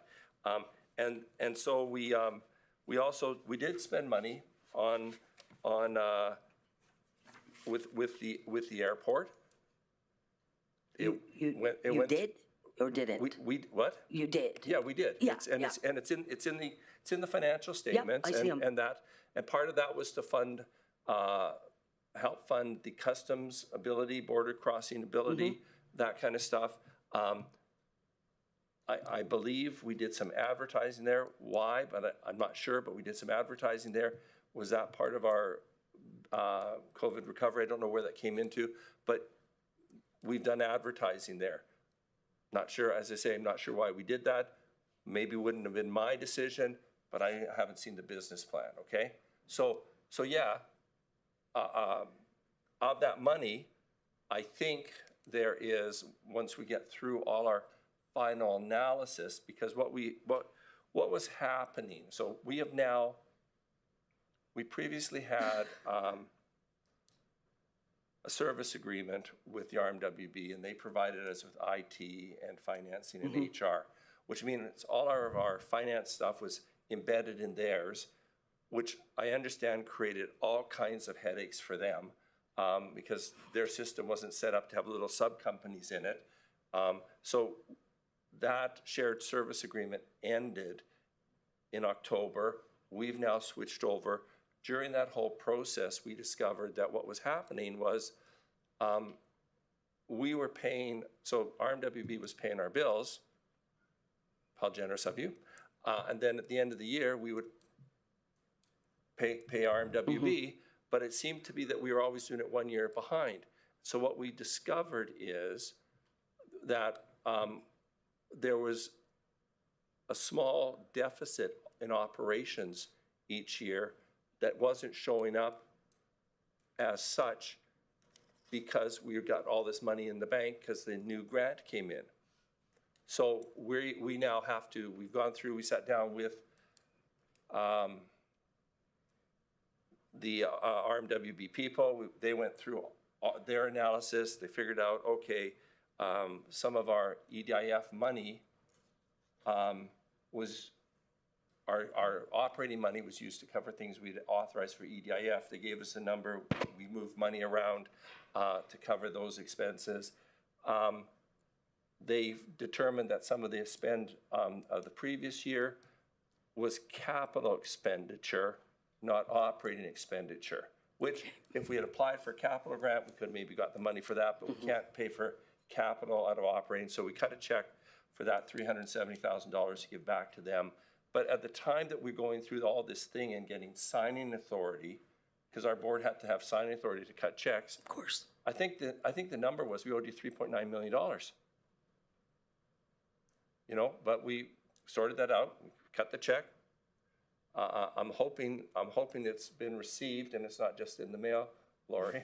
Have you got our money? So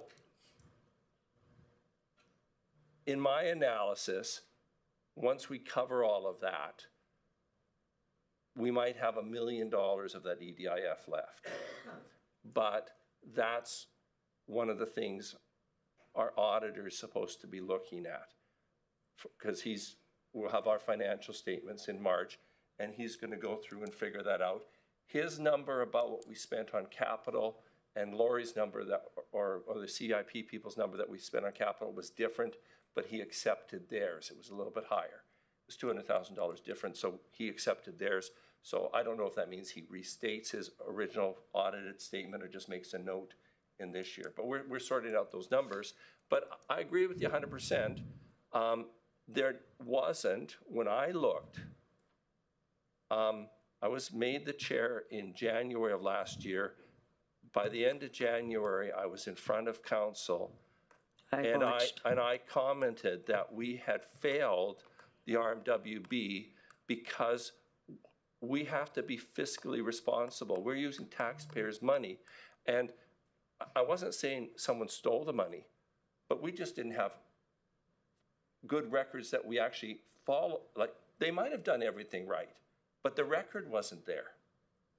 That was the problem.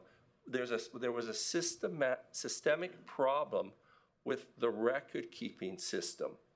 They kept their records and their important documents in emails that were kept by individual people on their Outlook accounts. Like, it took us a long time to find documents when the forensic audit was going on because it wasn't filed. I mean, if I tried to practice my law practice that way, I'd have been out of business one day after I opened. You just don't do that. But we already identified that problem before the forensic audit came out, and we're in the process of implementing a solution. You know, we're just handling all that stuff, you know, and so. Terry, so, yeah. I am not disputing. Yeah. You've made, I mean, thank goodness you're there. I'm not disputing you've made remarkable changes, and your board members are listed. You have an extremely reputable board. We got a good board. We got an excellent board. And, I also and we know have excellent staff. Okay, I don't know your staff. I just know people on the board. Yeah. So I'll take your word for it because I trust you, and I know you care deeply about this community. You've been here forever. But my original question, which in all of that you didn't answer, was does your grant agreement allow you to essentially operate as a funder? Well, so when the funds were given to us, the RMWB didn't follow their own procedures. There was no agreement. They just wrote us a check. They just wrote us a check. How many? That was the $8 million. Well, not under Tony and Janelle's watch. No. That was the grants that have been given were all from the EDIF funds. Okay, we sometimes contract services, and we have now entered into a partnership with Wood Buffalo Sports Connection. One of the reasons for that partnership is they're positioned to deliver the service. Mm-hmm. We have access to funding, plus we have software that they can use when they're applying for the funding that calculates the economic benefit of this. And so it's kind of like we have something that will help them, but they've got the ability to do it. So we're working as a team on that. You know, but we don't, yes. The money that we apply for, that you give to us, we don't, it's not for grants. Okay, and that's one of the mistakes a lot of people make is because they come to us and say, well, you know, I'm in tourism. Can you give me some money? I know, but I'm looking at financial statements, notes to the financial statements ending 2024. Your EDIF fund lists a number A to F, funding that you had committed to a multitude of entities, Keano College, airport, those kind of places. And you have the amount approved that you were going to give to them, and then the amount that you've drawn down. By my calculations, you have $2,156,972 left as of the end of 2024. So I don't know if you drew down on that in 2025. But my question is, maybe I'll just ask Tony, does their grant agreement allow, this is acting as a funder, which is taking it away from our purview, which we're ultimately responsible for. No disrespect to them, it's just an end run around an accountable funding process for entities. So is it allowed? Through the chair to Councillor Bussières, Mr. Cooper was correct in what he said. The funds that they do have partnerships agreement with are based on the original $8 million that was allocated to them upon their conception. The funding that they receive annually through the CIP program do fall within the grant agreement, and you're correct that funding other entities in any way is not a part of that annual funding allocation. If they're giving out funding, it's related to other programs they're part of, or the original $8 million. So it's not, it's correct, there was no agreement with that $8 million. It was not dispersed through the CIP. So with the airport, $759,000 left to go towards customs and border. So I assume that's not going to go to them. Like, we're not paying customs and border at this point. So can we, is it within our, I don't know if this is a legal question, can we say we want it back? We want back our $2,156,972, or you direct that money towards this year's ask. I don't know. Sorry, Tony, I'm staring at you. It's a legal question, probably. I don't know. Somebody answer me.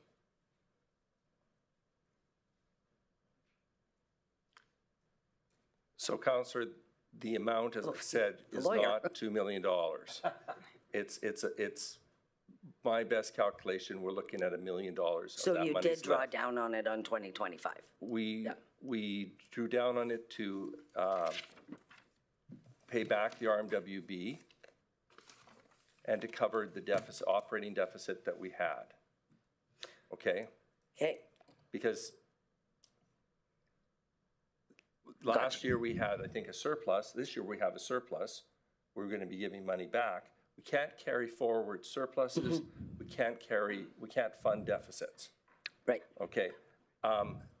We, in our discussions around the board table with respect to the funds that we have available, we look at that as potential seed money if we're taking on a long-term project.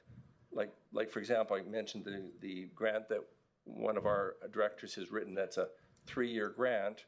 Well, okay, if we're going to get maybe $700,000 or $800,000 in that grant, that means we have to have matching money somewhere. We have to be able to know that we can pay for our share of the program to go forward and get the money. And so if it's not all grants are matching grants, like.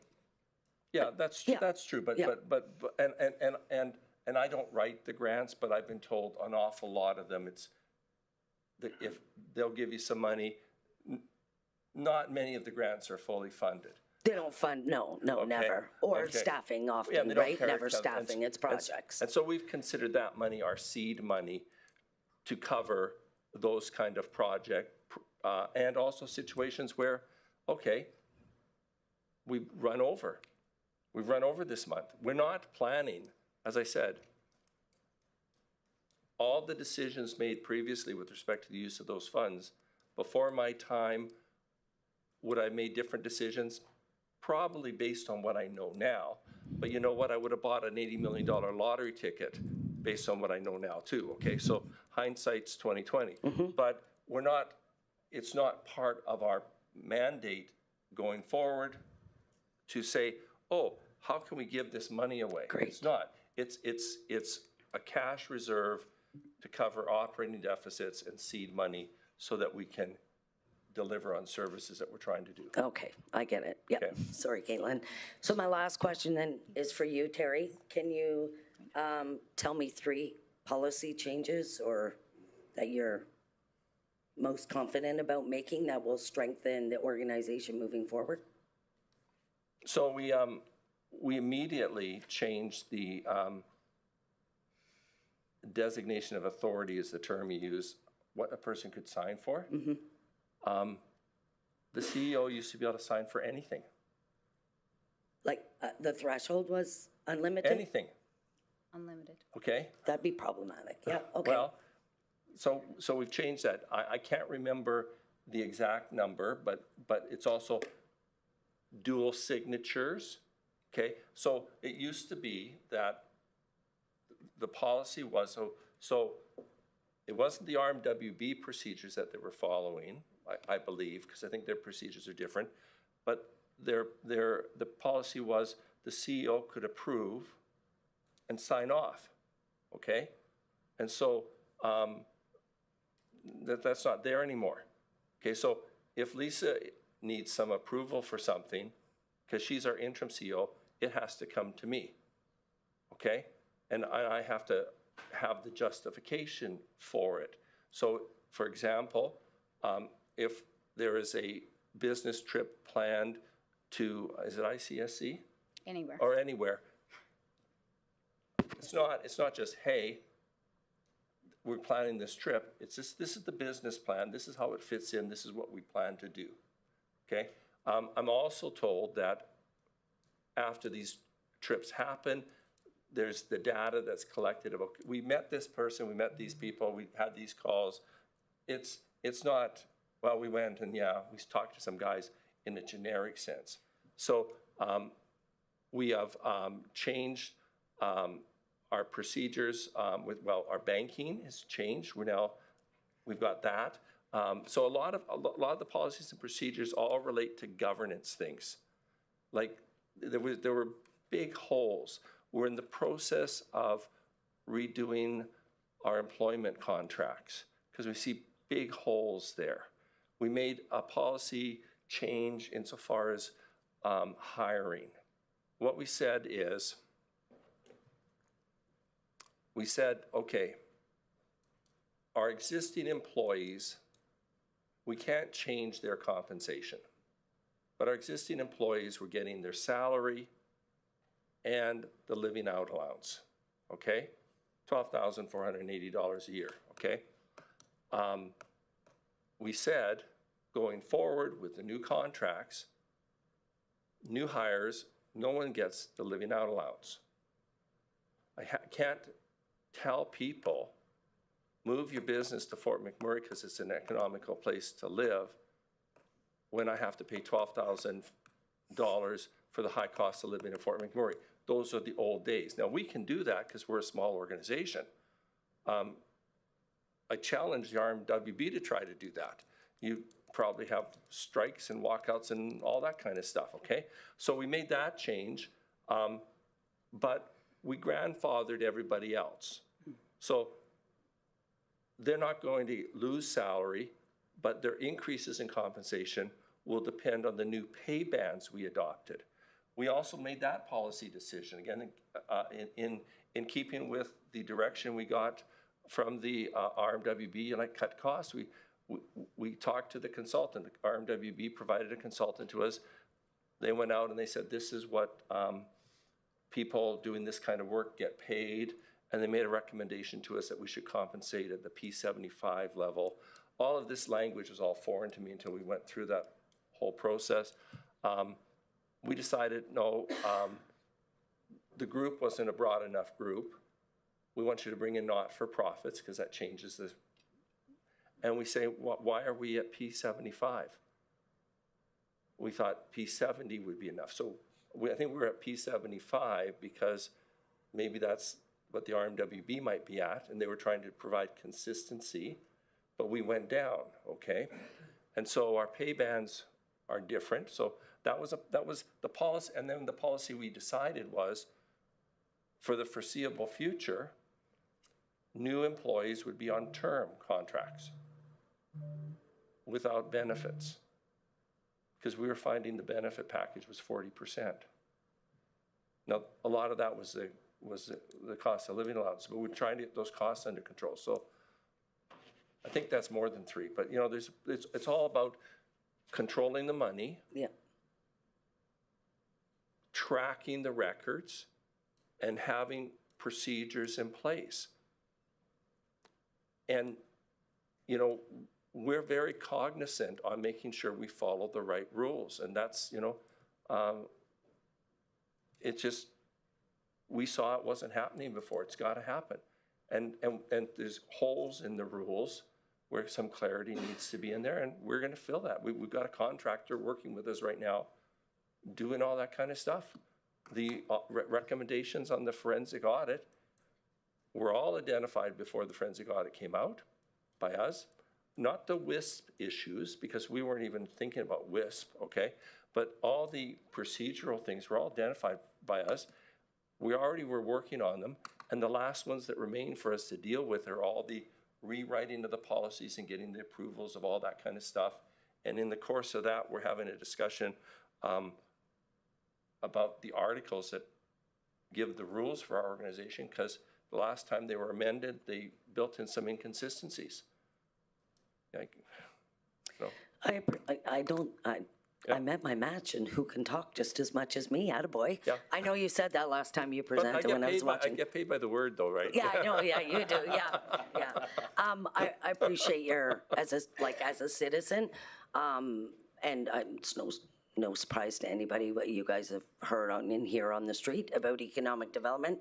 So I appreciate your work on that. I appreciate your pivot, Lisa, in terms of working with the sector, like the nonprofit sector and other entities more. So thank you. I have more questions, but I'll stop for now. Thanks, Councilor Boussier. Councilor Van Castian? Thanks, Mayor. Just a couple questions. You used to run a makerspace, correct? And that all that equipment went to Keanu? Mm-hmm. Did we get anything for that, or did we just give it to him? So through the chair to the question, the makerspace equipment was purchased with a grant under the Regional Innovation Network.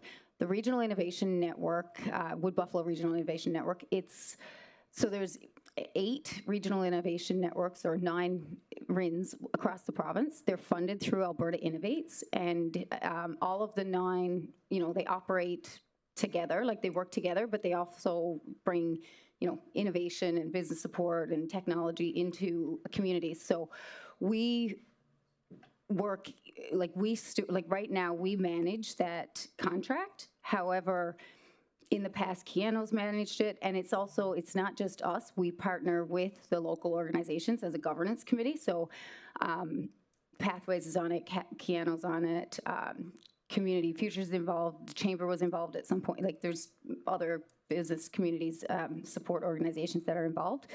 Part of that grant, it was a 3-year grant, and that is one of the grants that actually we have had partial funding for a position for.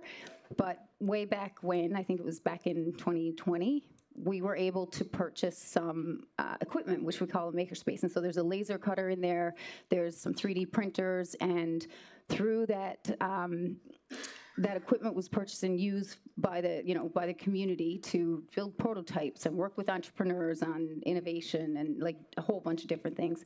There's programming around that. In March of 2026, the administration of the grant, we will still remain on the governance committee, but the administration of the grant will go to Keanu College. Part of what we made a strategic decision actually to move that equipment to Keanu College. Keanu College has the expertise. They have technical expertise there that can further support the entrepreneurs that use that equipment. So that transition is taking place now. Okay.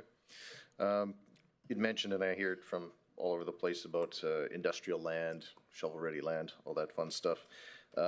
When you put your metrics together, are you taking into account existing empty inventory, empty buildings? Prairie Creek Business Park, I drive past the sign every day.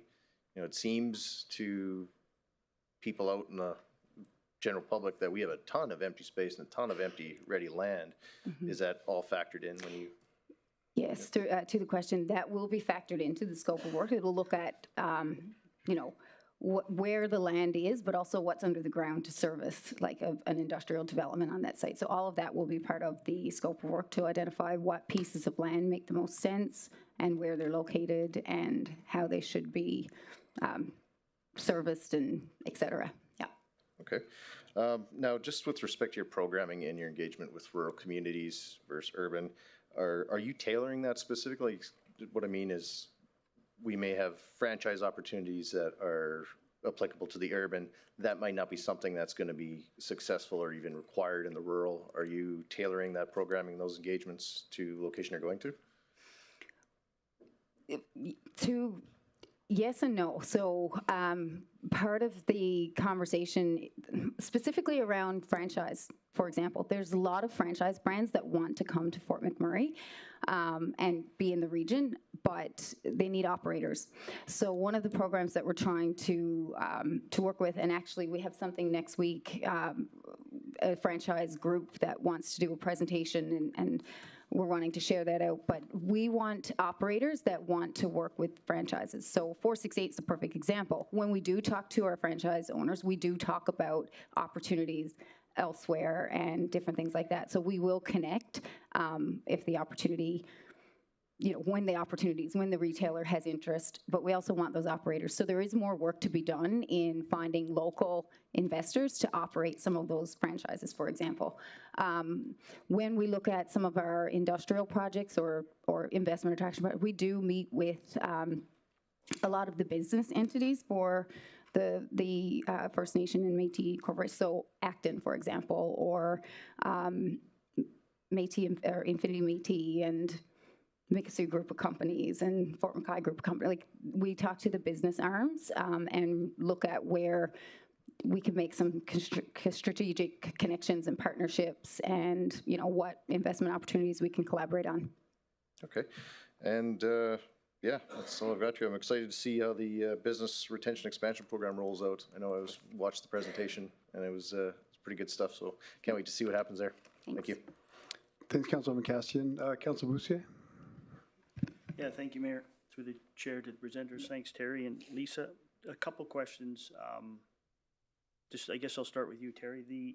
The audit, you touched on it with Luana and that. So are we pretty well finished adding the controls or the lack of governance now? You confident it's in place moving forward now? We're working on the final procedures. What we did is moving from shared services to running our own HR, own accounting, IT, meant that there were going to be, our procedures will include like how the systems operate and how do you get a check, and I guess those kind of things. But we have the consultant is working on that. The consultant is working on some other priorities that we're dealing with, and we're expecting to have all those final policies within the next month or so. Okay. That's where we're at. Yeah. Okay. Thank you. Where do you see the staff complement for economic development now that you've been there a year? You mean how many people? Yeah. Okay. So I think the org chart that we have, given what everybody seems to want us to be doing, is the org chart we're going to be at. Okay. So for example, someone for startup. Startup is business coaching. It's more than that, but let's just say that's business coaching. Okay. So have someone available who can be able to deal with that. We have people who want to drop in. It's not like we run a workshop and 20 people come and we talk about how do you run a company. People come in one-on-one with specific questions. So that's a person there. So that was a priority for council. And so as I said, when we go through our strat plan, if we come back and we say, okay, we really think we need to maintain startup, here's our statistics, and council says, no, we don't need startup, then that changes our org chart, okay? We've got someone on workforce, we've got someone on business, I'll just look at the org chart there. We got three people and a director in that area. We've moved, and it may be temporarily. Our org chart is in our presentation material, but I can't tell you what page it's at, sorry. But it looks like that? Yeah, okay. So, so right now, what we've done is, if you see the part of the org chart at the bottom, where it says business investment and attraction, business retention and expansion, we have a lead in each of those positions, and we have those other EDOs to work underneath them. Above, those are the way Lisa best described it, those are the forward-facing workers. Those are the people that are delivering the services. Everything and the dark blue is support. What we've done right now is we've combined the corporate services and strategic initiatives into one person. That there's a vacancy right there right now. We've got that filled with a consultant, okay? And we've moved all of those strategists under that, and we may end up that that's our final picture, okay? What we're waiting to find out from the strategist is to me, it works, but I don't know what the job of that lead's going to be. It might be just too much. They'll tell us, okay? But so we might lose one of those lead positions. That lead position is empty right now too, okay? And so for business retention and expansion, if you say don't work on workforce, well, that'll change. But we think that's critical, you know. So it's sort of like a discussion that should happen while we're working through the strat plan about where we're going to go and why are we doing this. And I'm not sure that those discussions actually ever happened before. I don't know, you know, and like I'm not sure that council was given the opportunity to give the feedback. So if we look under business investment and attraction, you know, we've got someone to work for under commercial, no one there now, right? That's vacant. Someone into industrial, that's vacant now. We have the tourism slot filled. We consider all these to be critical.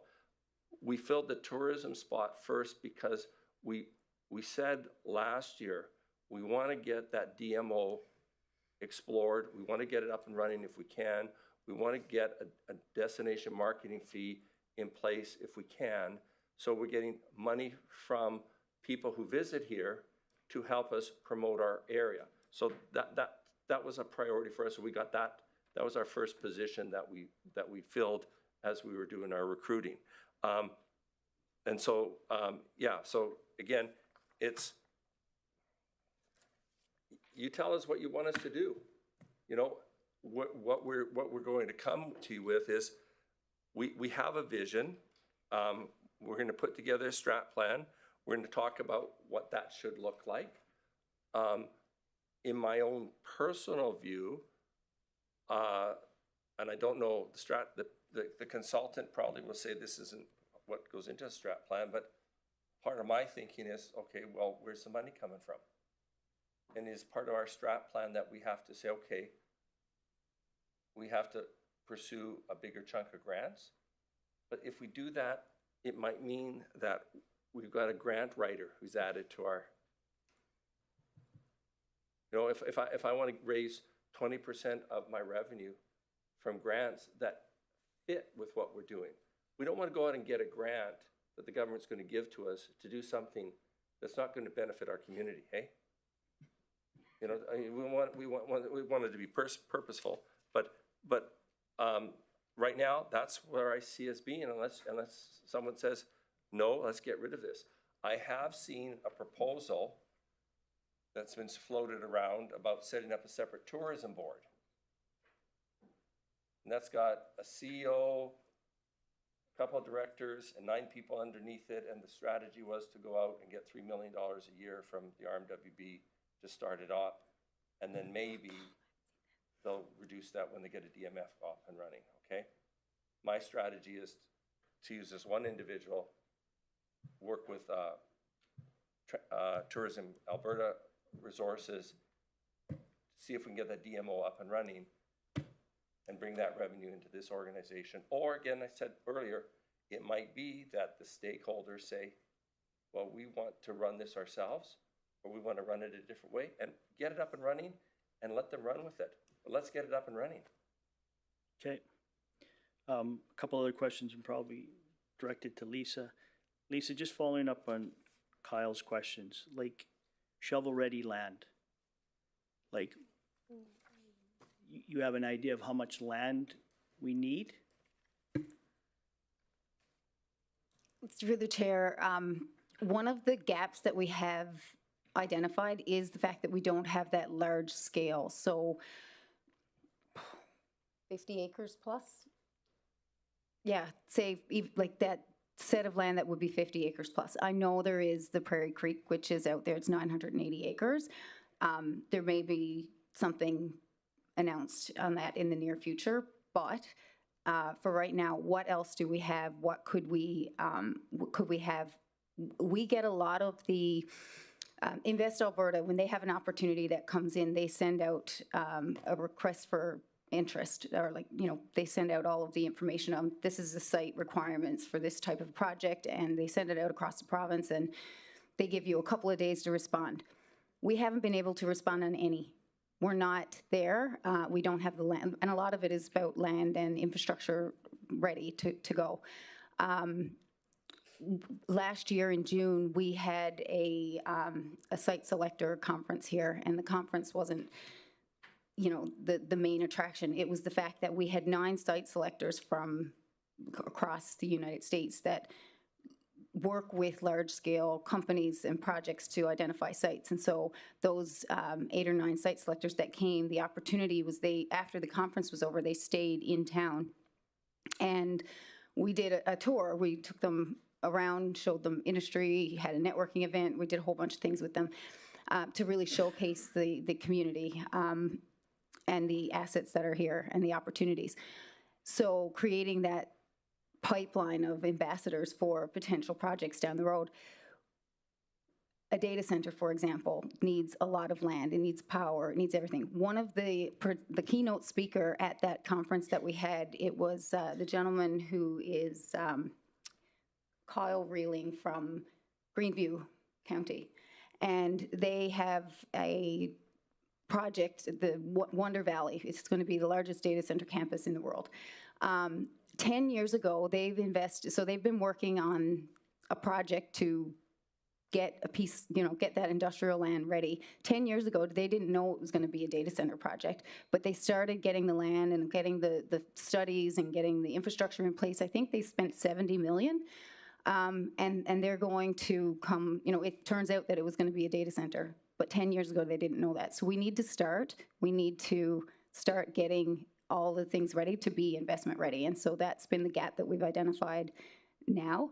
When we did our budget and in our application, I think we called it an energy study, but we continue to learn. And that one thing about the funding that we ask for, sometimes, we do our budgeting process, we do it in June because our application's in August. By the time, December comes, when we get our funding, some of the priorities, it might change a little. It might look a little bit differently because it is a fast-paced environment. We need to respond and to those questions and to those changes right away. So in short, I would say anything over and above, 50, 100, that large-scale land, and where it's located, you got to look at a whole bunch of factors that factor into that. So that's why we need the study. And we're looking at it from that investment attraction perspective. So through the chair, you're just talking one parcel, it's 50 acres or 100 acres. Over and above, like what's out there, I guess. Well, it would be more than, potentially it would be more than one site. There could be multiple locations that could be identified, and there might be pros and cons to each of them, but it's an assessment to find out, where the sites would potentially be. So does economic development have a complete understanding of all the lands that Coldwell, Colin, and Susan are marketing, and the 7 or 8 parcels that the RM own? Yes, this would be, so yes, but this would be land that is for that, not close to town necessarily. That would be for a larger scale, so a data center campus. You're not going to put a data center campus in Parsons Creek. Okay, so you're looking for shovel-ready land outside of the urban area then? Like there's land at the airport, there's land at Saline Creek, lots of it. And there's land, there's tons of North Parsons with the GOA, and then obviously our master land agreement. We've got a ton of land. And then you've got Eagle Ridge still has a third of theirs, and Sherway's got their land. So that's not the land you're referencing? No. Oh, okay. Not the Sherway. It would be for more like that large scale, not light industrial, but heavy industrial. Okay. I think that's it for now, but I will maybe answer Luana's question. So I can tell you, having gone to council and presented to Mayor Scott at the time and Mr. Allen, that for the $8 million, it was never ever the intention of ECDEV to be a funder for other entities. That was now. That obviously changed after the new board came in, but I can tell you the inaugural task force that was set aside, it was never ECDEV's purpose to decorate or the bridges at the airport. I don't know what we paid for those, to label those. And it was never about giving money to the college. Obviously, that's well before you came on board, Terry, but that was never the purpose of economic development when Scott and Alan gave us, and Balsam gave us the money. It was never that. So just to answer your question. Thank you, Councilor Boussier. Councilor Allen? Thank you through the chair, and I'm going to be very brief because you've already had quite a hammering already. And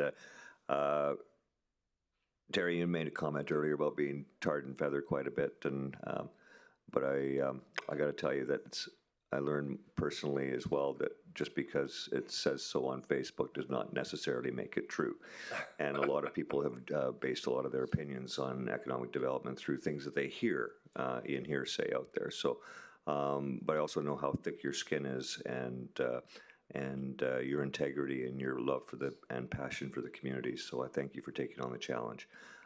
Lisa, I also know much about your expertise in economic development and your passion. So again, you've taken on a very challenging role at a challenging time, and keep moving forward. That's all I can say.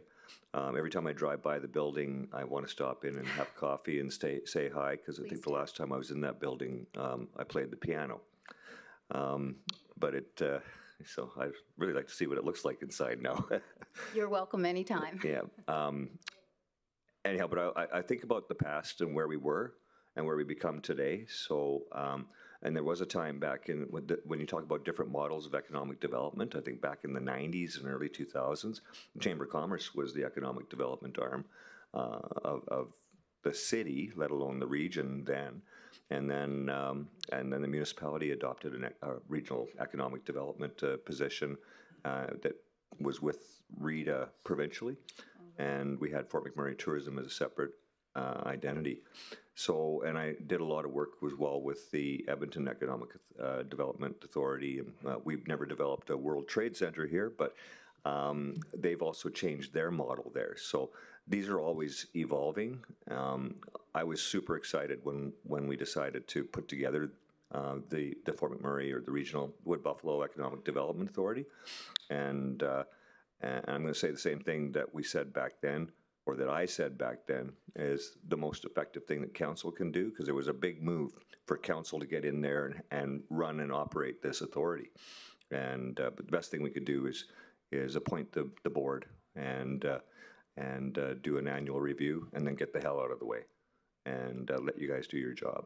So I think from the future, that I'm quite happy if you came forward and just talked about your successes of the year, and your ask is there. And I know darn well that as business people and people with integrity, you can justify your dollars and your spend.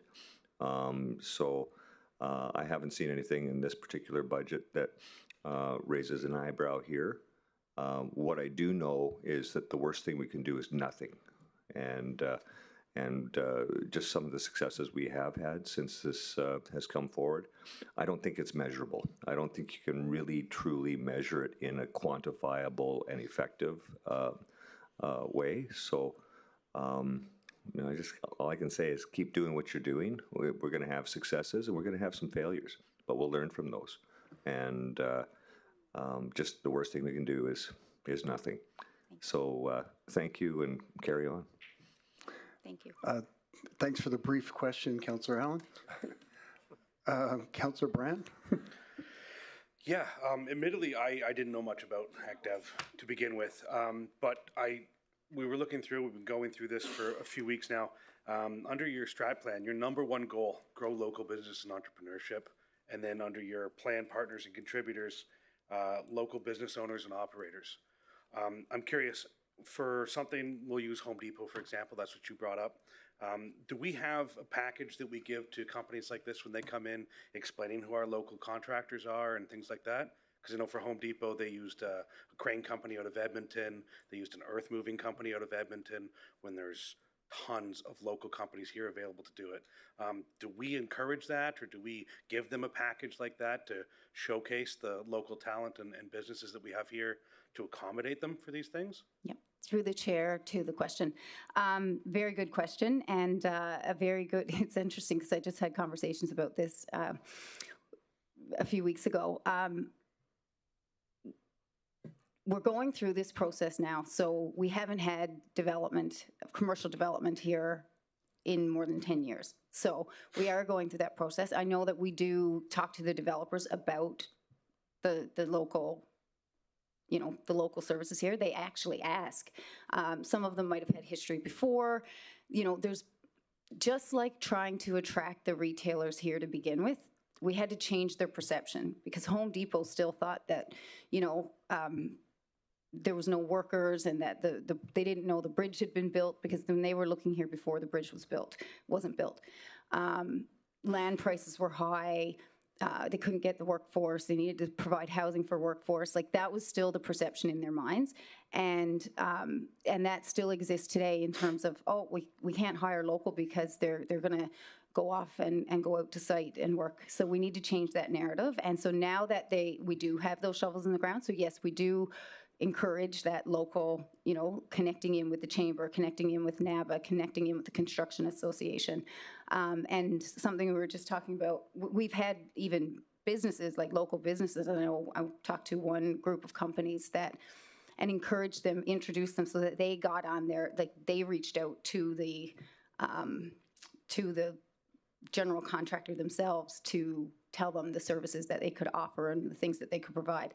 So I do think there's an opportunity to, I don't know what it looks like yet, but to bring, you know, to work with NABA and to work with the chamber and to work with the construction association to create a space where as these new builders are coming in or new, you know, contractors are coming in, like sometimes Walmart just has their 5 contractors, but what are the subcontractor opportunities? Even if it's as simple as letting the memberships know who the general contractors are as soon as we can. We work regularly with the Construction Association on those types of things. So I think there is an opportunity to take it a step further.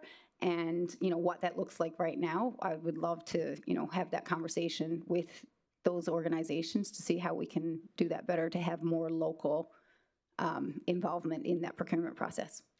Perfect. I'm happy to hear that because localization's a big thing. We're trying to become, you know, not become, but we are more of a home-based town instead of a boom town, right? Yeah.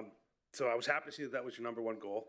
I also have the pleasure of sitting on the Wood Buffalo District Labor Council, and I cannot recall her name, but a lovely young lady came and visited us at one of our meetings to introduce herself and explain what you guys do. And I was happy to see that kind of local outreach so that they could explain what their members are and what they're able to do for each other and to establish that network. So it was nice to see. Thank you. Thank you. Thanks, Councilor Brandt. Councilor Boussier? Yeah, thank you, Mayor. Through the chair. Lisa, just with Ty's comment, I think the other thing sometimes I think we forget is, yeah, maybe Home Depot's a win for the community. I don't know where I sit with that, but I think there's also collateral damage to like a Rona and a locally owned business that the fellow was like 12 years old. He worked at Beaver Lumber and then become the owner of Home Hardware and put a lot of money into the community. So maybe it does create 400 jobs, but there's going to be some jobs lost, or there'll be some damages caused by another company coming in, just like I guess if 3 restaurants come in, it's going to have probably a negative impact on Councillor Stu and stuff. So I get it. We like to talk about our wins, but there's also another side to that story and the impact it'll have on a locally owned business that has given a lot of money to the community, much like Terry's office. I mean, Cooper and Campbell have given back to the community tons. So if you got 4 more law firms or a big law firm, it's probably going to have not a positive impact on his office, right? So I get we want to brag about some of our wins, but there's also the other side of the story, right? So sometimes I think we lose focus on maybe. I mean, my wife wants a Costco, but I think that would be collateral damage for a lot of businesses in this town if we did have one. I tell her ours is in St. Albert.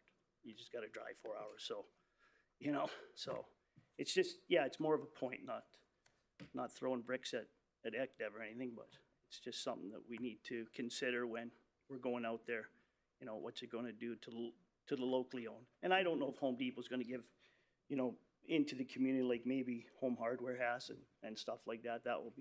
We'll figure that one out later, but I think it's just something that we need to be aware of. So.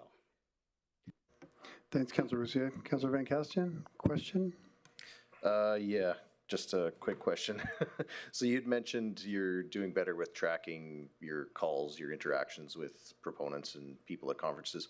Have you or are you planning to implement a CRM to track who you speak to, follow-ups, all those kind of things?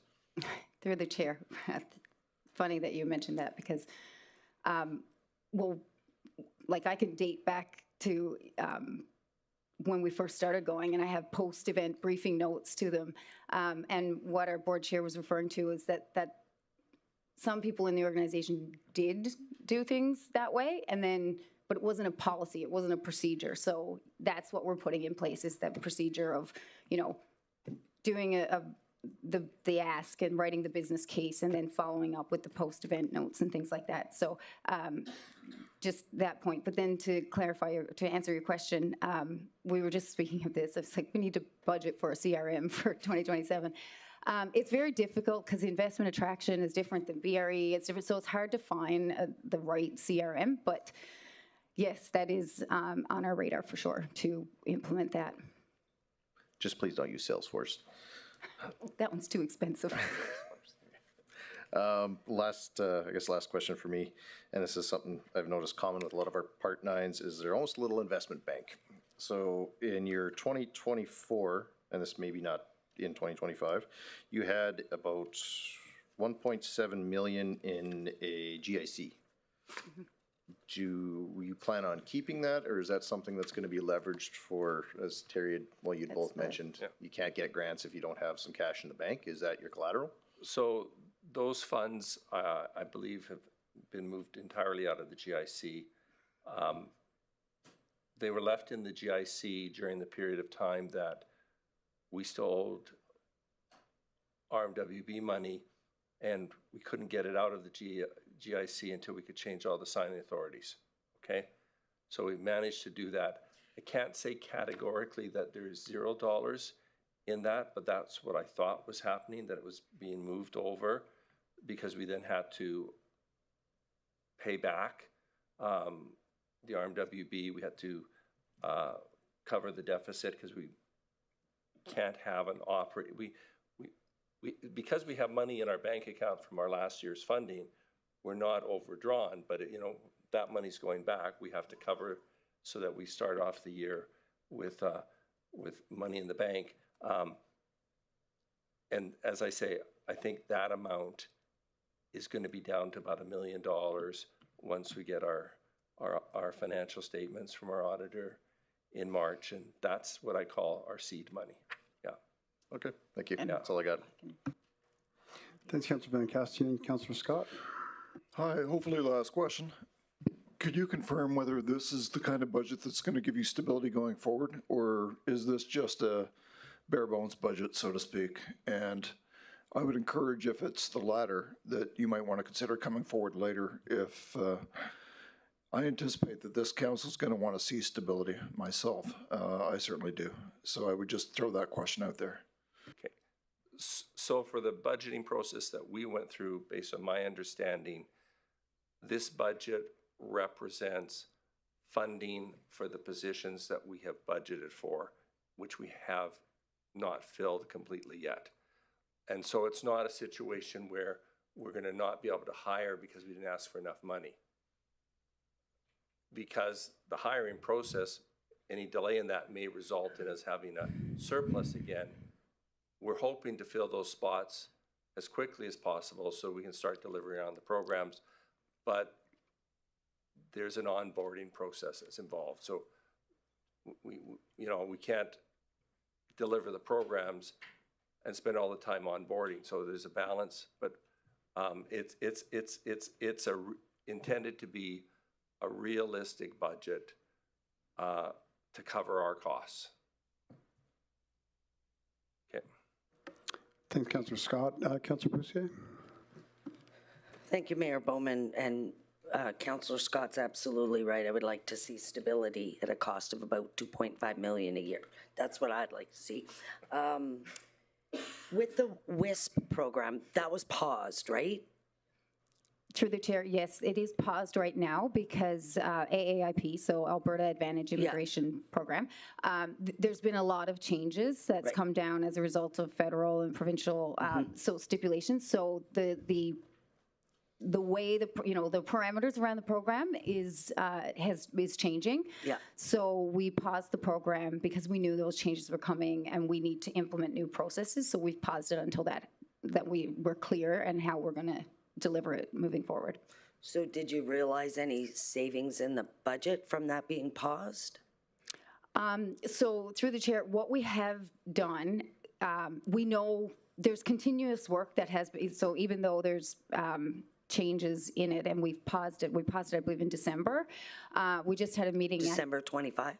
December 2025. Oh, okay. Never mind then. So there's not a whole lot. There's still work to be done. We just had a meeting last week with the AEIP on some of the changes that will be rolling out. So even though the program is paused, there's a lot of work being done on how we're going to do it moving forward with the new changes in place. I thought it was paused early in 25. So if no, it was I think December, it was no, you obviously don't.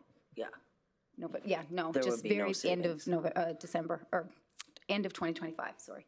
So Terry, you've referenced a couple times our strategic plan, working together, following what we want, and given that we haven't done our strat plan or given you our vision of what we would like, what would not receiving your full funding do to you today, considering you don't know what the direction is anyways? And I mean that very genuinely. So, short answer, okay. Like Mike's, short answer. You're going to make us unsustainable. We unless you're saying to us right now, forget about investment attraction. Like the funding, I think you're going to say, we want investment attraction, but what is it going to be? And what's the mix going to be in tourism and rural and that kind of stuff, okay? I think we're going to hear that we want plans that are going to involve net migration. So growing local jobs, whether that's by business retention and expansion or enticing people to come to Fort McMurray and build, okay? If we're talking about, so we have to have the resources. 50% of our budget is our people that we have to have up in training. So if you come and say, okay, well, we're going to give you 50% of your budget, well, then you've done worse to us than happened in April when you fired the board and fired the chair. No, me. I was on the other side then, but okay, yeah. well, when you don't like to be tarred and feathered, me neither. Yeah, okay, but that would be worse, okay?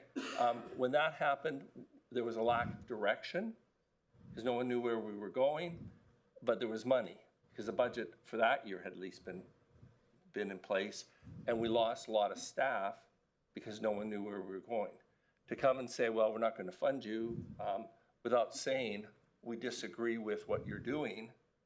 Like I think this is the wrong venue to say we disagree with what you're doing when our structure has always been based on these models: the tourism, business retention, expansion, the workforce, startup, commercial, retail, industrial. It's always been there. And so the time to have that discussion that we're going in the wrong direction is when we're sitting down looking at your strat plan, we're looking at our strat plan, and we're saying, okay, where do we go from here? I don't disagree. Yeah. I'm just saying, if we don't know what that is, then how can we say it's 4.4 million? But without getting into a debate with you, I'm going to support the motion. Frankly, Terry, because I have the utmost faith in you. No disrespect to you. I don't know you. I just know as a citizen, I've heard repeatedly, it's a long game, it's a long game. and then I heard that there were problems. And by your own admission, when you presented to council before, Terry, the last council, you were very open and honest about those problems. So the people weren't wrong. There was problems. But I have absolute faith in you, so I'll be supporting the motion and look forward to working with both of you on a strategic vision. Thank you. Thanks, Councillor Wana. Can I have someone make the motion? Councillor Allen? Thank you, Your Worship. I move that $4,400,447 be allocated to the Fort McMurray Wood Buffalo Economic Development and Tourism as outlined in Attachment 1.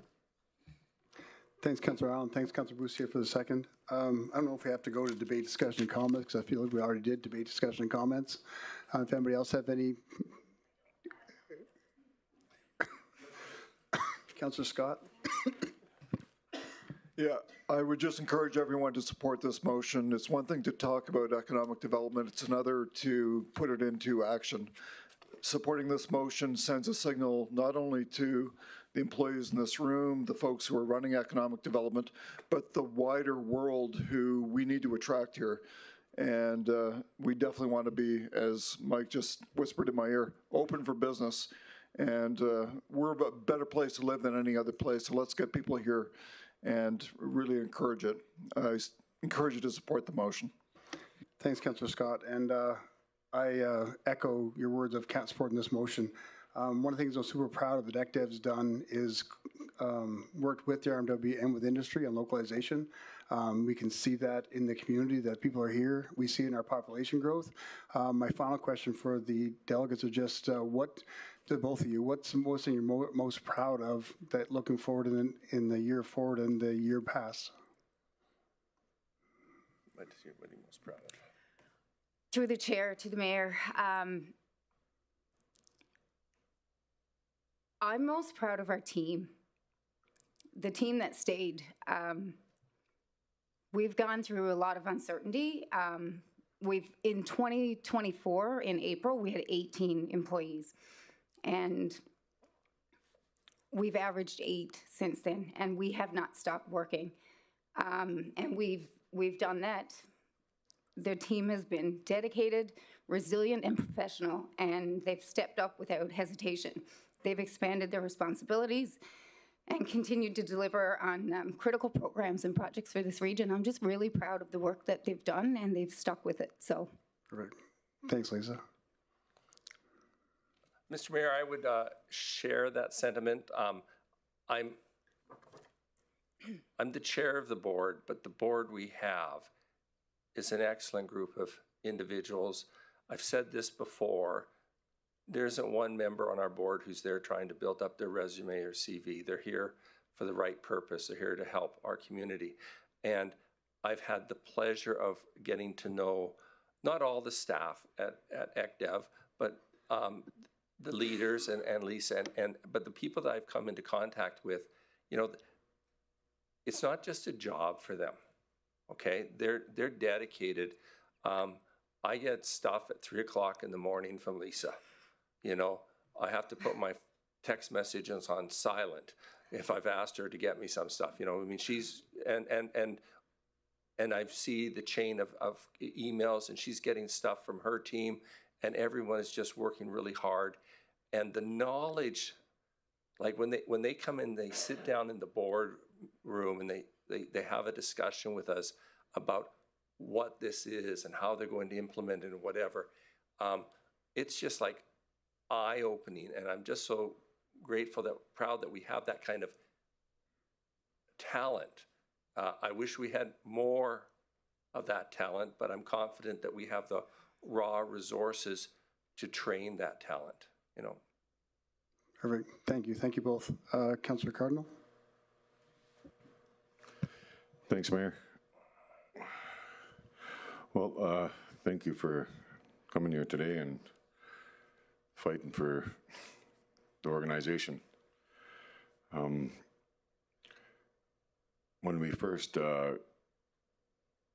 I first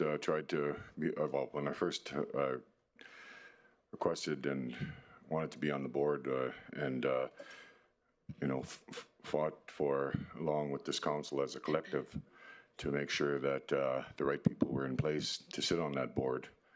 And we voted to, put the people that are there in the board, and taking the scrutiny that you guys have taken. I do appreciate the resilience that you've proven today. But Terry, we've sat on the board together, and I appreciate the context of your presentation and the work that you're doing.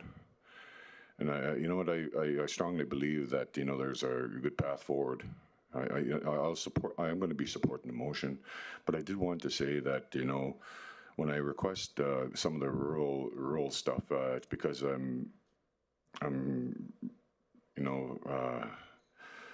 have faith in the work that and the direction that we're given to you guys as a council, and I acknowledge the economic development in the rural communities might not be the same as here in the urban area, where I'll quote some of the things, because I feel that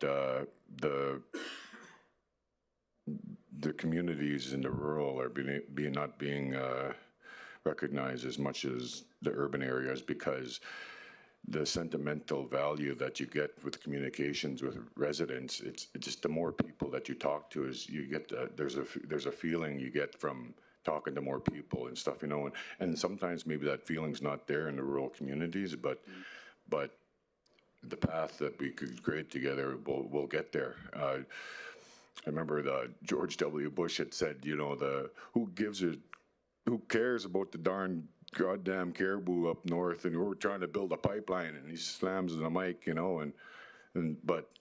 but the reality of it is the economic development, and the indigenous people, they rely on those resources.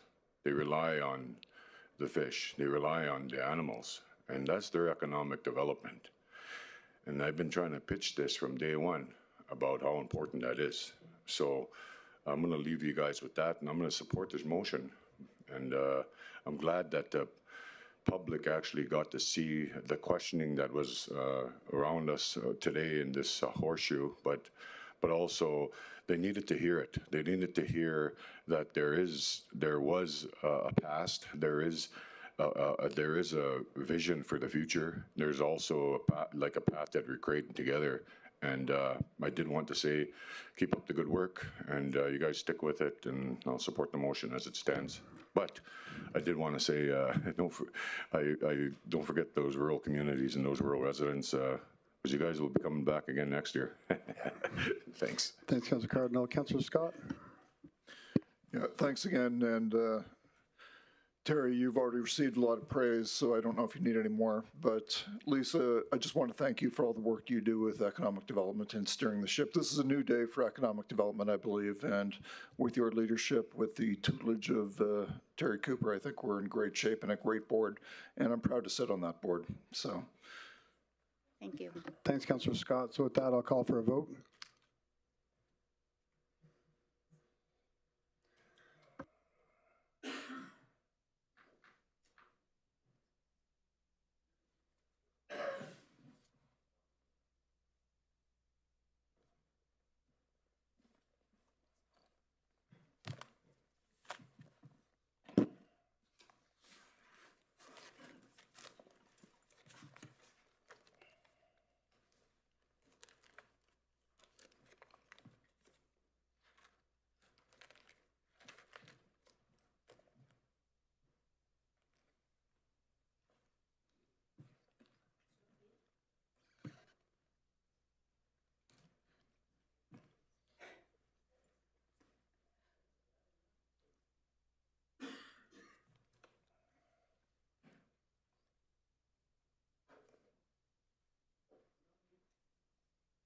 They broke the system.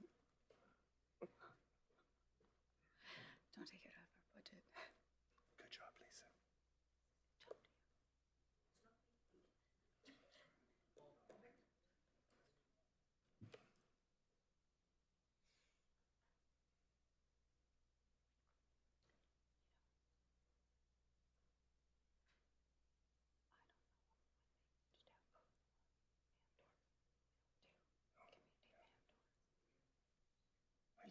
We started that before the fire.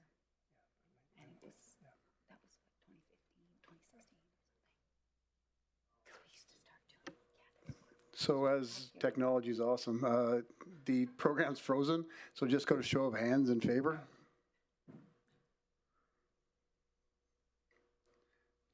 And against? Did he vote for or against? Okay. Oh, yeah.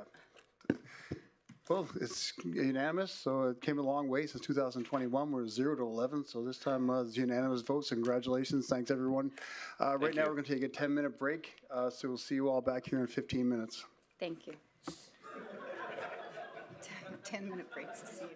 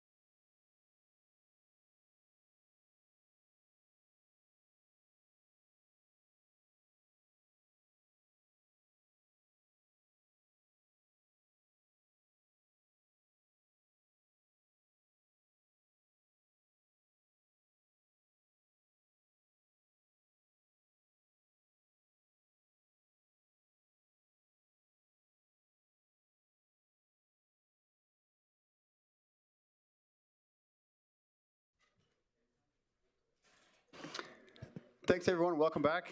So everyone know, we're going to be ending today's session. And as budget presentation deliberations are considered one continuous special council meeting, adjournment today, we won't be adjourning today's meeting, rather we'll be just calling a recess. The remainder of the operating budget will be presented tomorrow, with the capital budget presented following conclusion of the operating budget. Thanks everyone participating today. Marcy Cho, Kim Kumpton, and we'll be reconvening tomorrow morning at 9 a.m. Thanks everyone. Have a good night.